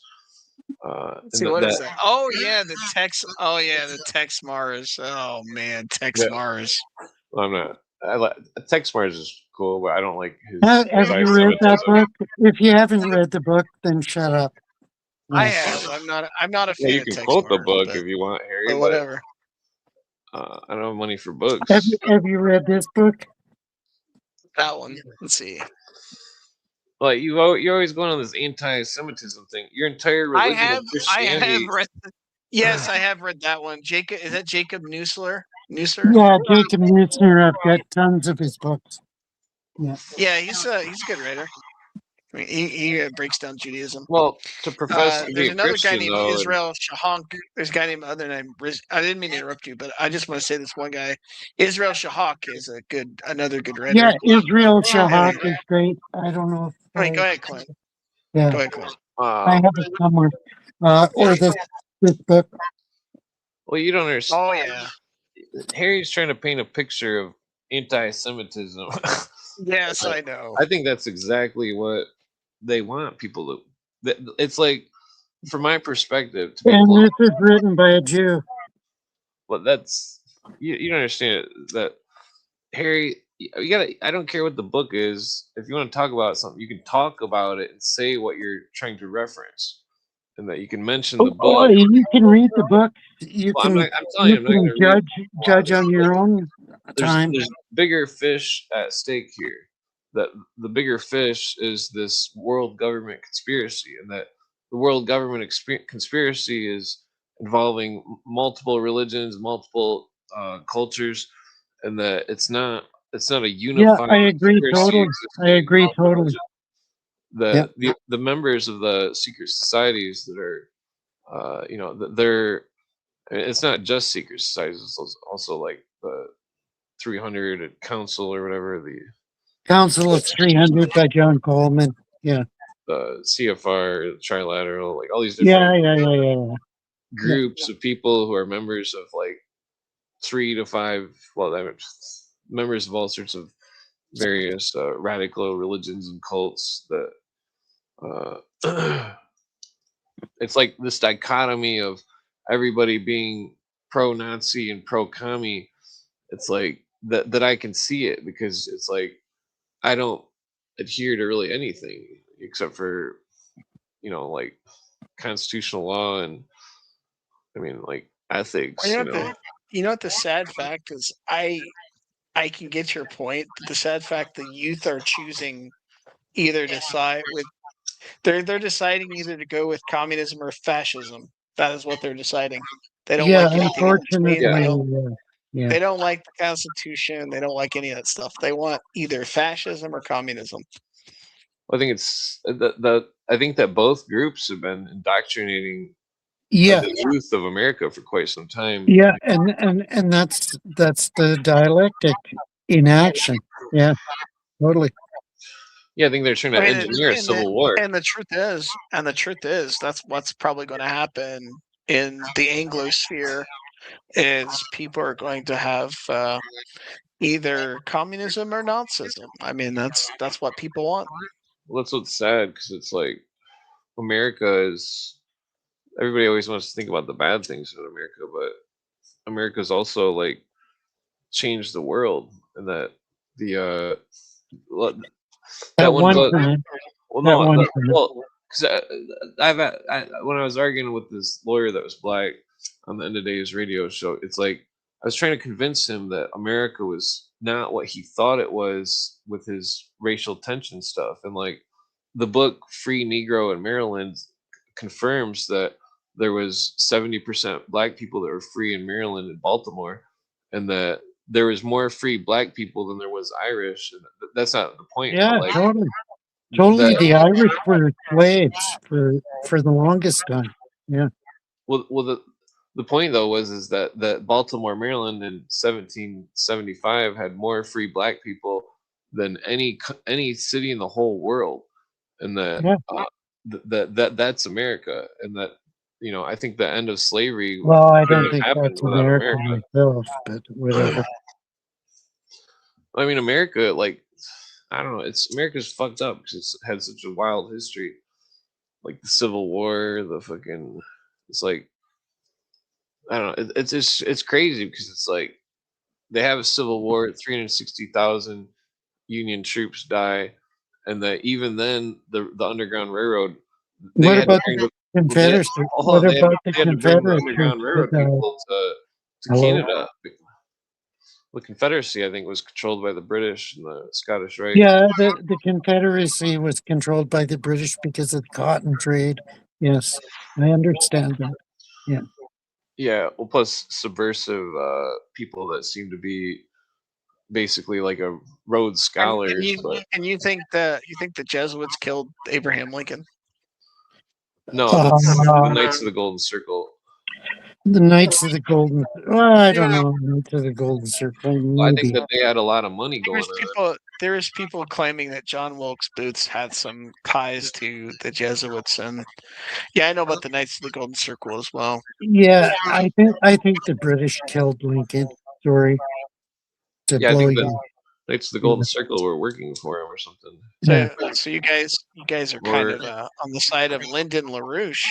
No, I'm a Oh, no, no, no, no, no, Cooper, no, Cooper no. warns Please, against please don't LaRouche. lump me with Lyndon. Sorry. Cooper says I'm just joking. that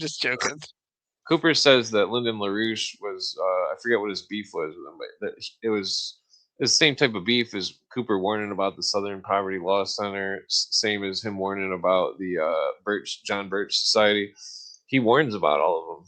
He says don't trust them, and I prefer the John Birch over the yeah, but SPCL. I Yeah. still don't trust them. I don't trust any of them. No, I don't trust them. Of course, I don't Especially if trust them. Cooper warned against it, because he warned against trusting half of his broadcasts. Well, I mean, like he warned against trusting so many people that their names are still relevant. It's like David Greer and Bob Lazar and like a bunch of people. Sounds Oh, like a boy. bunch of bagels to me. Well, that's Oh man! no. Technically, I think it was the Oh, Germans man. that. Well, I don't think Greer, Lazar, give me a break. no. Well, boy. Lazar could be a play on words of Lazarus. Yeah. And was Lazarus a Hebrew name or what? Well, Hello. was Hello. Jesus a Hebrew? Oh, don't give me that. Yes or Don't no? give Yes me or that. no? That's a Was non Jesus sequitur. That's a a Hebrew? bullshit. That's a bullshit argument. Well, Yeah. who was he the king of? Who was Jesus the king of? He was the king of the people that believed in him. Well, that's not what it says. Who was he the king of? Yeah, that's what they He put says, on the it cross. says he was the king of That's the what they Jews. put on the cross. Doesn't mean it's real. No, it's in the Bible verses. It says king of the Jews. Yeah, I know that, but they're recording history. Hello. Well, I think that the word Judah means enlightened, and that he was the king of the enlightened. Oh, give me a break. Give me a break. No, I found evidence to support it. Well, I'm not saying that it's a race. I'm saying that it's just a word that means enlightened, and that people attached it to races because it's like the 12. If there was 12 tribes and they had like a mascot of the zodiac symbol that they were Well, assigned to. actually, there was 13 tribes, but whatever. Go ahead. I mean, well, we don't know if the tribes actually existed or not.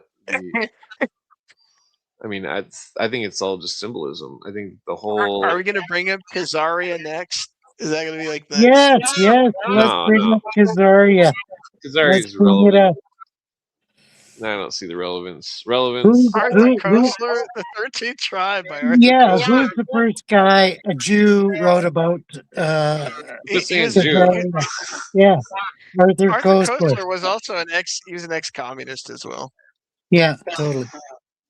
But I've got other books on Khazaria besides Koestler. Yeah. What other books you got on Khazaria? I'm just curious. I'll just look it up. Oh, I can't find it. I think it was written.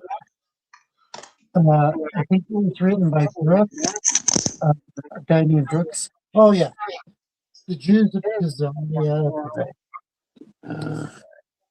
Oh, who's that by?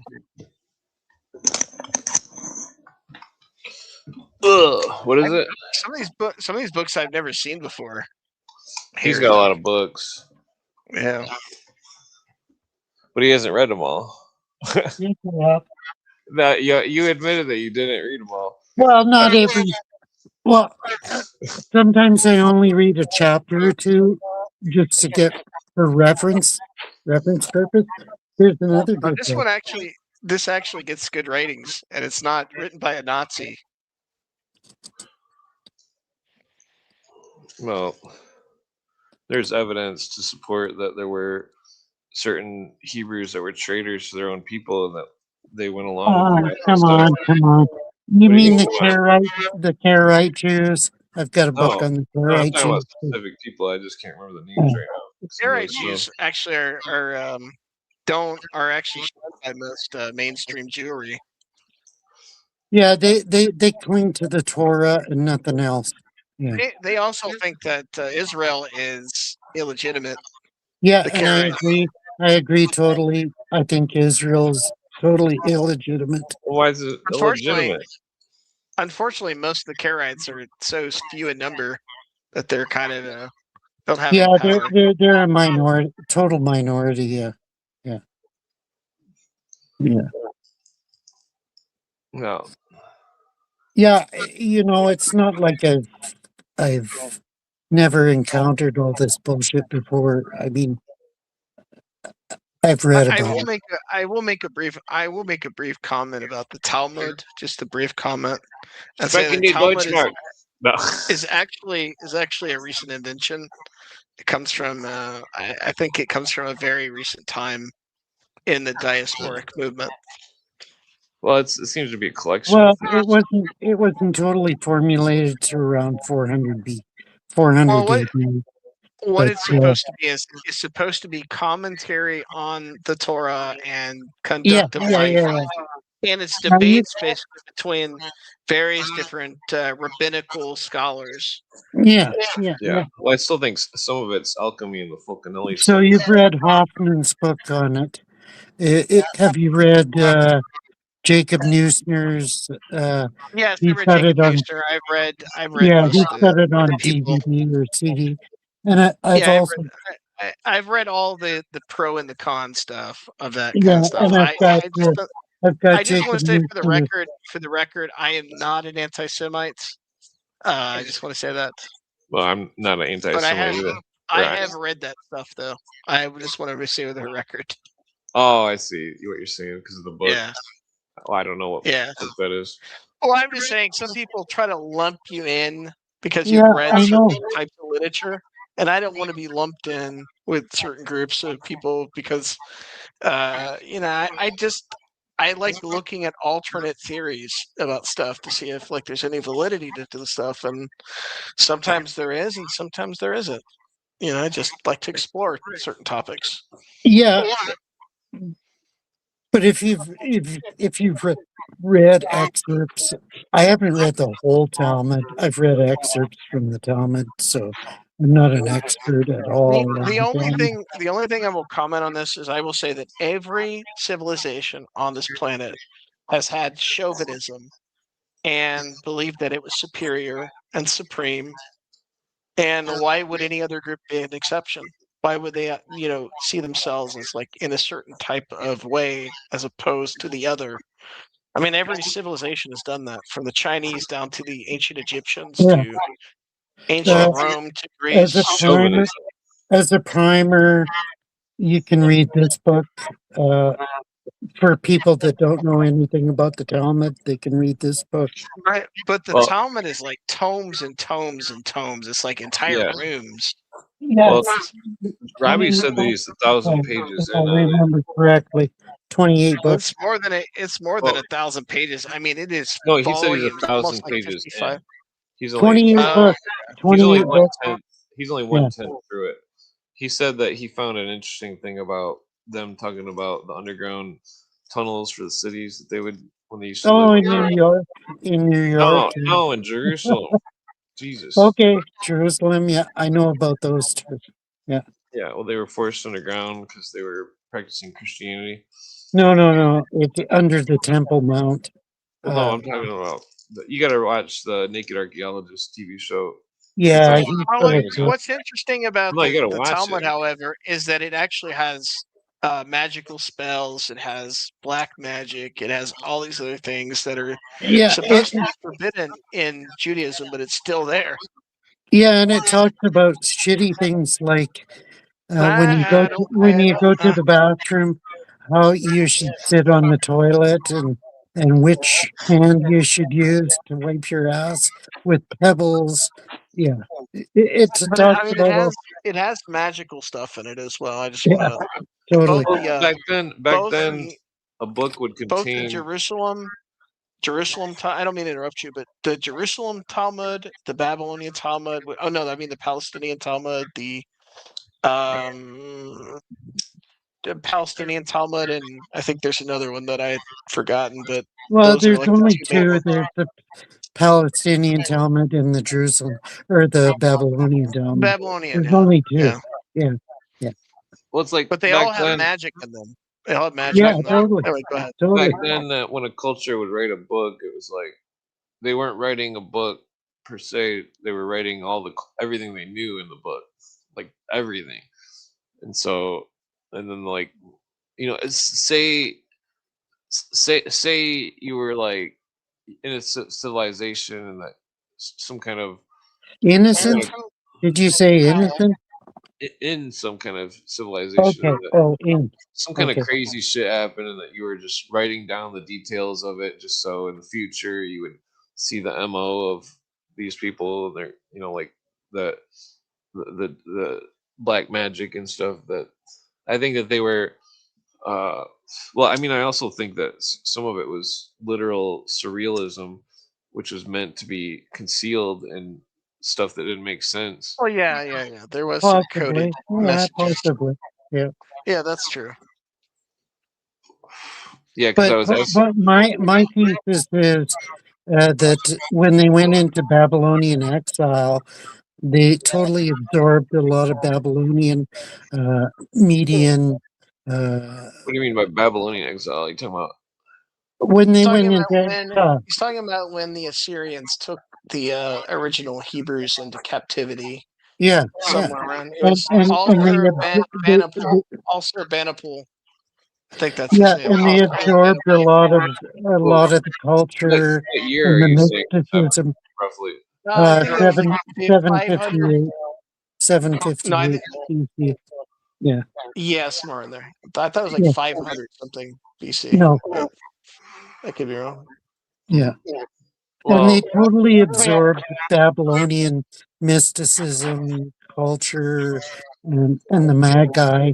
That's why the Magi showed up in the New Testament, because they had some inkling of what was going on. Yeah.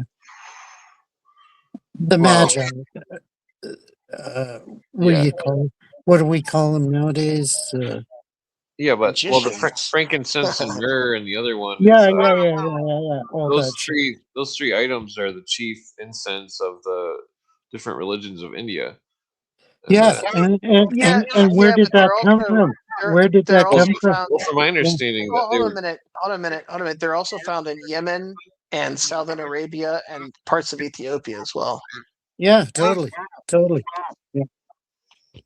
I think it was Alvin Boyd Kuhn that speculated that in the Lost Light book that I think he's the one that speculated that the frankincense and myrrh was from India and that it was a reference to the India gods bowing to the new god or something.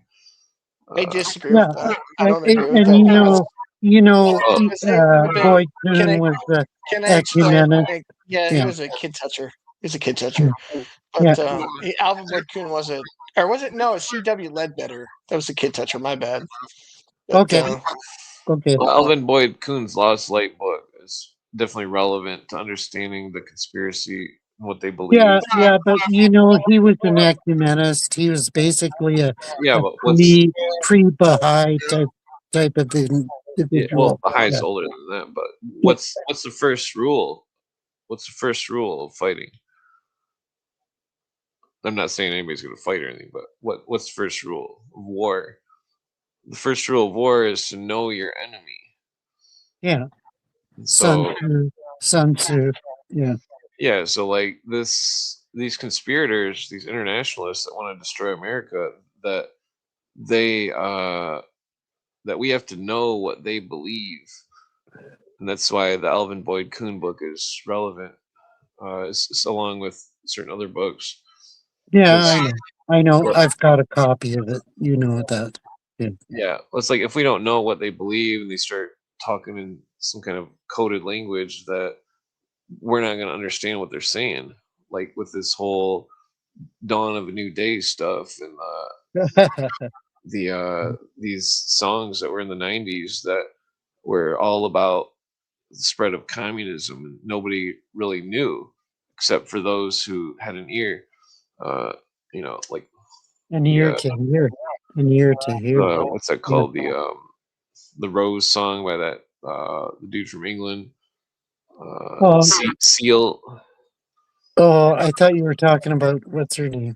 That's why Cooper plays that song, the Seal, the Rose song.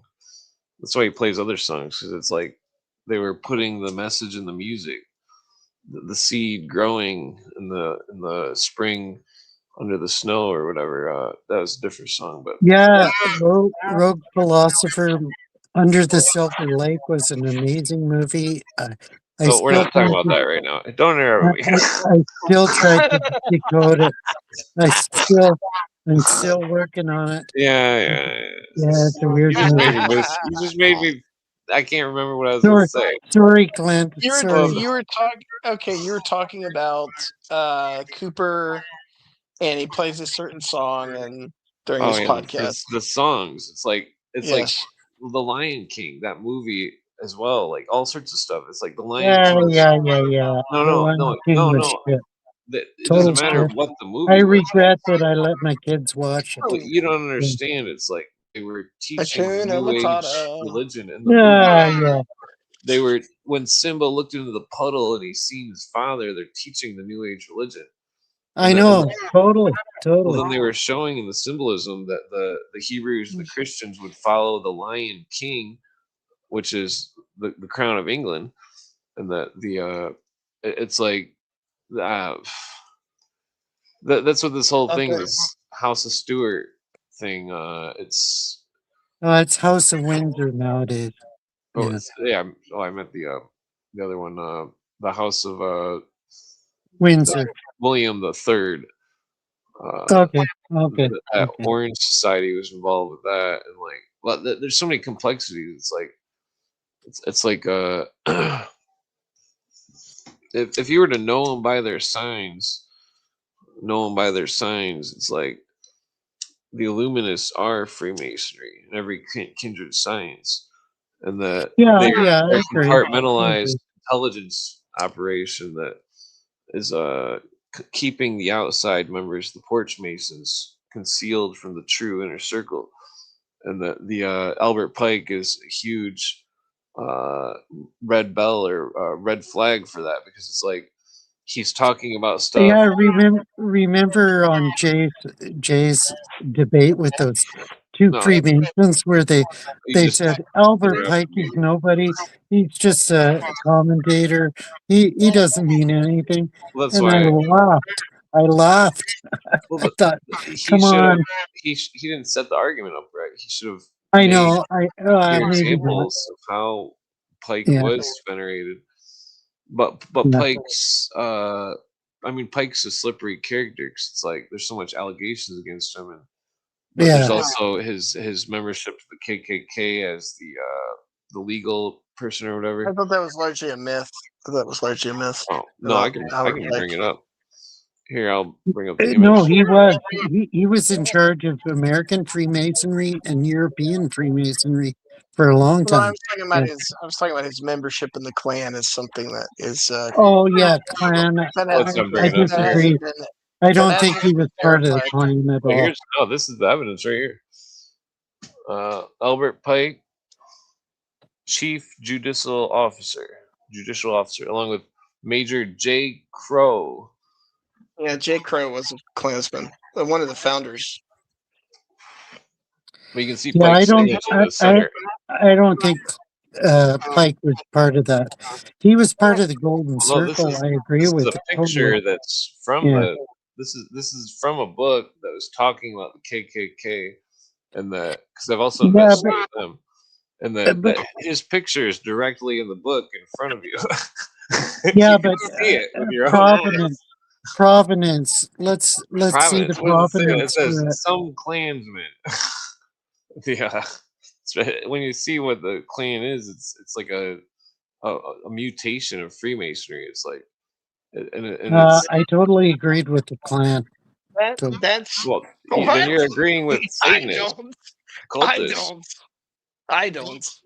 Have you ever watched Birth of a What do they Nation? call? I What do they totally call? love that movie. Hold on, Harry. Birth What of do a they Nation call? is Harry, I don't care. amazing. What do they call? What do they call their worshipful master in the Ku Klux Klan lodge? What do they call him? Legal. They call him the Dragon. Yeah. What is Yeah, the dragon, I Harry? What is the disagree with dragon? that. No, I what is the disagree dragon with in your that. religion, Harry? What is the dragon in your religion? Well, Isn't it Satan? Dragon is Satan, obviously. Yeah, totally. So if you're a Christian, quote unquote, you can't support Satanism. But I agreed with their motivations and Oh man, Well, that's I disgusting. That's I disgusting. don't. You're never gonna pick up any women with that attitude, Harry. I don't care. At my age, do I give a shit? No. Oh Well, man. when I take you to the horse races and we gamble, it's you're gonna give a shit.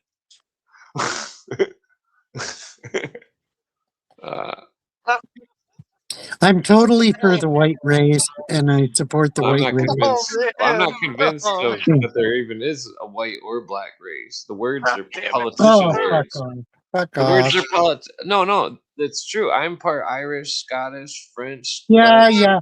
You've given your Swiss. genealogy, and I disagree with it What do you totally. mean you disagree with my I genealogy? think you fabricated it. I've done an extensive family Yeah. tree.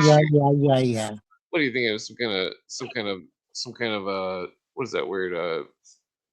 Fucking I can't think of it. Fabricator. Fabricator. No. One time, a famous rapper called me this name on the computer. It was who was it? Damn it, I can't think of the name of the word. Boots Riley. It started with a D. Dilettante or no, that's some kind of Dispensationalist. no, it was an insult. It was the Okay. RZA or the Jizzer Well, was calling me a name. dispensationalist is an insult. He called me a derelict. That's what it was. The Oh, RZA called me. derelict. Yeah, Yeah, that's a good word. Yeah, Well, I like felt it. flattered. That's a good word. Well, he called me that because I wrote a rhyme on his post. You're a derelict. Yeah, Got no introspect. derelict. It's time to get that naive tax I'm going to collect. Well, so yeah, it's like Irish, Scottish, French, Swiss, Yeah, German. add them all in. Add them all in. I don't Add them believe all it. in. They're different cultures. Yeah, I think you're full of shit. That's why I don't believe in the word white or black. Yeah, I They're all think you're different full of cultures. shit. What do you mean I'm full of shit? You telling me that the Celtic people spoke the Challenge same? the challenge of Harry not being racist. Extreme impossible. I'm a racist. I You're not a agree. I'm a racist. You're an racist. asshole. Totally, I'm a racist. You're not I a am racist. pro-white. I'm Well, pro-white. you know what? Well, You know can't what, even Harry? At define least, white. What is? at least how you're is honest about your racism.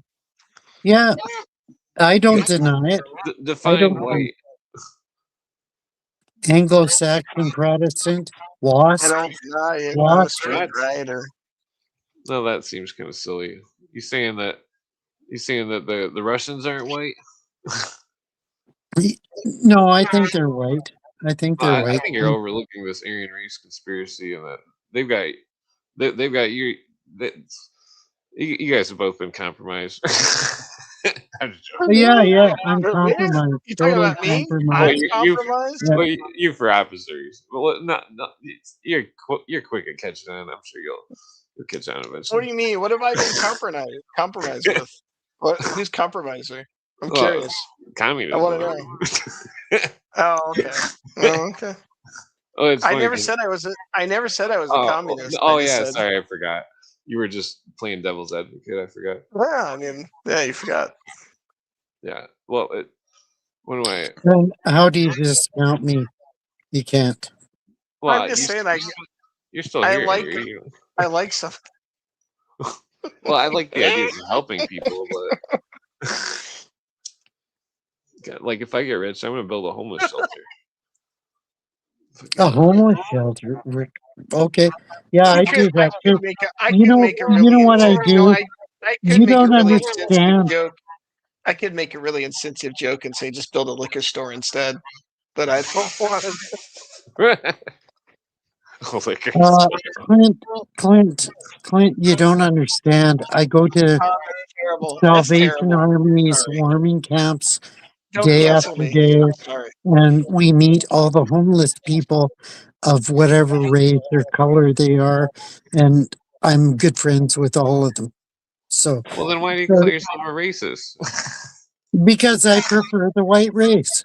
Is That that doesn't is mean that, that just is means you're a that a problem? separatist. Is That means that a problem? no, you're Like, misidentifying. You're a separatist. You're not a racist. yeah, I am a separatist. Well, there's a I big believe difference. in what my dad used to say was separate or integrate. Fuck I off. just want to say that the ideas and opinions on this particular stream does not express that of Doc Inferno nor of my podcast. What? Please Ditto. don't Oh, cancel no me. problem, Doc. No problem, Doc. I'm Like, just saying, don't cancel me, bro. you won't be canceled. You won't be canceled. Well, Don't block me. I don't agree with a lot of what Harry says. He probably has the right to say it, but I don't agree with it. well, yeah. Yeah, why can't I say it?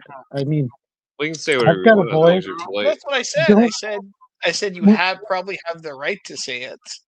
yeah, we have, so far we have free speech Listen, I love until everybody, and I want to talk. C9. I want to talk to everybody. I want to talk to crackpots. I want to talk to communists. I want to talk to.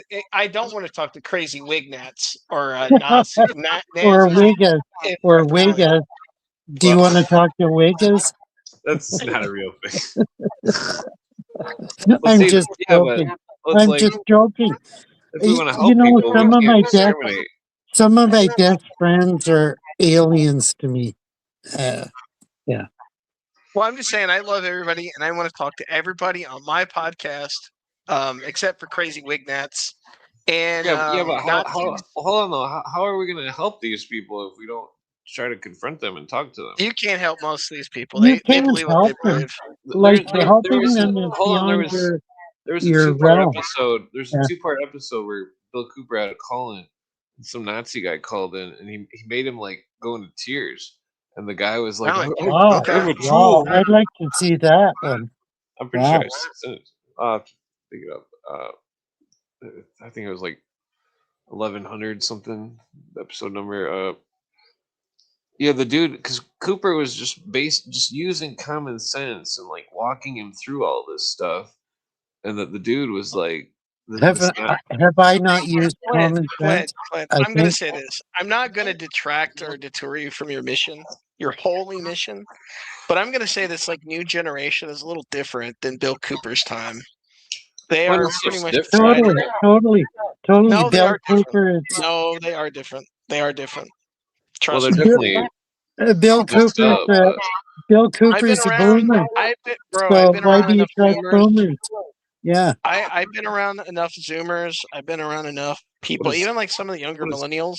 What does Zoomer If mean? they say they are, it's a new person born from 1997 to I think 2012 or whatever.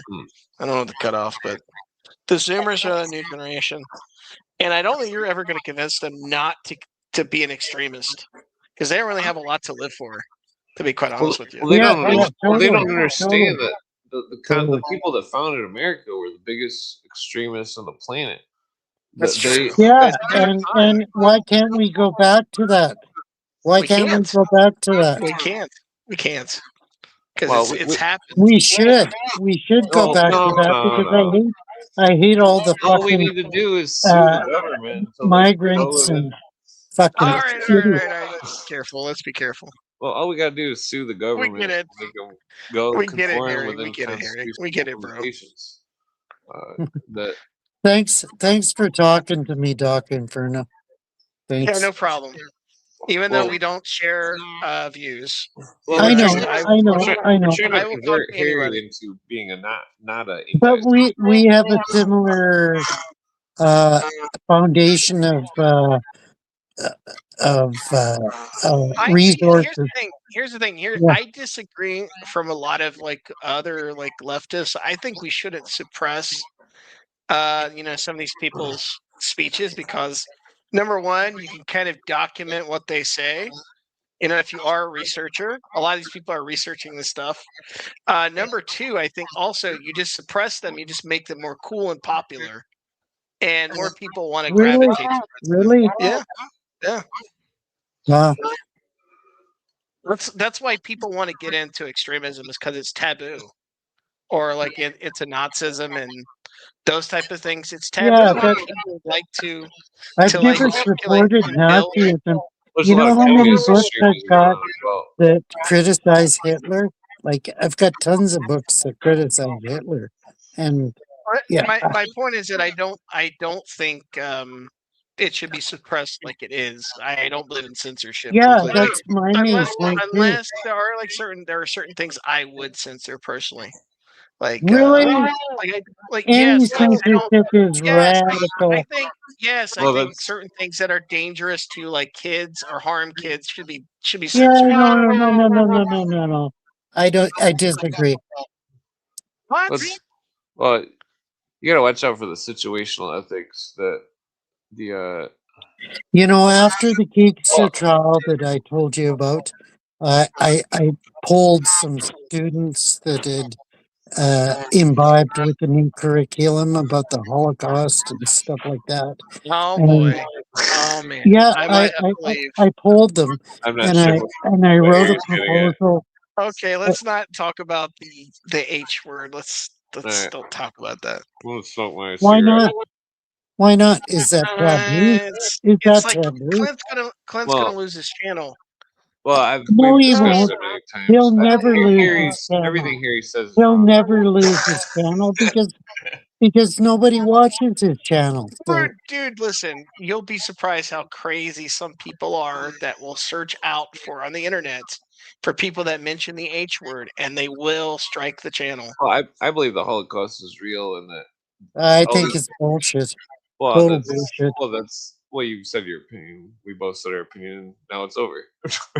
Yeah, total. Boy, what did I get myself into? my Doc argument. Inferno, I can hold on, go hold over it to you in depth if you want. Bro, I've read all that literature. I read all that stuff. I my just don't. argument. You have? Hold on, You Harry. have? Harry, Yeah, my I just don't want to discuss it. I just don't want to discuss it on live stream. Why not? my argument is It's that the gold teeth can be counted the amount of Oh, weight of fuck gold the teeth. gold And teeth. that if you Come divide, on. Fucking no, break. seriously, I dug. Fuck It took off. me like 8 Fuck hours off to with do the this golden investigation teeth. about the gold teeth.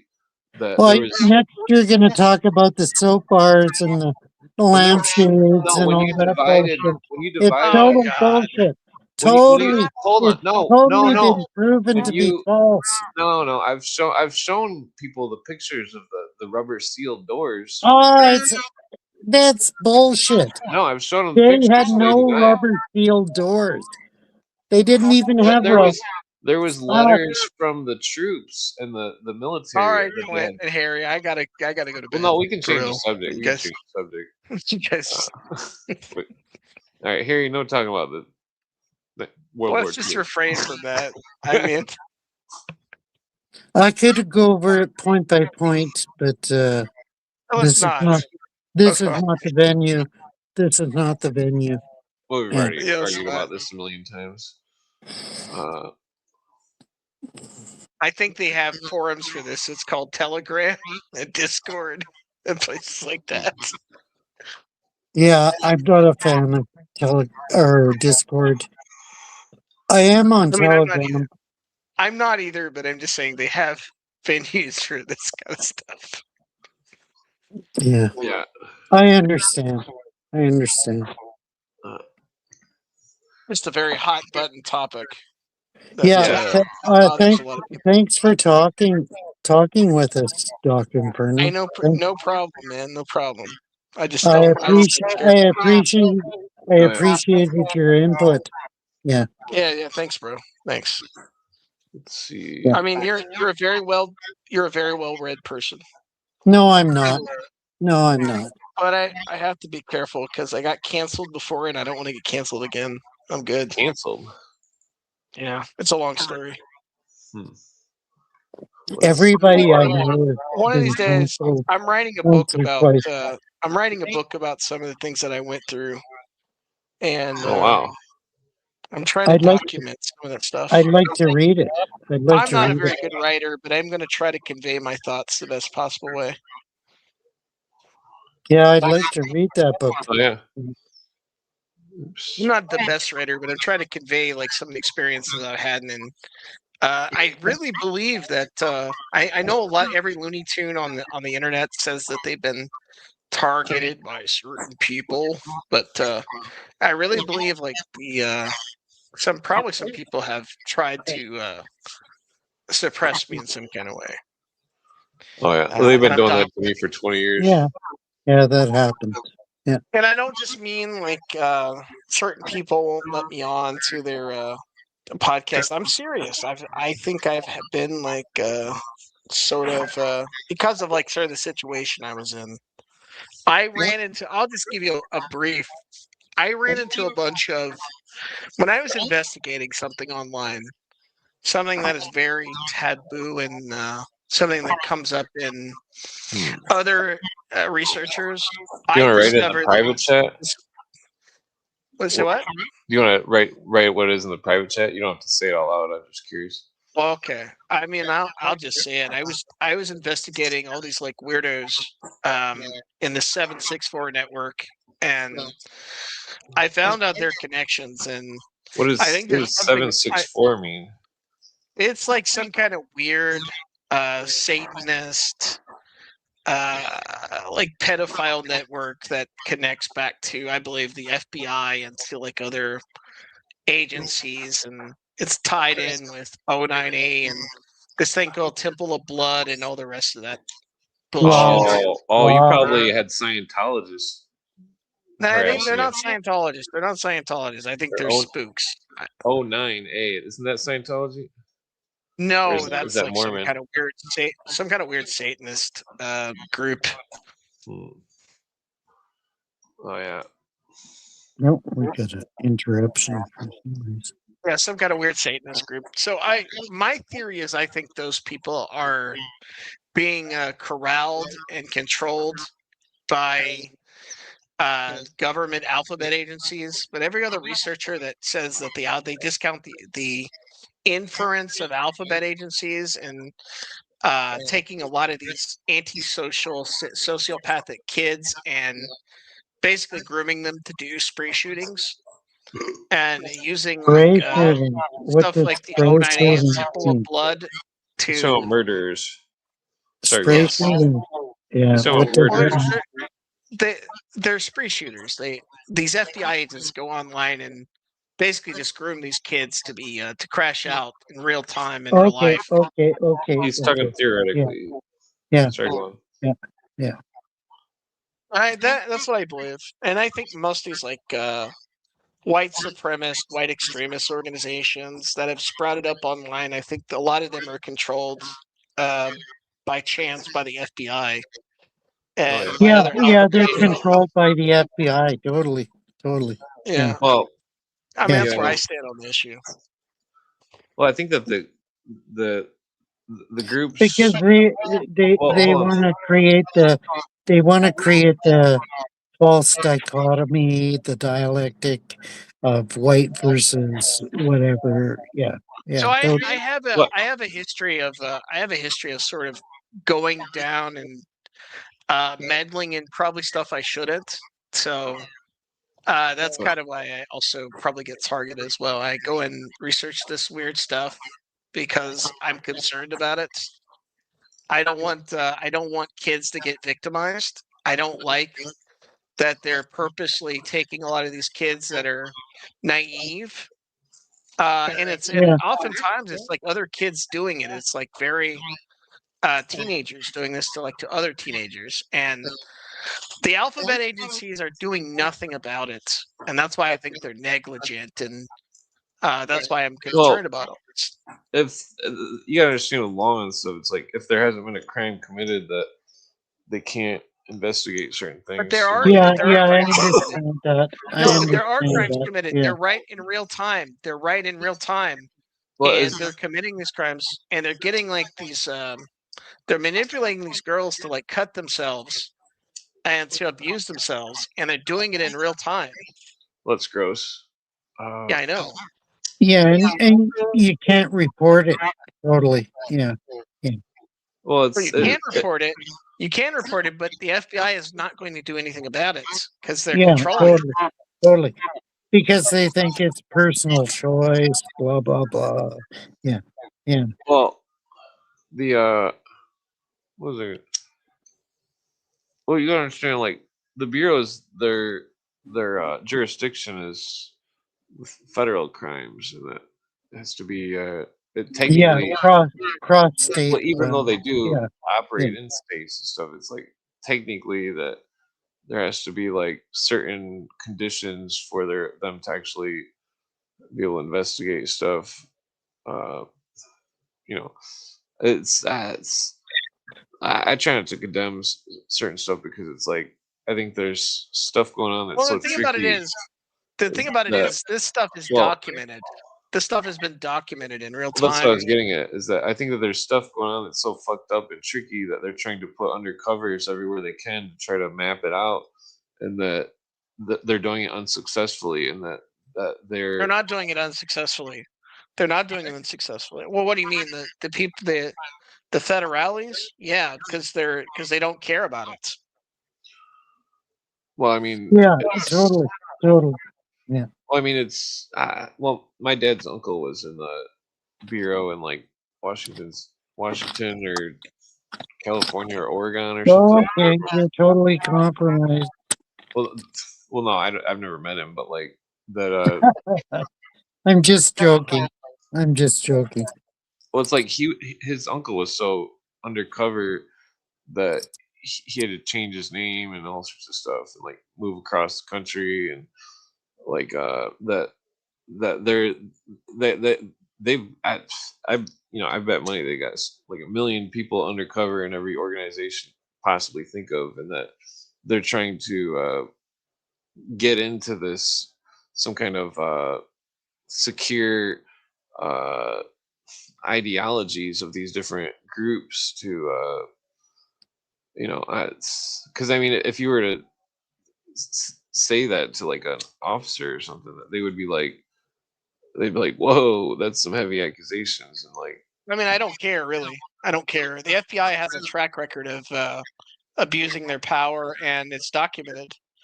So I don't really care if they would say that. uh, I have a right to criticize them, uh, and say that they're negligent. I'm not accusing individual officers. I'm sure there are probably good people in the FBI, but the entire structure of way counterterrorism is set up, and the way also that stuff like the SPLC, the ADL are structured, and they want to create a narrative to where they want to justify their budget. They have to meet quotas. They have to justify their budget, and they have like means. So no, I don't trust them. I don't trust them. I don't trust alphabet agencies. I never will Totally. because Totally. I've seen like abuses they've done. Yeah. Well, the I mean, Cooper says that all the acronym agencies are chartered under the I understand 60-second people. trust. I understand. Listen, now understand. I understand people are scared to criticize them. But what I'm asking them instead of going after some autistic kids on the internet that are like making like racist jokes or doing like a bunch of inkwells, which are men that can't get a woman. Why don't they consort their efforts, and go and actually bust these people that are doing it on Telegram, that are doing on the social media, that are doing all these various things, that is in real time. You don't need to have any kind of specialized education to see that it's going on. It's documented, and these people are like jeering at people, and they're like abusing people on a daily basis. Yeah, Yeah. but that's not I their mean, purview. Their well, purview is more specific. Yeah, it's totally, I totally definitely agree. There's shady stuff going unconstructed. on. Like, Yeah. I mean, it's well. I mean, take the Oklahoma City thing in the '90s. It's like they say that suspect number 2 is Michael Brezhna, and that he And was John Doe number 2. yeah. Well, he was an informant for the bureau, and Yes. that it's it's fucked up because it's like Cooper says in one of his broadcasts, he says that he was at somebody's house and that in Arizona, and that he said that that the 2 suspects went there and tried to talk to them or something and say some crazy shit. And he said he told him flat out, like, if you're doing something illegal, I don't want no part of that. And like he said that McVeigh claimed that he had an implant in his butt Yeah, that yeah, was yeah. was Yes. a microchip. And Well, that no, he claimed he had an implant in his teeth. He claimed some no, kind no, of this is Cooper saying it firsthand. Cooper okay. was a firsthand witness to McVeigh showing up randomly at one of Bill Cooper's friends' houses in Yeah, Arizona. he tried to get. Well, I think also McVeigh tried to go to Cooper's house and give him a copy of the Turner Diaries. If I'm not mistaken. I don't know about Oh, that. the Turner This, Diaries. well, hold I on, let me love finish the the Turner story. Diaries. But like Yeah. he said, McVeigh demanded that he look at the microchip in his butt on his butt cheek, and that Cooper refused, and he said that he wished he would have looked and examined to see if it was really there or not. Uh, and that this is all relevant because it's like that if McVeigh was some kind of experiment, and that if his execution was faked, and that if Totally. I mean, it's crazy. 'Cause it's like, why would they? Why would they? In the law, you can't try somebody for a crime in a state that they didn't commit it, and that he committed a crime, and they tried him in Colorado, which is a heavy military place. You Yeah, know, totally. I think that they faked his execution, and that they then just put him back into service somewhere. If you know, I mean, it's a bizarre thing because it's like. Interesting. Well, Cooper also said that because Cooper started the largest citizen-ran intelligence agency in America, and it was called the Citizens Agency of Joint Intelligence. And the people that were working for him were serious people who were, you know, Good. taking oaths to join this intelligence apparatus that Cooper created. And that he said that at least, I think he said like 10 people. He said that 10 of his Kaji people had reported from Oklahoma City the day of the Oklahoma City incident and claimed that they had all seen McVeigh in different spots of the city all at the same time, and that he couldn't explain it. And like, I think that McVeigh might be a clone. I mean, Okay. that sounds crazy, but with the Nazi Wow. stuff about Mingler and I clones, haven't heard that theory. Wow.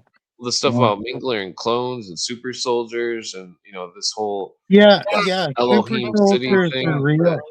super soldiers are real. Yeah. Yeah. Well, let me just say this. I agree with some of what you said, but going back to what I was making about the initial point is that sometimes when like somebody sees something disturbing unfolding that is probably being perpetuated by the government or whatever. I mean, it could be the government, it could be military intelligence, it could be Yeah. some Yeah. kind of Well, weird game. they use the It could term be some kind of weird. internationalist. It could be some kind of psyop that's going on that online, or any kind of psyop. What they do is they try to isolate these people. They Yeah. try It to was a isolate total these people, psyop. Yeah. and they try to like just deride them and say they're crazy for saying what they see, and then that sort of had a sort of kind of cascade effect. So let me go back to you also talking about the federales and why I don't trust them.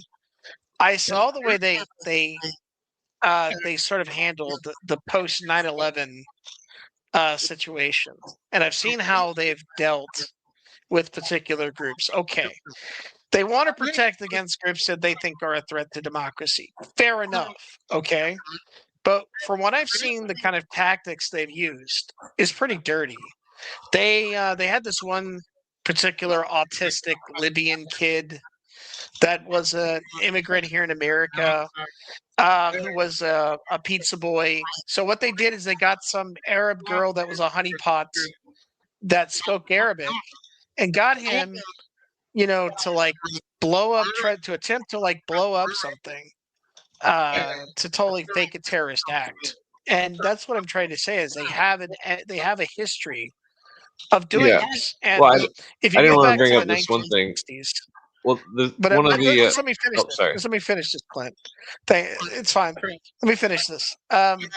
Going back to the 1960s, the whole church bombings that was happening through the civil rights, they actually had an informant by the name of Gary Rowe that was brought to the Center for, I think, Anti-American Activities, where they were putting all these different Yeah. groups on trial. Gary Rowe was planted into the Klan during the 1960s, and he was basically doing all kinds of criminal acts. And this is documented, and he Totally admitted to this. documented. Well, And it's Yes. he like admitted that he was like allowing all these acts to happen. It was under the watch of the federal government. And one of the rules of having an informant inside extremist groups, when you do have an informant, is they're not supposed to commit crimes. Gary Rowe was a convict. Gary Rowe was a drug addict. Gary Rowe was like not one of the best people, and he did all kinds of these heinous acts under the watch and tutelage of the American government. Yes. yeah. Totally. Well, Totally. the thing about the well, so there was a movement. It was late 1800s, early 1900s, and that they were some kind of terrorists. They were anarcho-socialists, and that claimed both parties of anarchists and socialists, and both combined. But like that, there was some kind of psychopath. I think it was like 1924 or something in Michigan, and that he tried to attack people with the B word, and that he What's the B word? the well Bitch. no Bitch. no, but so Bastard. I don't remember how many Bastard. people died or whatever, but like that this is like back in the 1920s, and like it He's was. talking about something that has a fuse to it. But like Okay.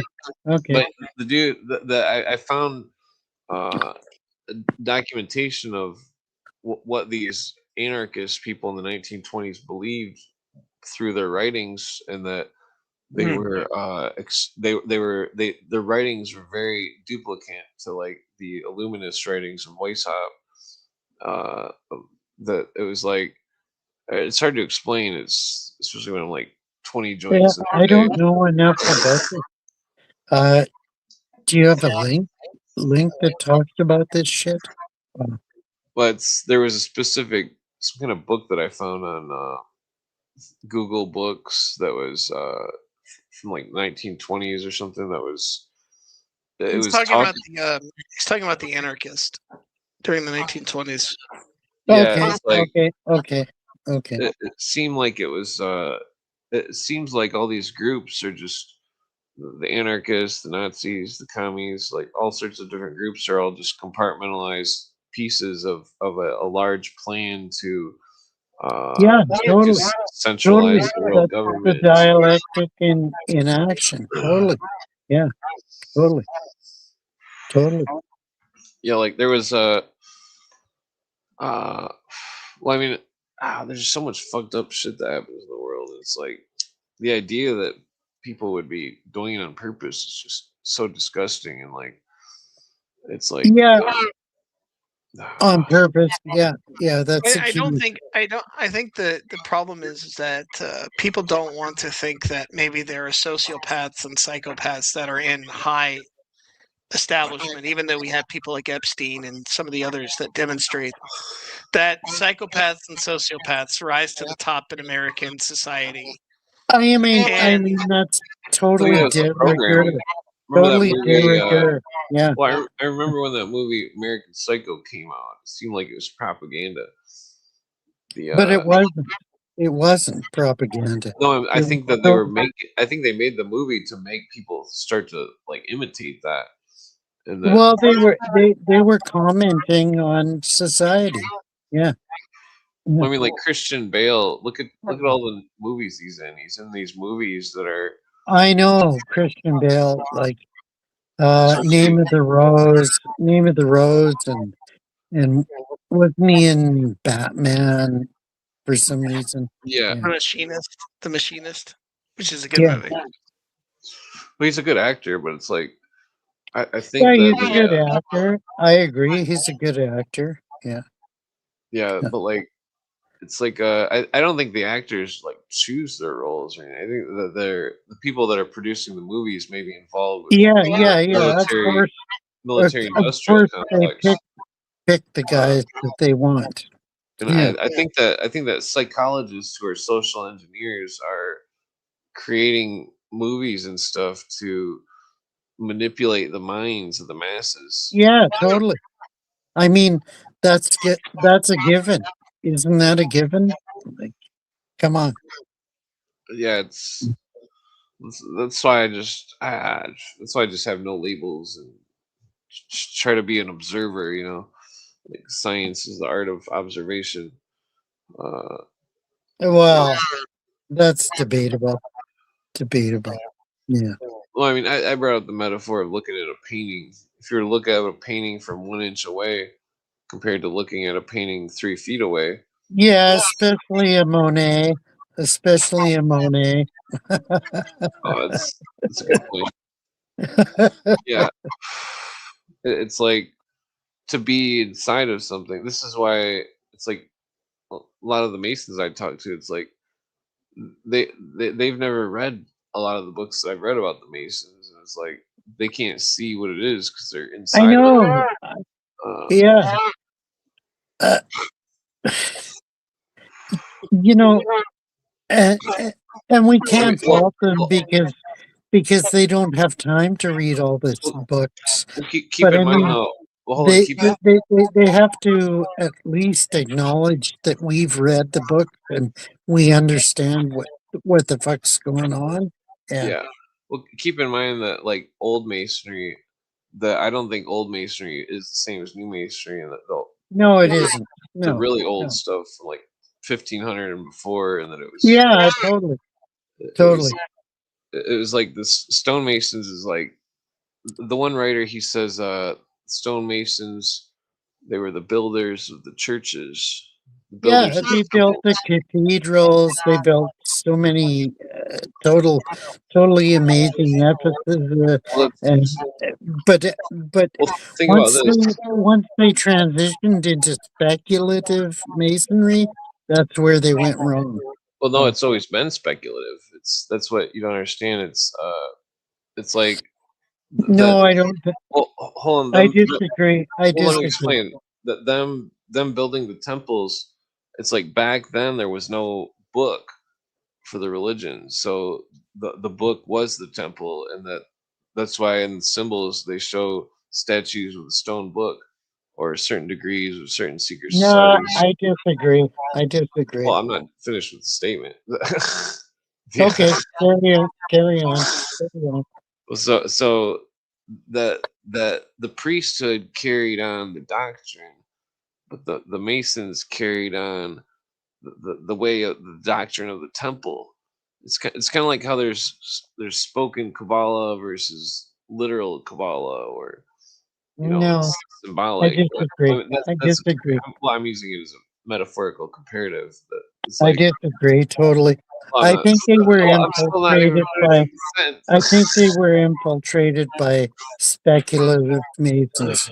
Totally, Well, totally. that's what I'm getting at, though. It's like the first 2 degrees. The first degree has all the symbols of the mystery that the first degree Mason doesn't know that they have all the symbols, and that the it's like some of the writers were saying that it was like uh the workers who were in the operative masonry. Because keep in mind, I do believe Plato was a Mason, and that his writing No, was come half on, come allegorical on, come surrealism. on, Well, hold on. come on. Well, no, where do you think you got Oh, that equation from? That's from no, no, no, no, Egyptian no. masonry. But like, I mean, Freemasonry wasn't even a thought back then. no, I it mean, was real. I You could, mean, well, hold on, you don't maybe understand. he was a precursor. No, Maybe no, the maybe symbols.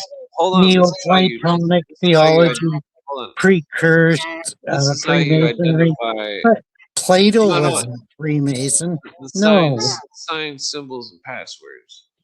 no, no, no, no, no, no. Well, my point You're though. Well, let me you. finish my fucking point.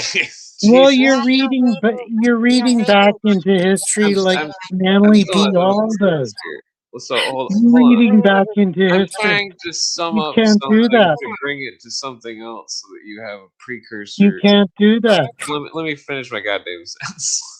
Okay, Uh, carry okay. on. Well, so the operative masons who were the builders, they were taught the doctrine in the first 2 degrees, and they were never allowed to enter the third degree. And that when the higher speculative masons were often their doctrine was lost because of uprisings in cities and so on and so forth. The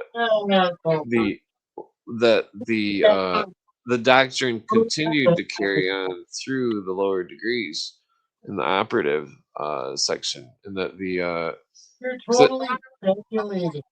no, this is what the writers write about. It's like they're Yeah, but they're redacting history. They're going back well, you gotta on understand. It's like every the cathedral built before back 1307. Every to well, hold on. the Every cathedral built before 1307 was built with this surrealism, green language in the statues, and the whole cathedral is a story, and the people that are unable to see the story are illiterate to it, and Yeah, this is true. This is true. You're talking about Falconelli. Yeah. yeah, and like, but well, there's also other writers, but I can't remember the names right now. But Now what I'm saying is, there's also Squalor de Luberitz that talked about the language of the cathedrals as well. Yeah, he's talking about Falconelli, but he doesn't understand that. I mean, yeah, but when I read Falconelli from Masonic, you're projecting just what the Freemasons do of modern times. no, I'm You're not projecting it. projecting onto the past a pseudo history that isn't real. It's Are not you real. saying that the artwork in the cathedrals aren't real? Yeah, they drew from it. They drew from it. Does Yeah, that but make it real? Does that you don't make it understand. real? You don't understand the symbols with masonry. It's Yes, I understand. well, no, I the understand. masons. Guess what the name of the key. Guess what the name of the chief cornerstone is on the Great Pyramid according to the Arabs. Yeah. Hold on. Guess what it is. They're drawing back on history. No. Not Guess what it is. Hold on. I'm yes, asking you total a question. fabrication. Total Take a fabrication. guess. Well, I'm asking both of you. Take a guess what it is. The name of the. Go ahead. Could you say it again? Say it again. What is the name? Take a guess on what the name is of the chief cornerstone of the Great Pyramid of Egypt. Of the Great Pyramids. Yeah, what Yeah, the Arabs yeah, call it. you're totally, Hold on. No, you're I'm asking you totally a question. backtracking. No, I'm asking you a Totally question which will answer backtracking. itself. I'm asking you a question which will answer itself. Yeah, it's Well, obvious that you're backtracking. well, let me explain so you understand. Capstone. You mean the capstone of the pyramids? Yeah, the capstone. What is the Arabic word for that? Yeah. You don't have to look it up if you don't know it. I can just say it. Go It's, ahead and say it. well, it's HRM or Hiram or Yeah, fire. you're totally fabricating. This You're isn't totally fabrication. fabricating shit. Okay, No. where did you get Totally. this from? Where did you get this from? Where you asked Well, about I the can't remember the exact book quote, but Hey, you've read Manly Pisshole. I'm not talking about oh mainly come on, P Hall. You've read you don't like Manly Manly Pisshole. He you totally don't like Manly P fabricates Hall? everything. You don't like Manly P Hall? You don't Man. understand, Harry. It's like, Manly Pisshole. hold on. Manly Oh, Pisshole. Harry, you don't understand. It's like once you read the Fulcanelli book, Harry is animated tonight. reread the Manly P Hall book after you read the Fulcanelli. Yeah, I've read Manly Pisshole. Hold on, let me finish my Yeah. point because Manly P Hall is talking in the same language as Fulcanelli, and so if you don't understand Fulcanelli, you can't understand Manly P Hall. Accumulation by association. No, Are you you don't understand. serious? Are you There's- serious? Whenever the occultists write, they write the exoteric doctrine. He's and right the about Yeah, that. ultimate- You're right about that. you're They're projecting never. onto They're, the no, past you don't understand. something that was in No, the fuck future. off. You don't understand, just like Jay doesn't understand. You don't understand there's an esoteric, exoteric doctrine in the No, you're exo. full of shit. No, You're I'm not totally full of full of shit. shit. I'm telling you, you guys are misinterpreting the goddamn Manly P. Hall books because you don't know what he's really saying. Because you need to understand that that's what You Bill know, Cooper. Manly No, Hall fucking. is a That's what. modern I'm not commentator, glorifying and Manly P. Hall. I'm he saying that totally Cooper. fabricated his shit Cooper, you from don't background. understand what I'm saying. That Manly P. Hall is talking in symbolism. Cooper talks about this in Oh, his letters. symbolism, No, he's right. He's right about that. symbolism. He's not He's Oh, right talking. about shit. He wants He's you to talking believe in in it in a symbolism. literal sense. Oh, fuck off. People believing in things in a literal sense is how the secret societies keep the profane from getting in. Because You're partially correct on that, but usually, like if they're talking in symbolism, they're usually not conflating. They do conflate a lot of history in the symbolism. Yeah, they totally conflate everything. When Totally. when they talk about symbolism, they're talking about inner meanings and like spiritual meanings to them. You know, I'm yeah, but they also Clint, allude to world Clint, socialism. listen, I'm not disagreeing with your conclusions or whatever. I'm disagreeing with how you got there. Just my What do you opinion. mean how I got there? You didn't Just get there properly. Well, I've Just just my been- opinion. Just my opinion. I think you got some of the history wrong, but I think you're on the right track in terms of like Yeah, occultic. totally. What you guys Totally, don't I understand agree, is that Doc Inferno. no, hold But on. I You mean, guys, he I didn't specifically get there hold on. properly. You guys don't understand. I've specifically for many years, over 10 years, only read the Masonic stuff. I stayed away from everything. Yeah, I know. I wanted I to know. see I what know. they said. Everybody's read the Masonic shit. No, you don't understand. Everybody's read it. No. You guys haven't read Hutchinson, Higgins. And all these Yes, I've got Hutchinson. I've got every fucking who's the other asshole person? that you there's rep. Who's there's the other way more person? Like, there's way more come people on. like that though. I mean, if I listed all the books I got, Yeah, you know, Clint. I've got every fucking book that you talk about. Clint, where yeah, did but the there's Masons get their knowledge from? what do you Yeah, mean, where do they get totally. their knowledge from? Where did they get their knowledge from? They got it from the Rosicrucians, or they got it from the Gnostics, or Which or like knowledge? the There's Neoplatonists. they've Yeah, held totally. many different Totally. cultures' knowledge. Totally, Their Doc esoteric, Inferno. their esoteric knowledge all came from like the Corpus Hermeticum, and then like it diffused from there into like yeah. The Corpus I mean, Hermeticum and Neoplatonism, blah blah Yeah, blah. Well, Yeah. hold on, though. You guys don't Wake understand up, that wake up, there's wake up. doctrine that is not in any books that's only talked about orally, and that Oh, orally. no, Oh, you're gonna seriously, go to the no oral Mason can argument? talk about the Fuck real off with the doctrine. oral No, argument. I'm not kidding. That's a piss poor argument. There's certain I stuff mean, that that's what the Jews use for the Talmud. God. Blah blah blah. Let's It's not a, go it's back a to the shit, Jews. It's like- shit argument. hold on, you gotta It's understand, total like shit argument. it's like old masonry was like a science of comparing ancient religions, and that the comparative analysis of these ancient religions is relevant to You're understanding correct and about that. tracing correct about that. mankind's history. And you're also correct about how they encoded like secret knowledge in their architecture. Yeah, You're not wrong about the that. columns, the Yeah, arches. totally not wrong. Yeah, It's like, I agree, Doc. well, like there's some of the stuff about like how Doc, we need to do a Do you know? podcast together. But do you know, Clint, what they call their high god in the Masonic Lodge? They call him Jebulon. Yeah, Well, that's- Jebulon and Jubilon. that's Jebulon you and understand though, Jubilon. that that's there's compartmentalization going on where it's like there's Masons. Clint, Well, no, I'm seriously, agreeing with you. I'm agreeing with Okay, you. yeah, I'm well- not disagreeing with you. Yeah, Yeah. totally. So I just don't.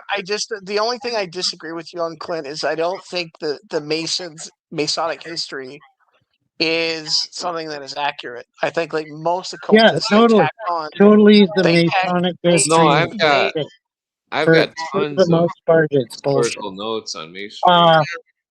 There's certain things that No, they're I right about, well, but Well, otherwise, I don't it's believe. bullshit. I don't believe Freemasonry goes back to ancient Egypt, though. Sorry, I don't believe that. well, I can There's no show you a accurate- picture of the Egyptians Well, doing the 5 points of fellowship. Doc, I might Uh, I might conflict with you. I think it does go back to ancient Egypt. In what manner, though? In what manner is it? Did they replicate stuff from ancient Egypt? well, let me Well, explain. they Hold on. go back to Hermes. The Oh, where- yeah, Hermes Trismegistus. Yeah, well, that was that's just true. school of Thoth, but so the Tahuti. well, so when you look at the carvings in ancient Egypt, you see these people, and they're gods, quote unquote, but it's not gods. It's a passion play that's being acted out, just like the plays in the Yeah, Masonic Lodge. you're talking about like Osiris. Yes, you're talking about the regeneration, the Yeah, dying god. totally. I'm aware of that. Well, just generally speaking, all of them, it's like there's a damn it, excuse me. I got the hiccups. Sorry, I'm mocking you. Sorry, I'm sorry. well, Sorry. damn, I guess I'm gonna roll up a cigarette. I mean, I do that. I do that often. So. We're getting low here tonight. Yeah, totally low. Totally low. What was I getting at? That masonry. Hey, It's Doc like- Inferno, I'd like what's up? I'd like to join your podcast wherever you are. All right, man. All right, man. Just don't talk about the H stuff or the J's or try to refrain from that. Really? Wow. Yeah, He's just- scared I of don't. I have to be careful of that. Yeah, I understand, and I can comport with that. Yeah. Oh, yeah. Well, so there's stuff about Well, okay, so take the Send me a widow's link. Send me a link. well, and take the I'll- widow's son.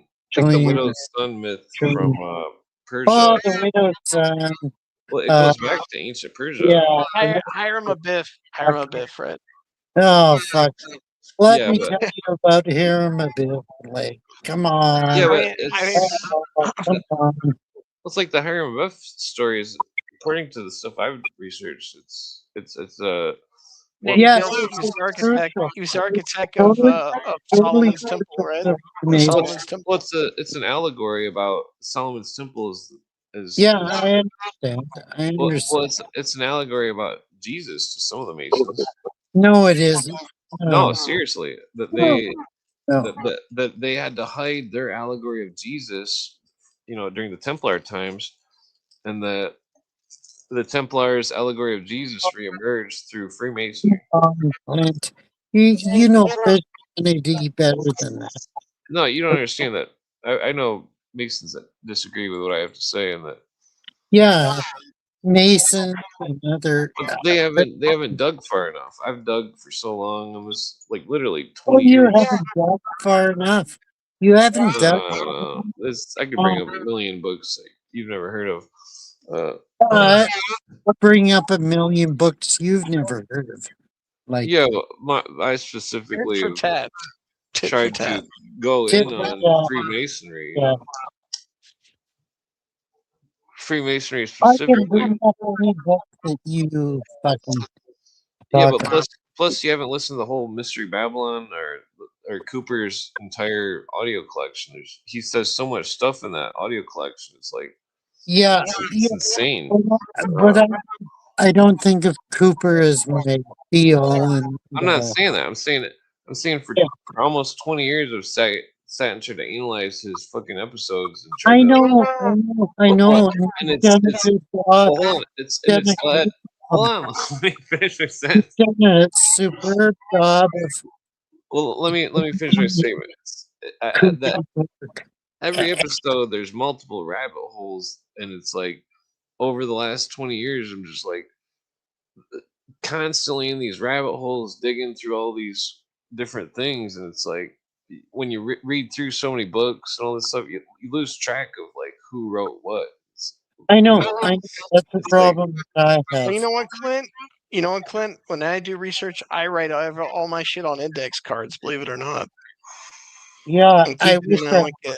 and keep it in a box. You know what I do? I highlight passages, and I hope that I will go back and discover those passages. I know that's nerdy. I know that's nerdy as hell to do that, well, but I do put my I take shit on index cards.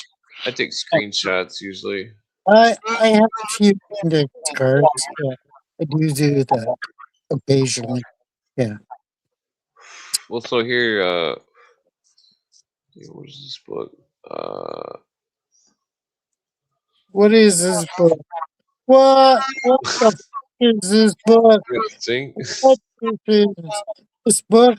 What the fuck is this about? Alright. I don't know what the fuck this book is about, but it I don't remember what's talks that about book for. it. It talks it left, right, So neutral. I don't know. Yeah, it's a good book. It's a good book, and you should read it. Maybe you should read it. all right, calm down. He's spurging out. He's spurging out. Totally. Okay, so I'll just bust out. Sorry, Clint. Sorry, Clint. It's spurging out. Spurging out. Well, so here's a taste of some notes. Talking Wow. about Cagliostro. Oh, no. Let's go back. Let's go back to that one claim where you said about the Arab. What the Arabs said about the pyramid. That was interesting. Do you know the source on that? Look, I'm pretty sure it was a Mason book. It was they had it as HRM. oh yeah, I've from Cagliostro. Yeah, I know all about. Okay, let's read this. This is probably a fit place to mention the impositions of Cagliostro, He whom mentioned Goethe. Goethe characterizes in his Grand Palpita in his Italian journey. His true name was Joseph Balsamo. He was born in Palermo in 1743, and from 1782 to 1785 did business in Egyptian masonry, which is just another fancy word for the Misrium Lodge, the Misrium Lodge, aka Martinism. aka Well, Martians. yeah, but the Mizraim Lodge, I don't think it was around in when Yeah, it did the was. When I when was No, read, it was. if I read a book online, I totally comment on it and say No, exactly. no. The Mizraim Lodge was was around in the 1700s. It's the Okay. Martinist. They're connected to the Martinist, Hmm. who had been educated. Oh, sorry. Oh, I was there just trying was, to Go figure back. out. of course, Professor Weishaupt. Yeah, yeah. Go back. It said. Let's see. 17, educated by the Jesuits, conceived the idea to form an influential association for charitable purposes and the pattern of the organizations of the Jesuits. Thus, originated in Bavaria in 1776, the Order of the Illuminati, which for a long time zealously opposed the fathers of the Society of Jesus, who were Jesuits, who were continuously through secretly active. Weishaupt is said to Oops. Oh, Weishaupt is said to have been made a Mason in 1777 totally in the talking. lodge Theodore of the Good Advice in Munich. Yeah, He yeah. endeavored to use masonry as a harbor for his plans, which aimed at higher development of morality in the human family and at the diffusion of religious and political instruction. But Public the offices were to be filled by Illuminati, and thus affairs of the state influenced. The members of this order were bound by blind obedience. On reaching the degree of regents, they were released from all previous obligations. The order spread from Ingolstadt Ingolstadt. to Munich, to Munich Ingolstadt, Germany. to Ike let's see. or Professor. Wait. Is this the next? It was cut off. It was cut off. The Ike Yeah, I Ike must. thing was cut off. Yeah, What is that? damn it, I must have. Ike. Oh, it's Ike or Fessler or Fessler. Among them in particular, worthy of mention is Nigel or Kanagi. Nigi, Yeah. the well-known author of the book on the intercourse of our fellow men. Yes, Nigel was the person I thought that introduced Freemasonry to the Illuminist. Yeah. Excerpts or whatever you want to Or at call least that's what I read in Terry Mendelssohn's book on the perfectivalist. Oh, Yeah. yeah. Wilson is a great author. Yeah, totally. I've got his perfectibilist. Yeah. Well, so this is evidence of them being intervening with Saxo Gotha and Kanagi abandoning the order. I thought that was relevant. Kaneki didn't abandon the order per se, relatively. I mean, that's questionable. Yeah. So let's Yeah. see the different degrees they had. Let's go over them. Oh yeah. Let's see, Rex. Novitiate, Minerval. I don't know novitiate means. I know that the major mysteries. Magus is basically a magician. Rex means king. Presbyter or epots. I don't know what that means. Principal or regent. Yeah. You know Yeah. all. Yes. Magus, Rex, a lot of the Illuminists say their name Rex Amundi. Boval. Yeah, Rex means king in the Latin. Real Boval. Yeah, king of the world. Yeah. Oh, so this is relevant. Talking about the Grand Lodge of Germany, almost without exception, having refused to permit the initiation of the Jews. That is true. That is true. As late as the beginning of the present century. Prevent the Jews. Yeah. Well, Frankfurt to Maine, the Rising Aurora. I never did a background check on that.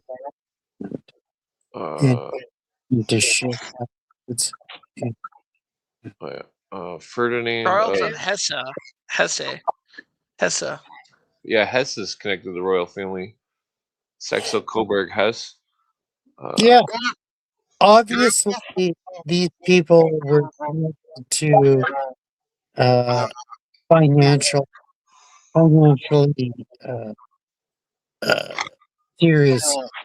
serious people because that's what Rothschild did before he converted his name to Rothschild. His name was I forget Yeah. what it was. Um, but he converted it to the Red Shield. Blah blah blah. He dealt Yeah. in coins and Well, they and called the Illuminists the Reds in the French Revolution. yeah, and wonder why. Wonder why. So this here is it's saying the French Revolution caused an interruption of the Masonic work from 1793 to 1801, which that they're saying that the Illuminists had disrupted what they were doing in France. Yeah, totally, totally. They did. I mean, it's observable. Uh, in what's his name's book? James Wellington's book, Fire in the Minds of Men. That that totally tells you all about it. A Masonic cipher right there. These are makers' marks. Read James Wellington's In the Fires of Men, or the Fires of Men. Yeah, that's a really good book. Yeah, The Fire in the Minds of Men. yeah. Uh, That tells you everything. So it is a Masonic cipher. Well, yeah, these are the Oh, marks of the stones. uh, Uh, totally, the totally. Yeah, makers' marks. they're called ciphers. Well, Yeah. the makers' marks. When they would chisel a stone, they would usually leave a mark on it. Kind of. Yeah, you can find So why are we discussing Judaism as not being relevant in You're Revelation? breaking. So, You're breaking up. Well, I don't think it's relevant because the yeah, Illuminists want to destroy all religions. it's totally relevant because they they fucking destroyed everything. Yeah, Well, I'm not convinced. yeah. In Russian Revolution, at the French Revolution, everything they Well, the totally. book says it was the Illuminists. No, you must know it was the fucking Jews. It was Well, the you've already expressed your opinion. You don't need to repeat it. no, but I mean it's obvious. It's obvious. I'm not convinced. Read the literature.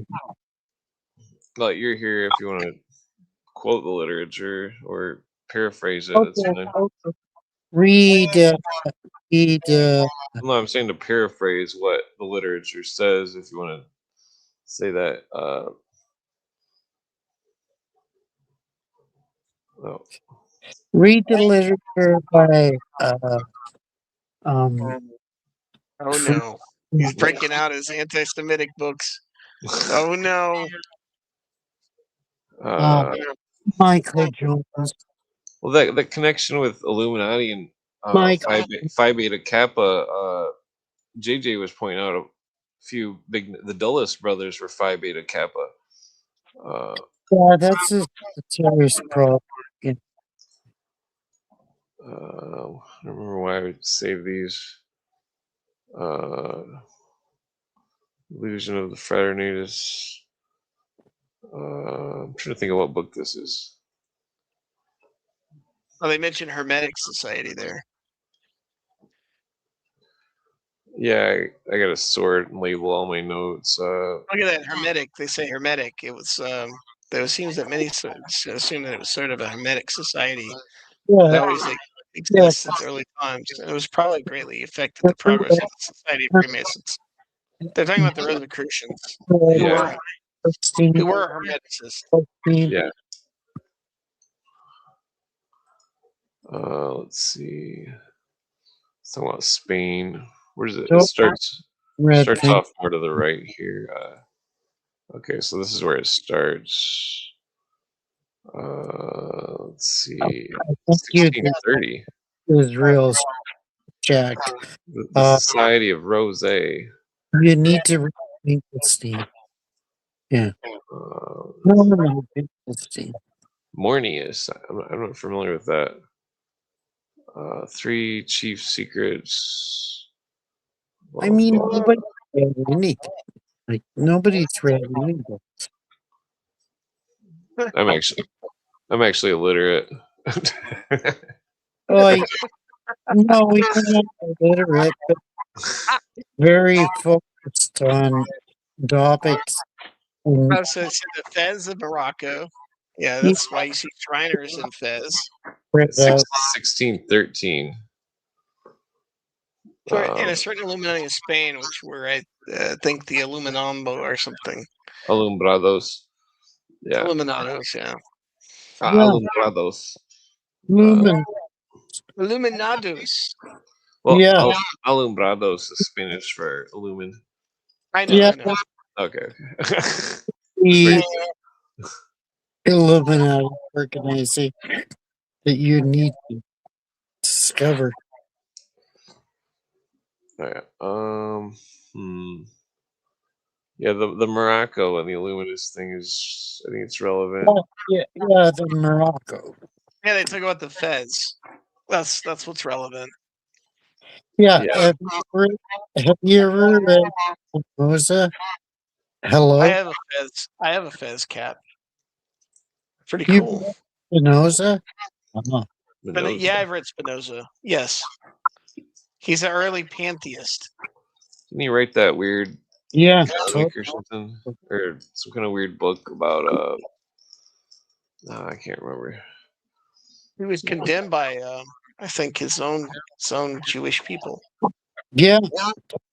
Totally. Let's see.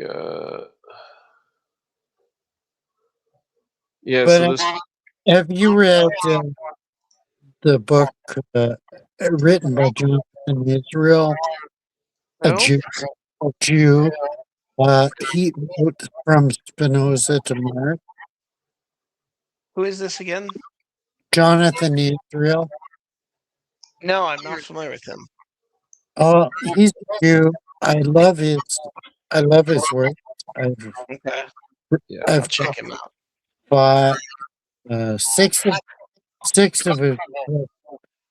But I mean, one of the books was called From Spinoza to Marx, Revolutionary Judaism. Interesting. Totally talked about it. Yeah. I like Spinoza. You Spinoza? Oh, fuck. That recognizes me. Totally fucked. I think Spinoza's interesting.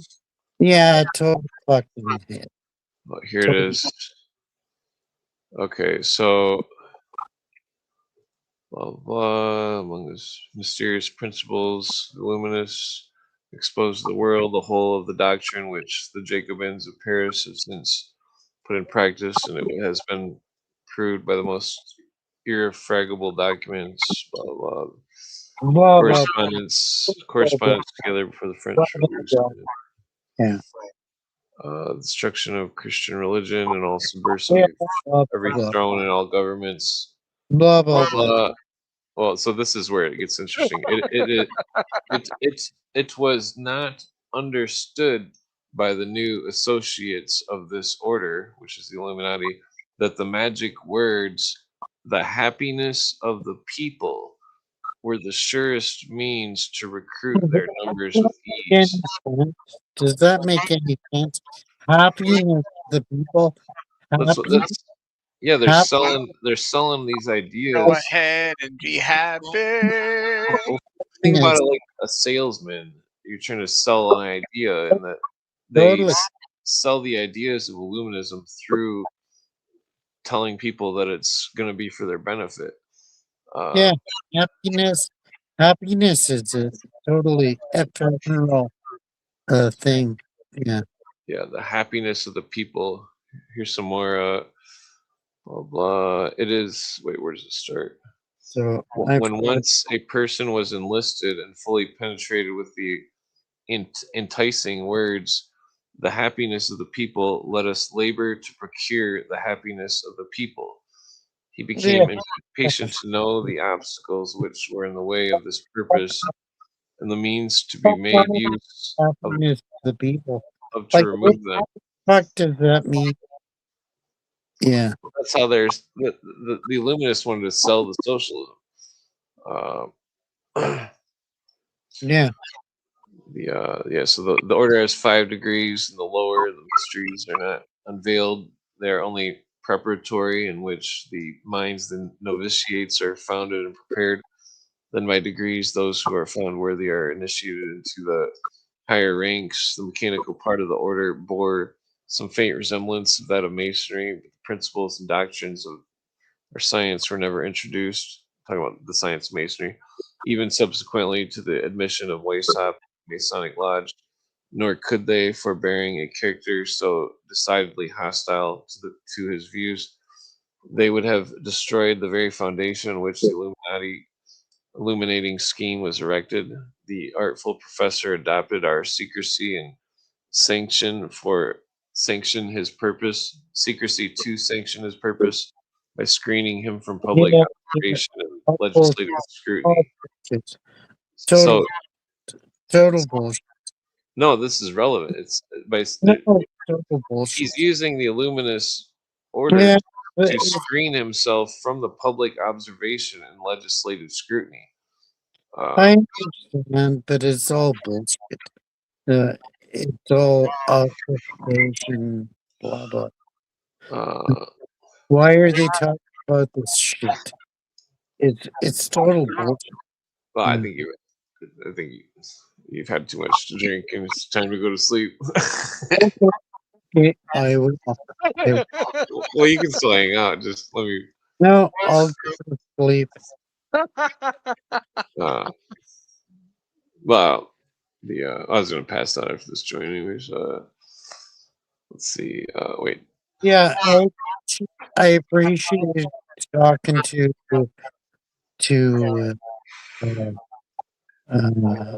what is his name? Well, I appreciate Dr. talking to the Inferno. both of you. Doc Doc- Inferno. Dr. Inferno. I appreciate talking to him, but yeah, maybe I'll fuck off. Well, you can still hang out. Let me just read a couple of this. So extending the doctrines throughout the continental nations. Continue to promote this shit. I can't stand it. Well, okay. It's bullshit. Well, Bullshit. okay, so anyways, Uh, his lodges were ultimately established over Europe. We're talking about the Illuminati here. They regularly communicated with each other, and their transactions were kept inviolably secret from the rest of the world. Men of all ranks and stations became members of these dark, mysterious assemblies. This. Their most active emissaries were in the armies of every continental monarch. Hold on, let me fucking talk. They guided the councils, they filled up the ranks, and were equally. It's all bull. It's all bullshit. We're equally unknown and unsuspected. The faculty with which they succeeded in subverting the religious principles of their votaries is the problem which it may be difficult to solve. Suffice it to say that whether the real intentions of Weishaupt were indeed what are generally imputed to him, it is certain that the seeds of impiety and insubordination which he scattered throughout Europe, impelled by other powerful incentives, lent their aid to the production of those rank weeds of savage cruelty and revolutionary bigotry, which swept a monarch from his throne and produced a 20 years war which deluged the continent with the best blood of its inhabitants. I'm pretty sure that 20 years of war was connected to the Protestants and the Orange Society as well. No, let's see here. Okay. Okay. Okay. All right, guys, I gotta like go, but thanks for the stream, Yeah, both you guys. You guys have a good night or a good day. so much Cool, you know? for talking to me, brother. I appreciate All right. the conversation. All right. Yeah. All right. Good conversation. Good stream. You guys have a good night or a good day. Even if we disagreed on certain topics, who cares? Well, Who cares? Yeah. Let's see. So the sanguinary os, Yeah. crossbones, death's head imagery. What book is this? Well, this is what. No. Well, okay. Yeah, I need to go to sleep anyways. 6:21. There's it's 7:21. Fuck. Let's see. So, founder of the Illuminati for no other reason than to make them believe that Weishaupt was a Freemason before he planned his new association. Now the case is very different indeed. Burrell asserts that it is a fact, it is a fact demonstrated beyond a doubt that Weishaupt became a Mason in 1777 only, and that 2 years before this, when he established Illuminism, he was totally unacquainted with the mysteries of Freemasonry. The French author in the work entitled The Veil Withdrawn, Secret of the French Revolution explained by the help of Freemasonry, thus charges the Freemasons the abandonment of religion in their secret conclaves, that horrible and sanguinary oaths which are taken in the several degrees, the daggers, crossbones, death's heads, etc. The imaginary combats with the murderers of Haram and other horrid ceremonies they make use of it, blah blah. Pave the way for those revolting barbarities which have indeed been transacted by the enthusiastic multitude, but not until they had been coolly planned by their philosophic leaders. That was the end of the sentence. He then proceeds to detail certain rabbinical tales concerning the death and burial of Adoniram, pretends to explain the meaning of what calls the master's watchword Mekbanach, together with the cataclysm used by the Masonic Knights of the Sun at their initiation, all which he attempts to show are calculated to undermine the genuine Christianity and to establish Socinian and deistical system of religion and a code of morality very different from that of the gospel. Mason wants to see what a sandy foundation the above charges are founded. The assumptions are, one and all, groundless. The conclusions, therefore, I didn't get the next part. Yeah, so here, close review of the doctrines of Illuminati or Masonry without religion.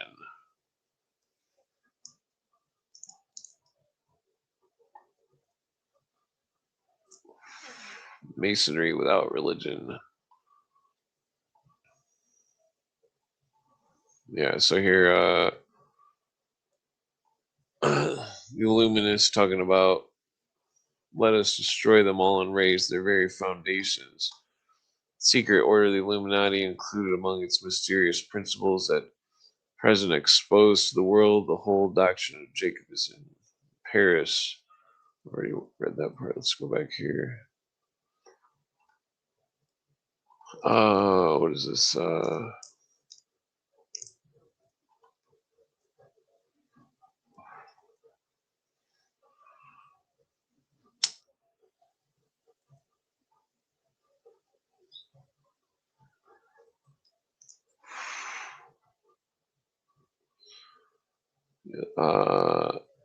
Yeah, the Legend of us. This is from Scarlet and the Beast, I think. The Legend of Osiris was revived and adopted to symbolize the destruction of the order of the Templars.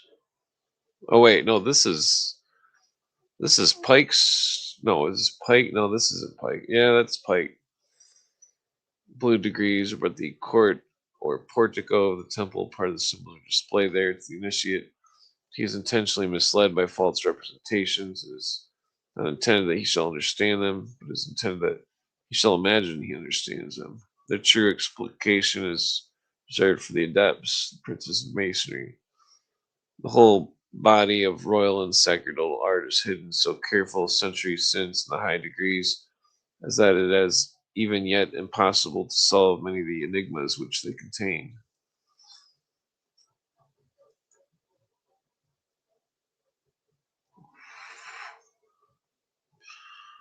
Let's see.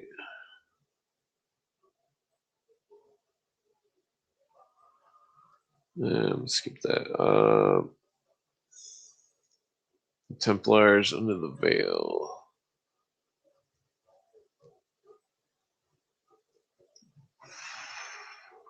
The ghost of the dead Templars haunt the Vatican. Wait, this isn't Pike's book. This is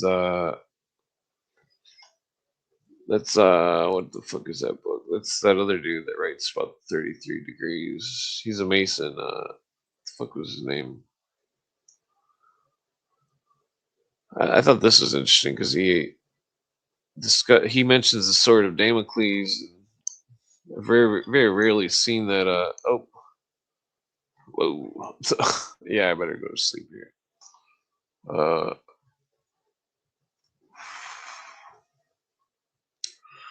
The sword of Damocles is very rarely mentioned in books, especially by the occultists. And when Brother 12 and the Foundation Letters book mentions the sword of Damocles, and so is this 33rd degree Mason. What's his name?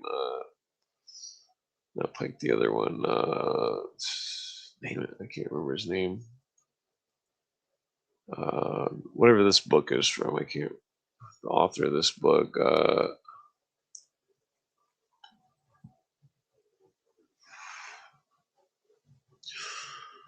Yeah. So. Excuse me. Damn it! I forget what JBM stands for.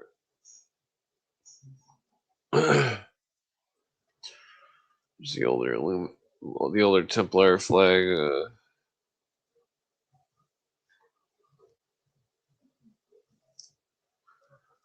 Yeah, so this is I forget what that says. Let's see. You're in Burr. Well, so I guess I'm gonna pass out here. What is this?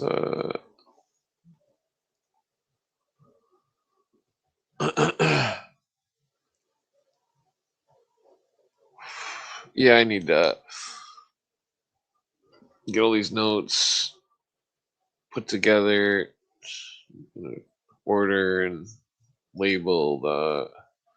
That's interesting. 378 or Shekinah. It's the Christian. True Shekinah is man. That's interesting. I don't remember why I say that.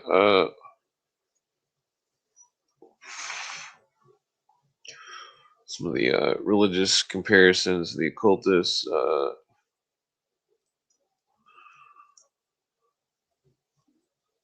INRI 270. Did I just see that number back here? 270. Man. That's interesting. Yeah, this looks like Higgins' book, I think. Higgins. Pretty sure this is Higgins' book.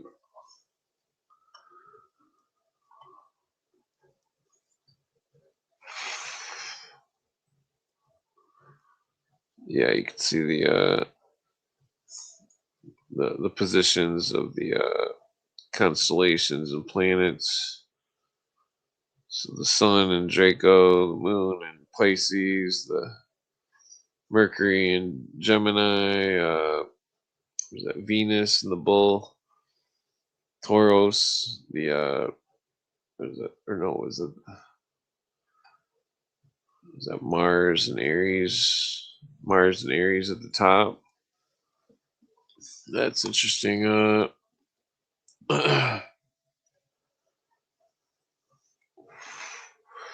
Yeah, the old 8-pointed cross goes back quite a long ways.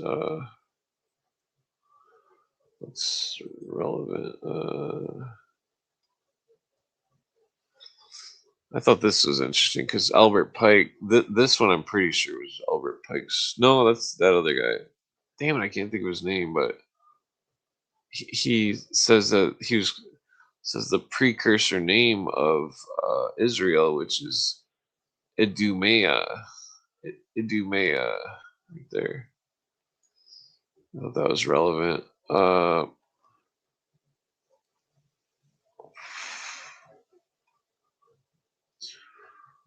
Let's see. Whoa, why did I do that? Overwhelmed. Wait, is this part of a two-part thing? Yeah, so here's talking about Louis. I guess I'll just read some of it. Where should I start? Okay, so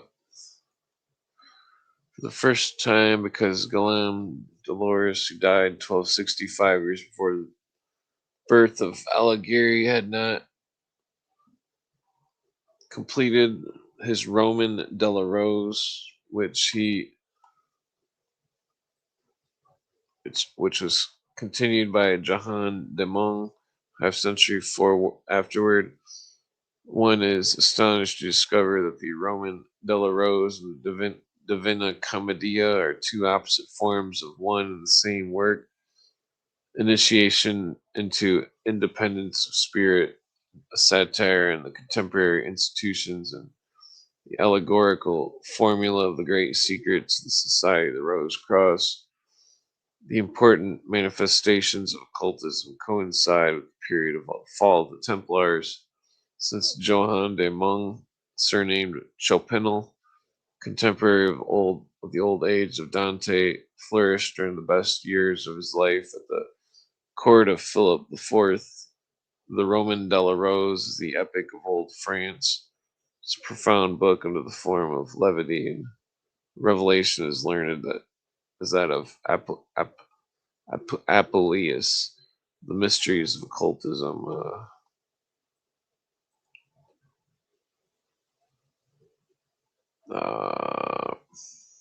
The rose of Flamel of the Johann de Mung, and that of Dante grew on the same stem.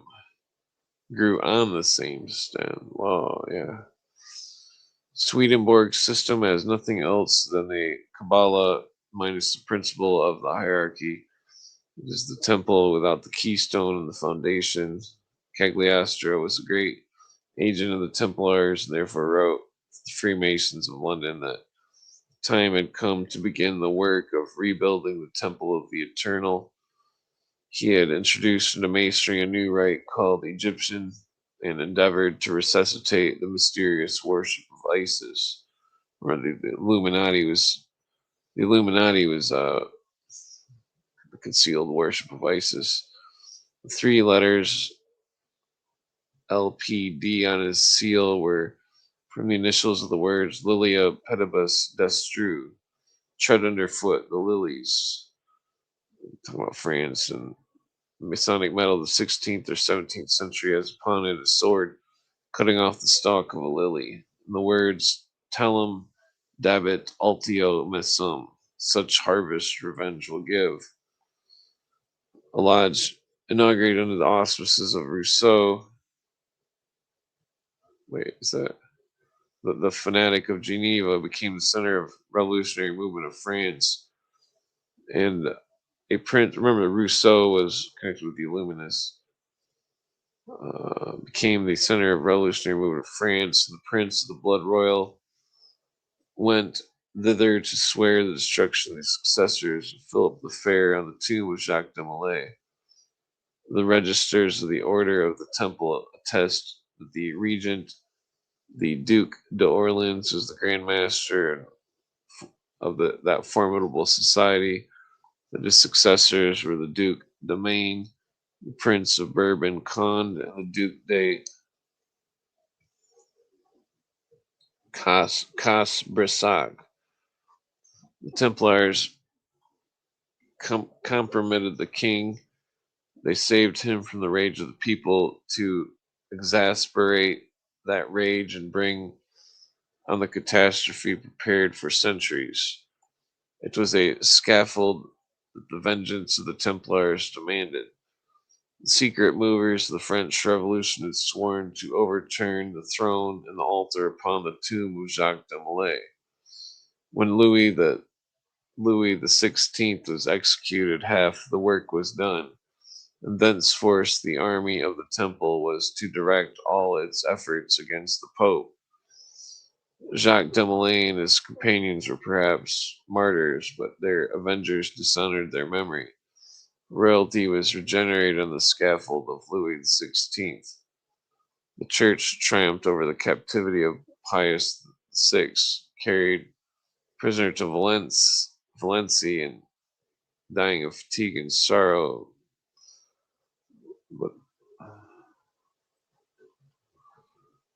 But the successors of the ancient knights of the temple perished, overwhelmed in their fatal victory. Yeah, so this is a different part here. I'm not going to read that.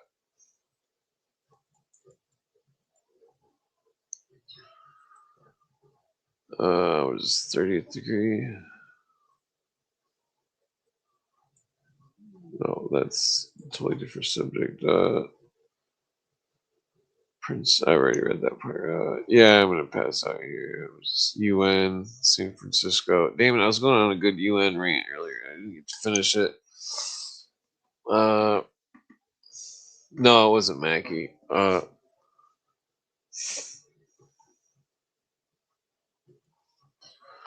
Let's see. Well, this is UN notes.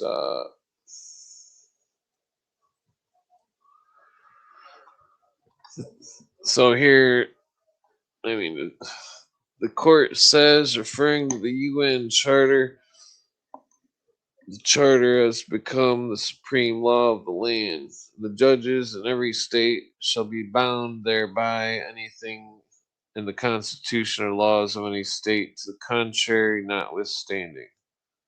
So this is very relative to the there is no America. Just keep in mind I love and believe in America, but when the UN Charter is the supreme law of the land, that's we're slaves to an unconstitutional contract. Yeah, the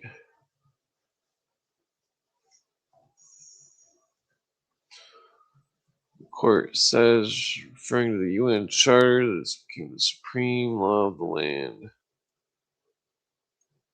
And then they're quoting the supremacy clause because the big banksters and internationalists, they made sure that they would conjure up with their lawyers something that would be something that they could create legislatures through, and something that would be protected by the very foundation of America, which is the Constitution itself. So what they've done is they've hijacked the country basically through this UN Charter. Because if the UN Charter says that you don't have a right of freedom of speech, then you don't have a right of freedom of speech, and etc. The whole Bill of Rights. If the UN Charter says 10th Amendment doesn't matter, the 4th Amendment doesn't matter, that all the amendments don't matter, then the UN Charter is the supreme law of the land, and that they don't matter, that we are slaves. That's why we must obey all unconstitutional laws, because the UN Charter is the supreme law of the land on paper.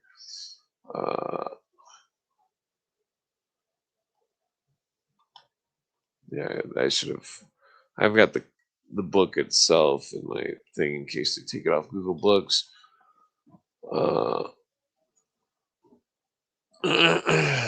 Yeah, so this is like the most relevant quote you can see anywhere is right here.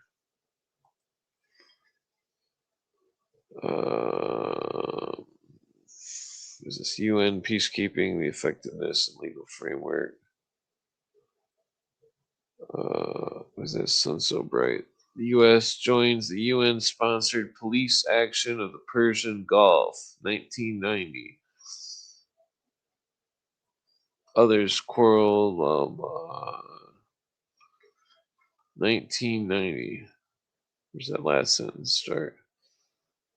Others quarreled with his reasoning, but it was clearly consistent both in the language of of the reports of both the House of Congress in approving the UN Participation Act, with the majority view in modern international law that the prohibition of aggressive war in the UN Charter has vitiated the legal utility of declarations of war. Because remember that the Soviet Union, any action that damn it, fucking no, any action that is some kind of military action in the world government, that Russia has the power to veto it, and that Russia has vetoed many things in our country, in our what our country's tried to secure itself. There's the UN peacekeeping, the effectiveness of the legal framework by U.S. Congress, blah blah.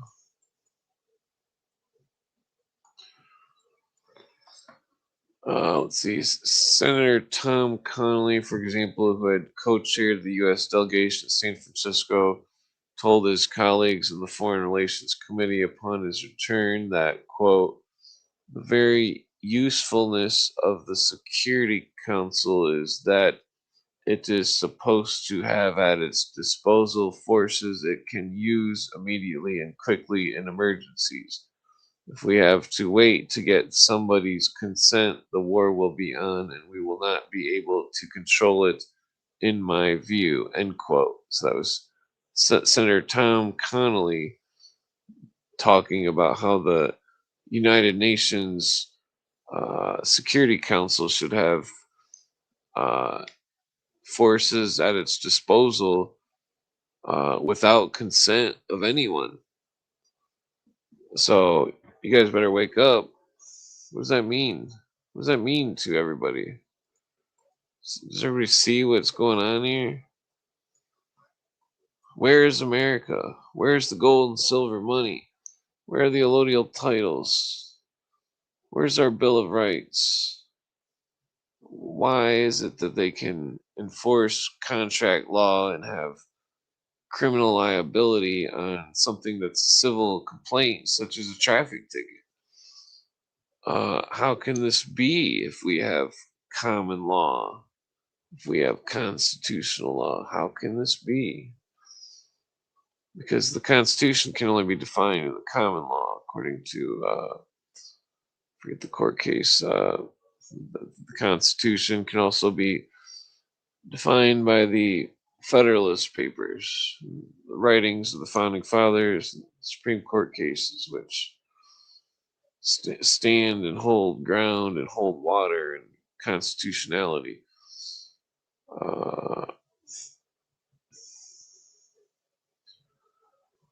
So, what is this relevant to? Yeah, so in there's a treaty with the Canadian government on the grounds that the provision related only to the internal application of the treaty. Blah blah. The treaty is exclusively domestic application. Blah, blah. I can't remember why I saved that quote. What is this? The Maritime Boundary Settlement Treaty and East Coast Fishery Resources, U.S. Congress. Let's see what we got here.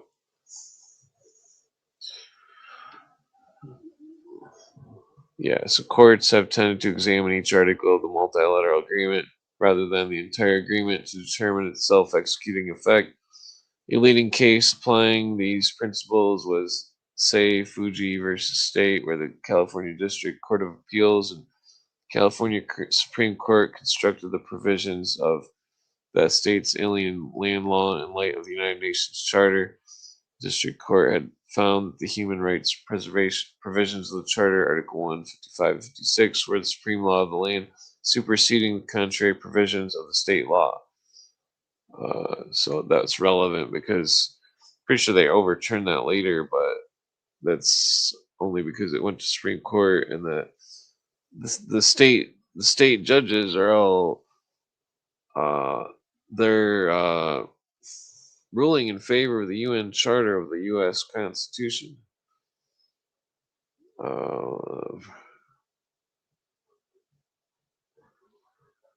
What is this? Yes, this is about the. This is about. I think it was the. I don't remember which the Brecker agreement or the Brecker amendment. Bricker amendment, I think, to make it impossible hereafter for any federal or state court to hold that the foreign nation can participate in legislating for the people of the United States under the treaty-making clause of the Constitution. Because that's what they're doing. They're legislating for the people of the United States under the treaty-making clause of the Constitution, the Supremacy Clause. See, the UN, see, I had a friend that was, she was an older lady. She was just a internet friend. She was the daughter of the sheriff for the Sioux tribe, and that she wanted to take the pipeline, the oil pipeline thing going over her ancestors' graves to the UN, and that this is relevant because the UN told her to fuck off, and that nobody heard her out or anything, and like I mean she got to speak, but nobody gave a fuck, and that see the UN cares when it's something that has to do with the New World Order. But when it's something that has to do with indigenous people, the UN told Spotted Bear to fuck off because even though that the treaty made between the U.S. government and the Sioux tribe predates any UN charter and that it is protected by the Supremacy Clause, and that any treaty which is made under the Constitution, which is lawful and doesn't conflict with the Constitution itself, like the UN Charter, any treaty that is not like that, such as a Native American tribe treaty with the government, that is to be held as supreme law of the land, and that those treaties have been picked away, and that's where the phrase Indian giver comes from. They gave them land and they took it back, and that they violated the treaty. But yet, this UN treaty, they make sure not to violate that.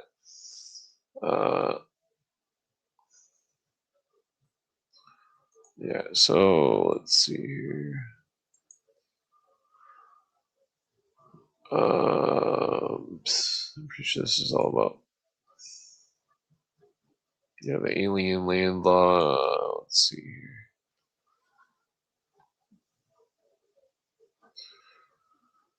Limiting the okay, so the Warsaw Convention contained a provision limiting the damage liability of international air carriers for personal. Okay, that's. I don't remember why I saved that one. What else do we got here?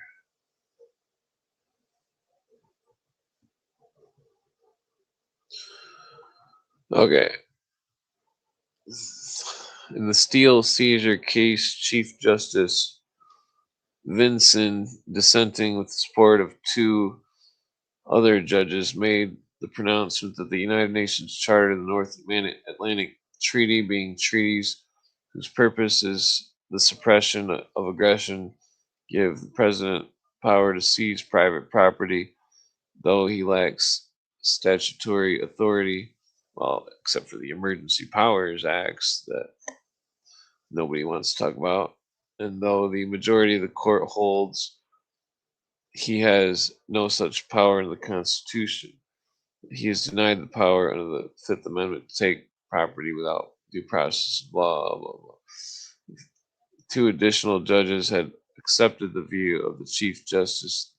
The treaty known as the United Nations Charter and the North Atlantic Treaty, made the President consented to by Congress, would have effected a fundamental change in the American form of government without the Congress as such or the states or the people, to whom all powers not delegated are reserved under the 10th Amendment, having anything to say about the matter. So this is a very relevant statement here. This is all very relevant because The states and Congress, nobody agreed to sign up with this UN charter.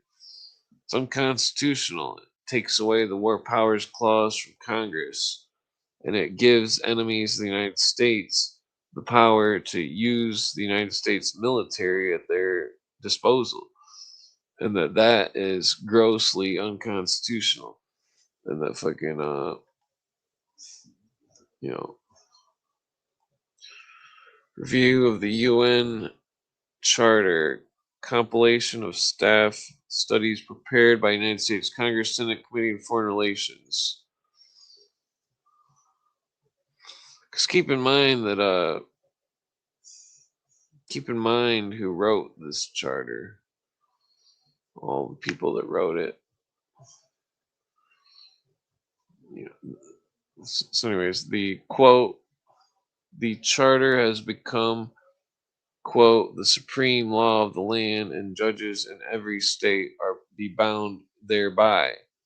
Anything in the Constitution or laws of any state to the contrary notwithstanding. This nation can be true to its pledge to other signatories. Oh, I'm not gonna read all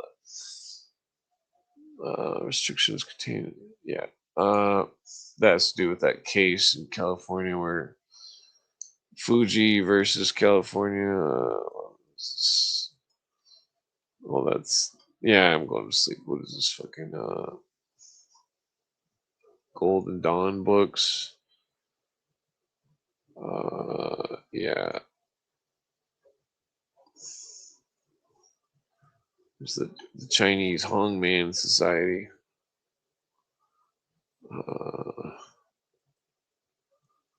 Okay, yeah, so I'm gonna pass out here. It's just a bunch of random notes here.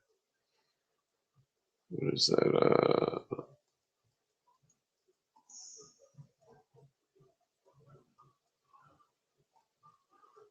What is that? Scarlet and the Beast notes.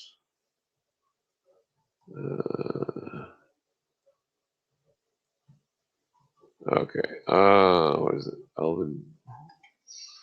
Oh, there's some more Waysop stuff. Now the Scarlet and the Beast stuff. Okay, well I'm gonna pass out here. No, this is Encyclopedia of Occultism, I think. Alright. Good night. Hit the like button. Follow me on Twitter.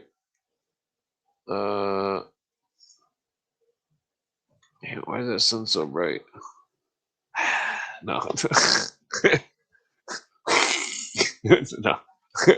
Alright, well, peace out. Good night. Take it easy. Damn it, why did I podcast for so long? I'm retarded. Alright, later.